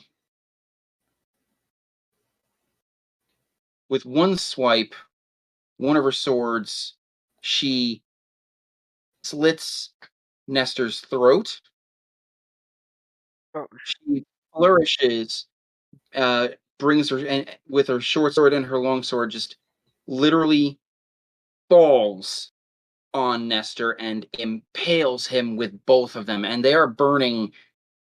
They're burning so hard you can't even see. They're burning so brightly you can't even see the flame. You can't even see the blade within. It's just the flame completely envelops them.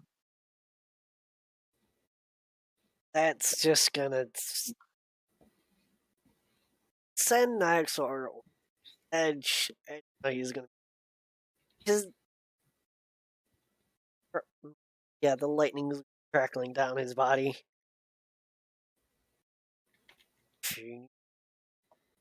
Hey, none. And as she doesn't spring to her feet. She actually sort of she pushes up on her swords and actually drives them deeper into and through Nestor's body as she forces herself to her feet. Oh! And you see from the damage and the immolation, horror fills your faces as you see Nestor's shallow breathing stop. Don't worry, I can fix these. Out of character.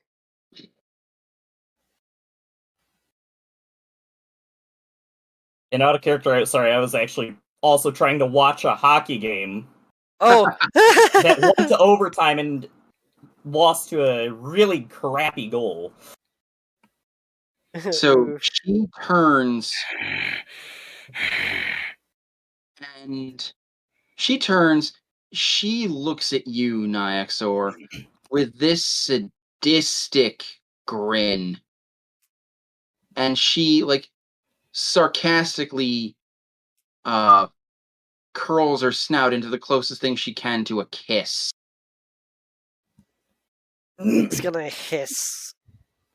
Oh no, he's going to roar.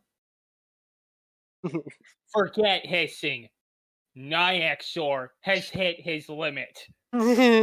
Yeah, right now it is Nyaxor's turn. Oh, with that he's gonna make a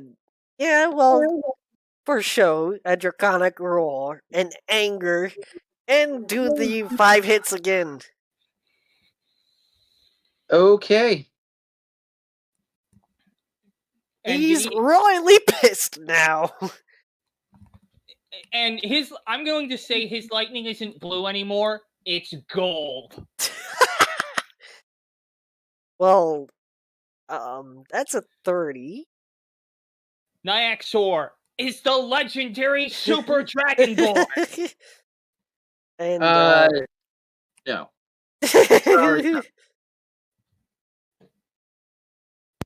That's a 32.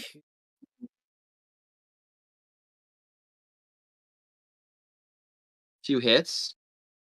Yep. And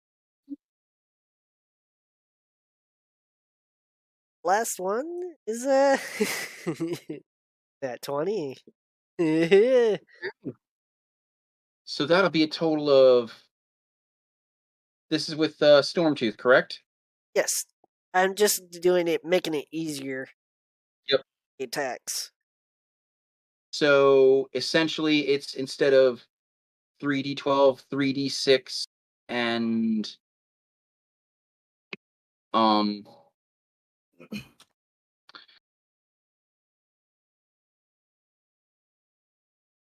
3d12, 3d6, 27. It's 4d12, 46, 27.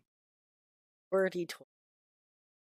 4d6 plus 27? Correct.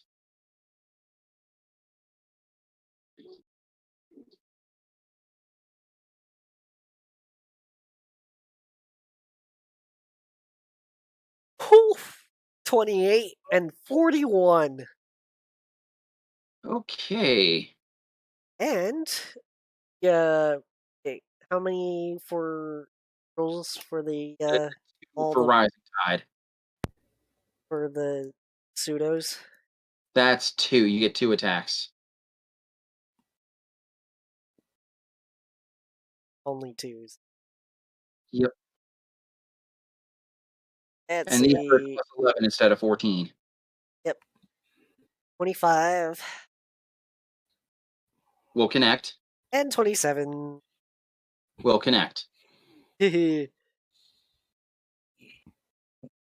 So let's okay. Pseudo 10d. Yep.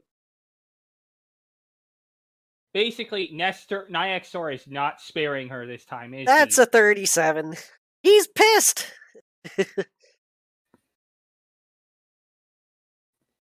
Okay. You, just so you're aware, you did 106 damage this turn. She had 18 hit points left.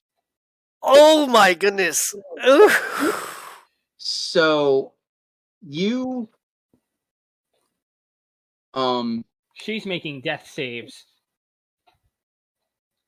you lunge forward with the Stormtooth. You impale her and you twist. You rip the blade out. One of your pseudopods snakes in and actually goes into that hole. Oh. And you hear sizzling. You twirl around. You twirl around with the butt of your blade. You stab her in the. You stab her right in the throat with the butt. So she can't even really speak. Your other pseudopod wraps around her neck and squeezes.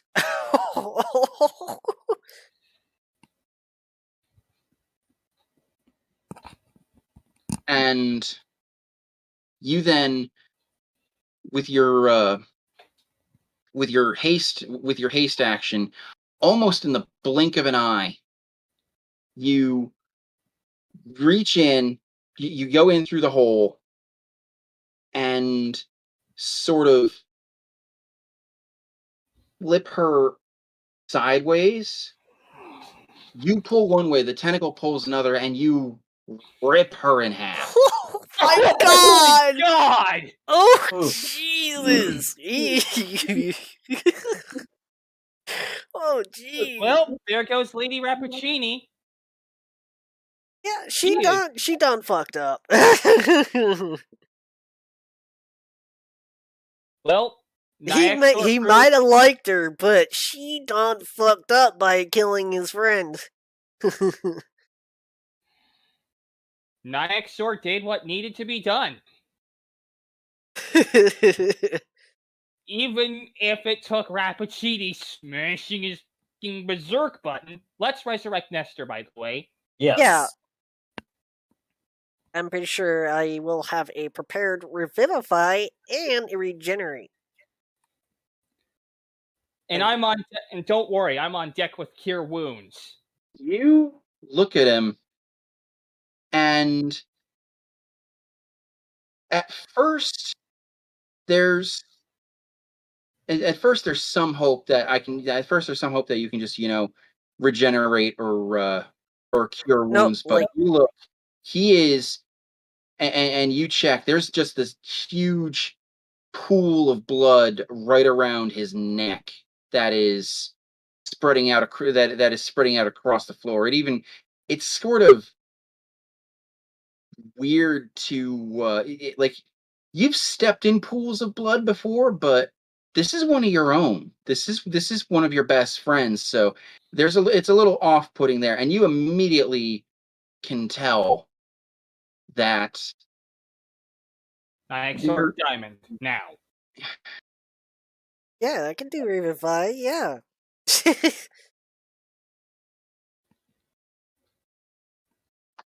Senku, Yes? at disadvantage, make me an Arcana check. Oh, great. That's a 30. With disadvantage? Yeah.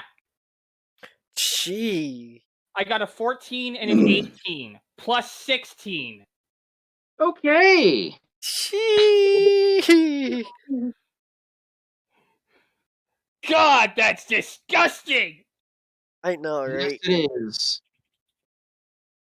Give me Plus just 16, go Burr. a second. I need to very briefly look something up. Let's see if this works the way I think it does.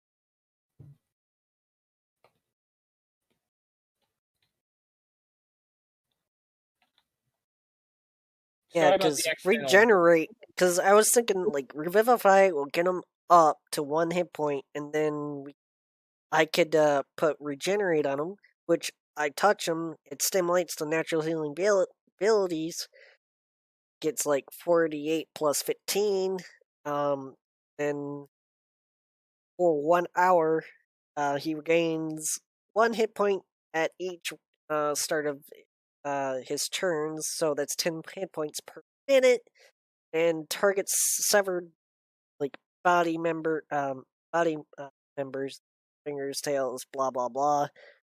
If any are restored after like 2 minutes. If he had like a severed part and I held it to the stump, the spell instantly causes the limb to knit thump. Yep. Okay. That's what I was thinking. Well, this isn't. He hasn't actually lost any. He hasn't actually been dismembered, so that's not going to be. That's not going to be a necessity. Revivify will actually work. Let's do it! Yep. I'm gonna do Revivify on him. Okay.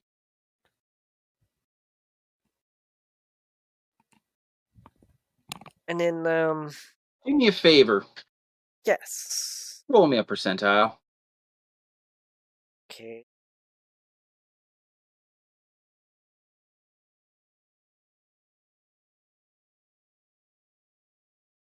Wow, 89!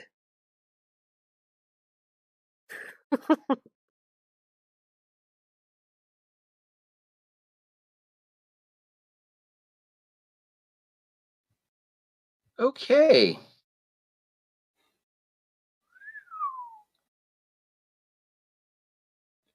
We love our buddy. You cast Revivify. And as part of that, the wounds close. And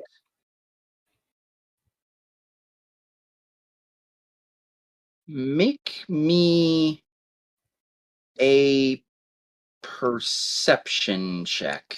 Both of us? Everybody. All right. Perception. That's a 25. That'll be, I do believe, 26. 26 is good. Yep, 25 26. is also good. You can also make me a perception check now. Yeah, I was getting to it. 29. Auga! I rolled Auga! 18 plus 11 is, yeah.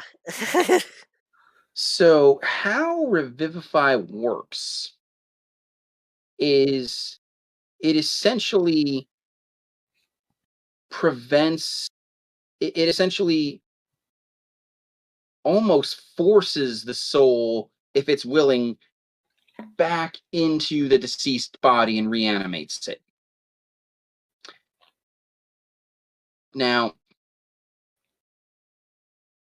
you see, there's supposed to be, you know, a faint column of light with this, and all expectations are that the soul is visible. So you see Nestor. You see Nestor and I are surrounded by this column of light.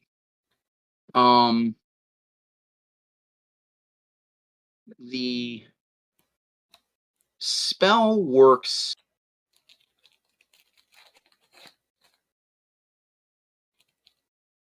Let me just find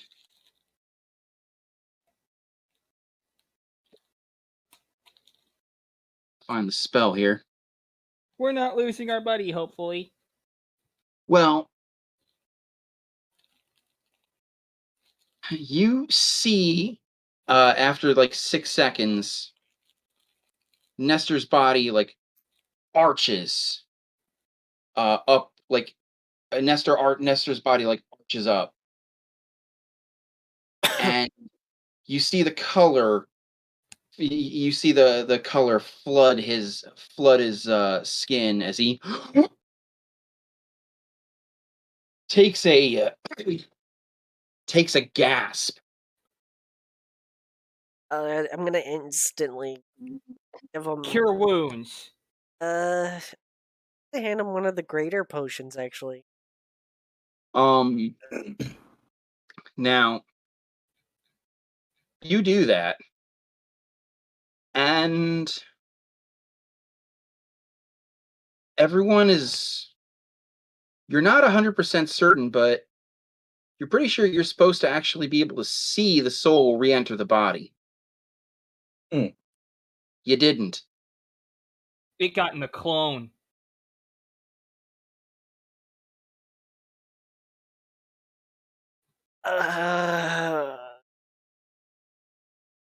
Nestor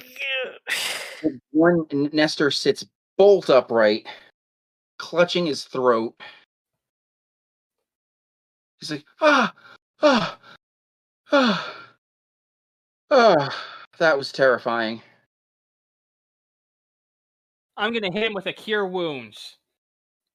I handed him one of the greater potions anyway. Get everybody dying. But now it might be the clone. We get the Boom! blood out of character. Boom! He just got hit with a 6th level cure wounds again. All right, that's 68 plus your intelligence. Oh, Awesome. the greater potion roll for that. Just tell me what to roll and I can do it. Nestor just.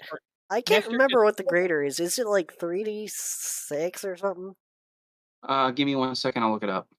Nestor just got healed for 34 hit points.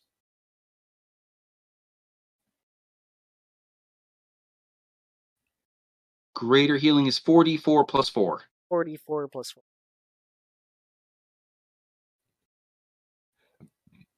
I actually was a hair away from spending my main action on that last round on a cure wounds on him. I did a 14. A lot of it after the fact I was like, it might be a good idea since he's got one death fail. Right. Just to give him the hit points. How much did you hit it? How much did you heal him for?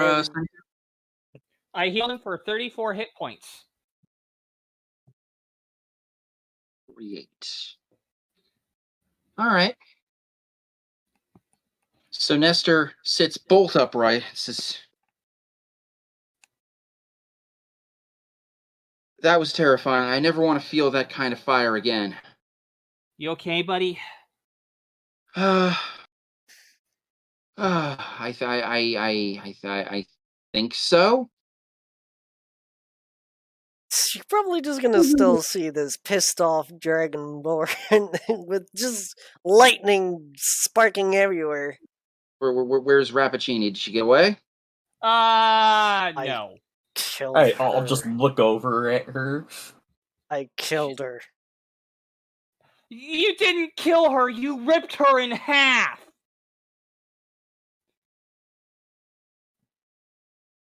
Yeah, that sounds like something you do. Remind me never to piss you off.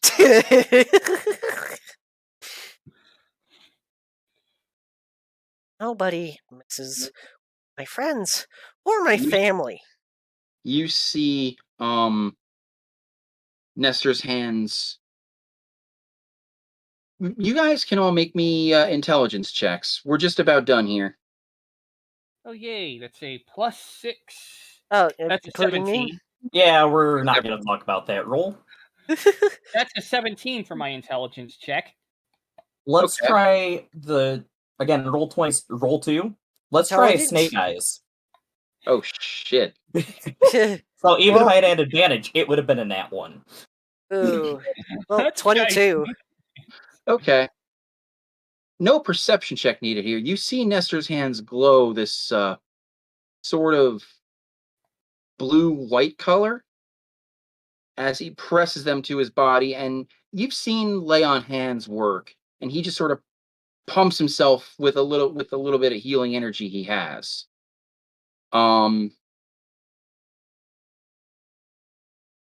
At which point I need briefly Thunder and Senku to join me in the DM chat. Oh, fun. Let me. There he is. There we go. You've seen Nestor use those Leon hands before. The color his hands glow is usually white gold. Uh-oh. Let's go Yeah, back I think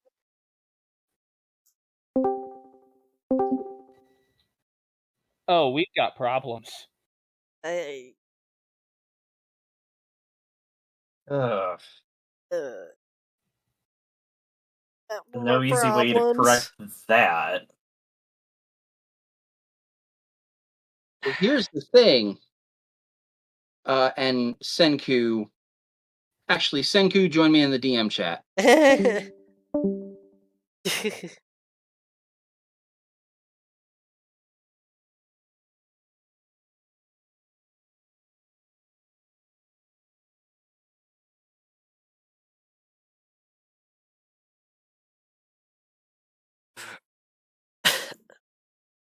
Don't know how hard it is to do this.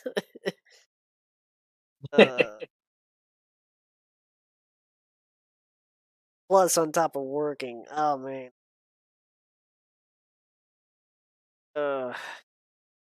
All I wanted to do is just go back home and sleep.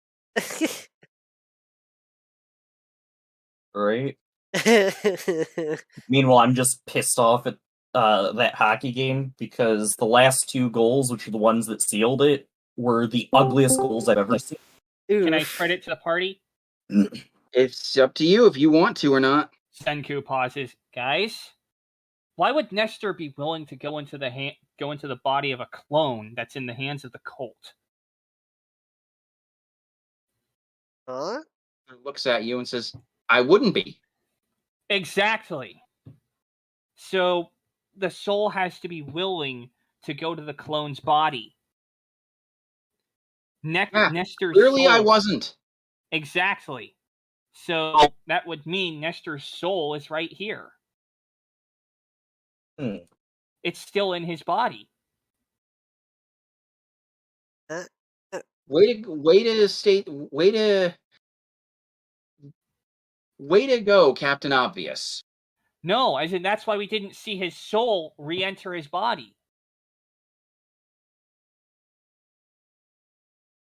No, I can confirm I was having an out of body experience. I looked down as she sunk her blades into me. I could feel I could feel my body burning from the inside out, and everything went black. I was floating, and then I felt myself getting yanked back here,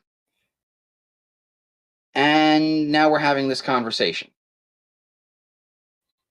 Then why didn't we see your soul re-enter your body then? Nestor shrugs, says, I don't know. And that's where we're going to leave it for now. Yay, more issues to deal with. Well, I got to drag this out somehow. You guys are getting. I'm running out of I'm running out of story faster than you're running out of levels. And I like how you basically pressed everyone's berserk button at the same time. I love the fact that I finally killed one of us. But not for long. Because Master Druid. Anyone who wants to go, by all means do. I'm just going to run to the bathroom, so I will be right back if anyone's still here. I'll still be here. Because this was, once again, another thrill epic ride. Another epic story. Seriously, everything that Sen does is awesome.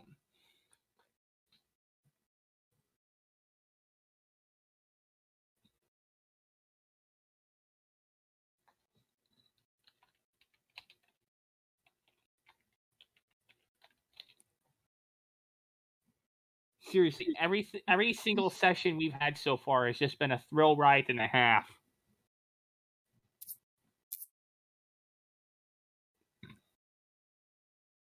Indeed. And then there was the that where Nyaxor basically pulled a Mortal Kombat. Tore her in half. Mortal Kombat. Finish her. Fatality. No, it's Nyaxor wins. Fatality.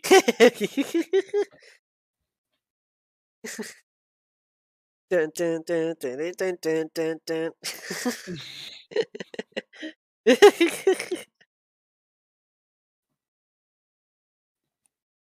Once again, seriously, every single session we do is like the chef's kiss to a perfect week. But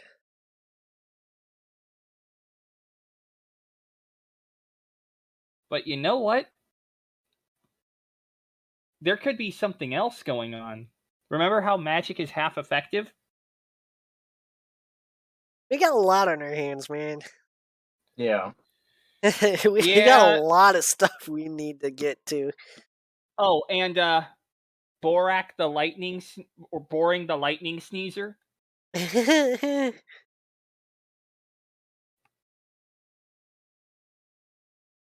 He's gonna be pissed. You know why? Why? Because Mr. Blue Dragonborn over here just tore his daughter in half.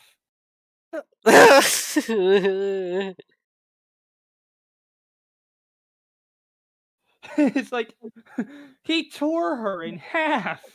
It's like, did Rappaccini get away? No, I killed her. No, you tore her in half. Still, she died. I killed her. And the only thing that's gonna bring her back now is a wish spell. No, there's some other very high-end resurrection spells that can bring her back. But Revivify, out of the question. Do we want Yeah, with that much damage, Revivify is a no. Put it this way, you're looking at several thousand gold, or tens of thousands of gold, gone just to resurrect her. Just gone. We're talking, that's, I think, let's check. I don't even think Raised Dead would work. No, Nyxor did to her what Obi-Wan did to Darth Maul. Yeah, no. Raise dead, which is 500 gold, would fail. Because that doesn't restore missing body parts. So Although it does close all mortal wounds. You would need a higher level spell. Let's see if Resurrection works in this case. Watch it say, does not reattach missing body parts. Okay, I'm back. That took longer than expected. First off, 4-act Thunder Tyrant. Second off, he didn't do what Obi-Wan did to Maul. He did what the Queen Alien did to Bishop in the second movie.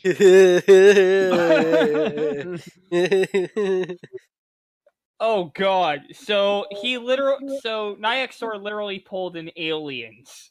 Yeah. Okay, so yeah, the minimum to resurrect her would be Resurrection, which is 1,000 gold.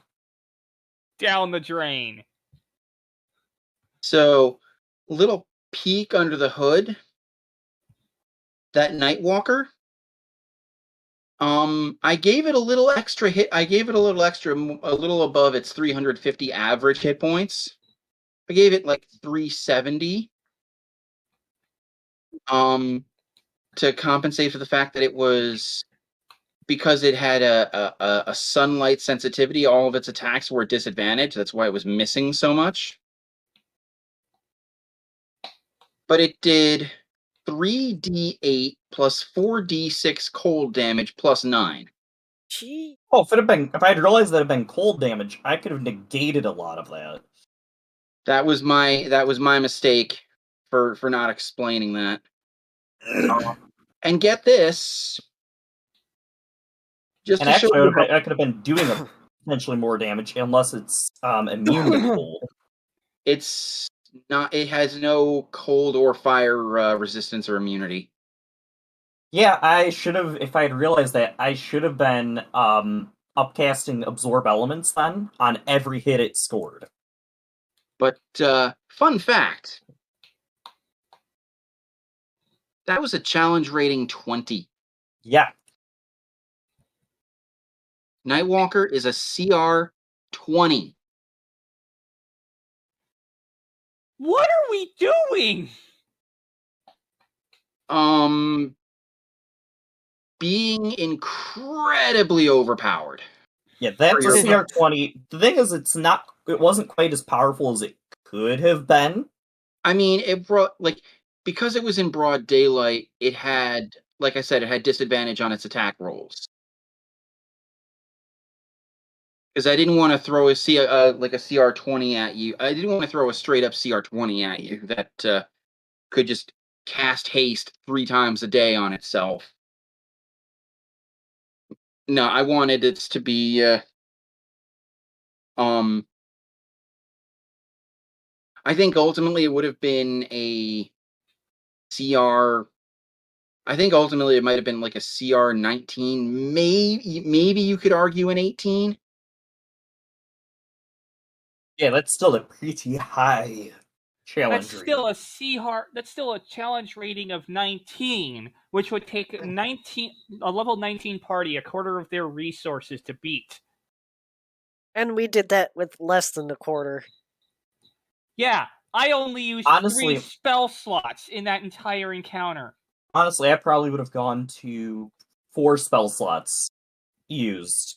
I would have probably doubled my spell slot usage if I had realized that was cold damage. Hmm. And I actually could have made an argument for 5 total, because I elected not to on Rappaccini's breath. Rappaccini was where she was. Rappaccini is where she was when you fought her on Decanus at level 14. But see, I wasn't horribly concerned with her. I was like, this thing is big. It hits like a freight train, and I want it gone. You want to talk hitting like a freight train? Rappaccini, yeah. Yeah, if you hadn't done all that damage on Frappuccini on that first hit, I actually had considered using the Fire Crystal's level 5 ability, nice. But which is a guaranteed 50 damage if they succeed dex saves. Yep. but she would be immune to that. Remember, fire. She's Yeah, immune to fire. She's a half red dragon. I thought that would have given her resistance.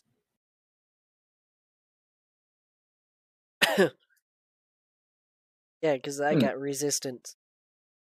You're a Yeah. dragonborn. That's not Yeah. like one of her parents is a red dragon. Oh, yeah, that probably would do it. You were like 10 generations ago. Somebody got busy with a blue dragon. Then actually, it wouldn't have mattered. Huh. Probably good I didn't, because that's a big ol' spell, or a big ol' one.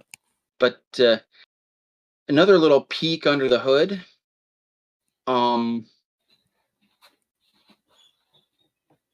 She, like, no death saves needed.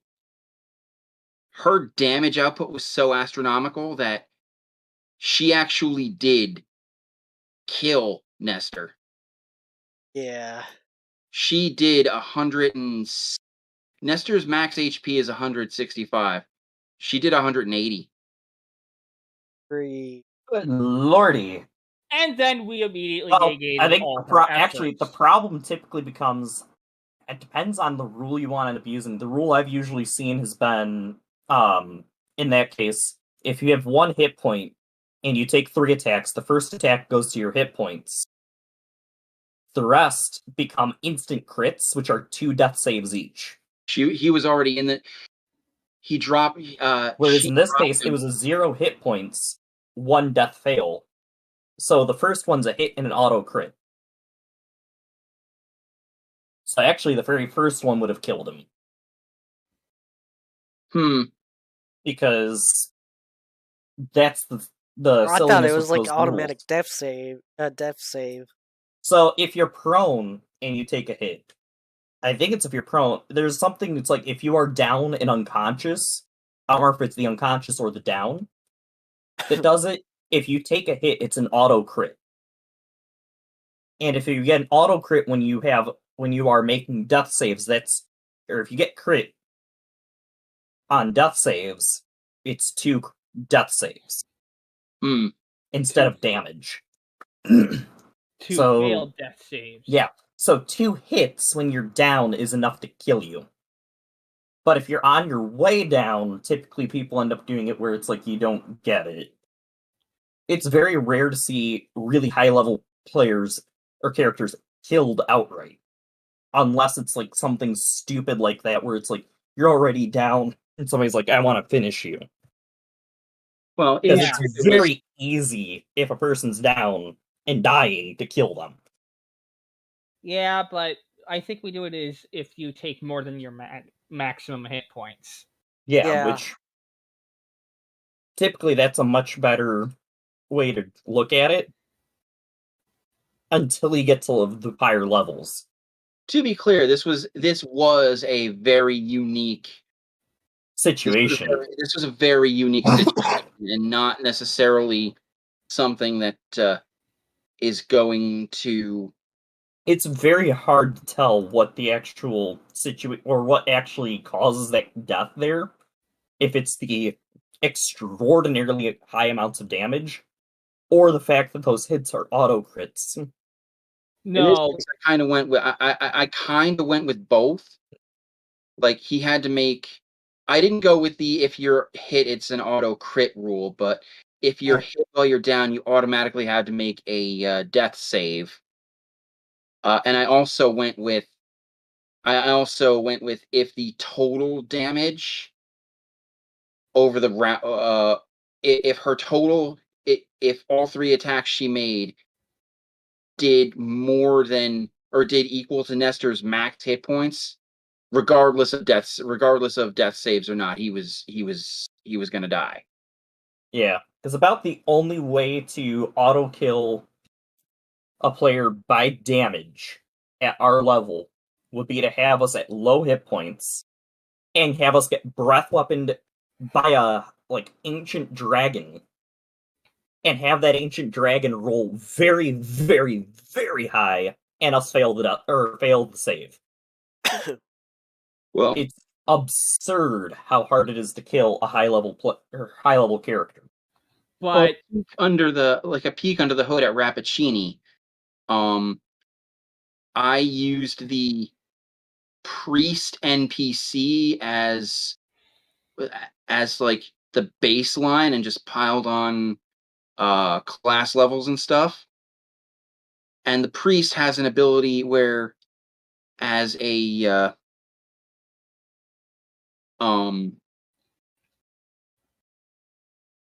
as a swift action, they can spend a spell slot, and they get 3d6 plus their 3d6 plus the level of spell they spent in d6s.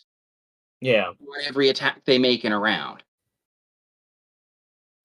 She happened to have been able to spend a 7th level spell slot. So she dealt her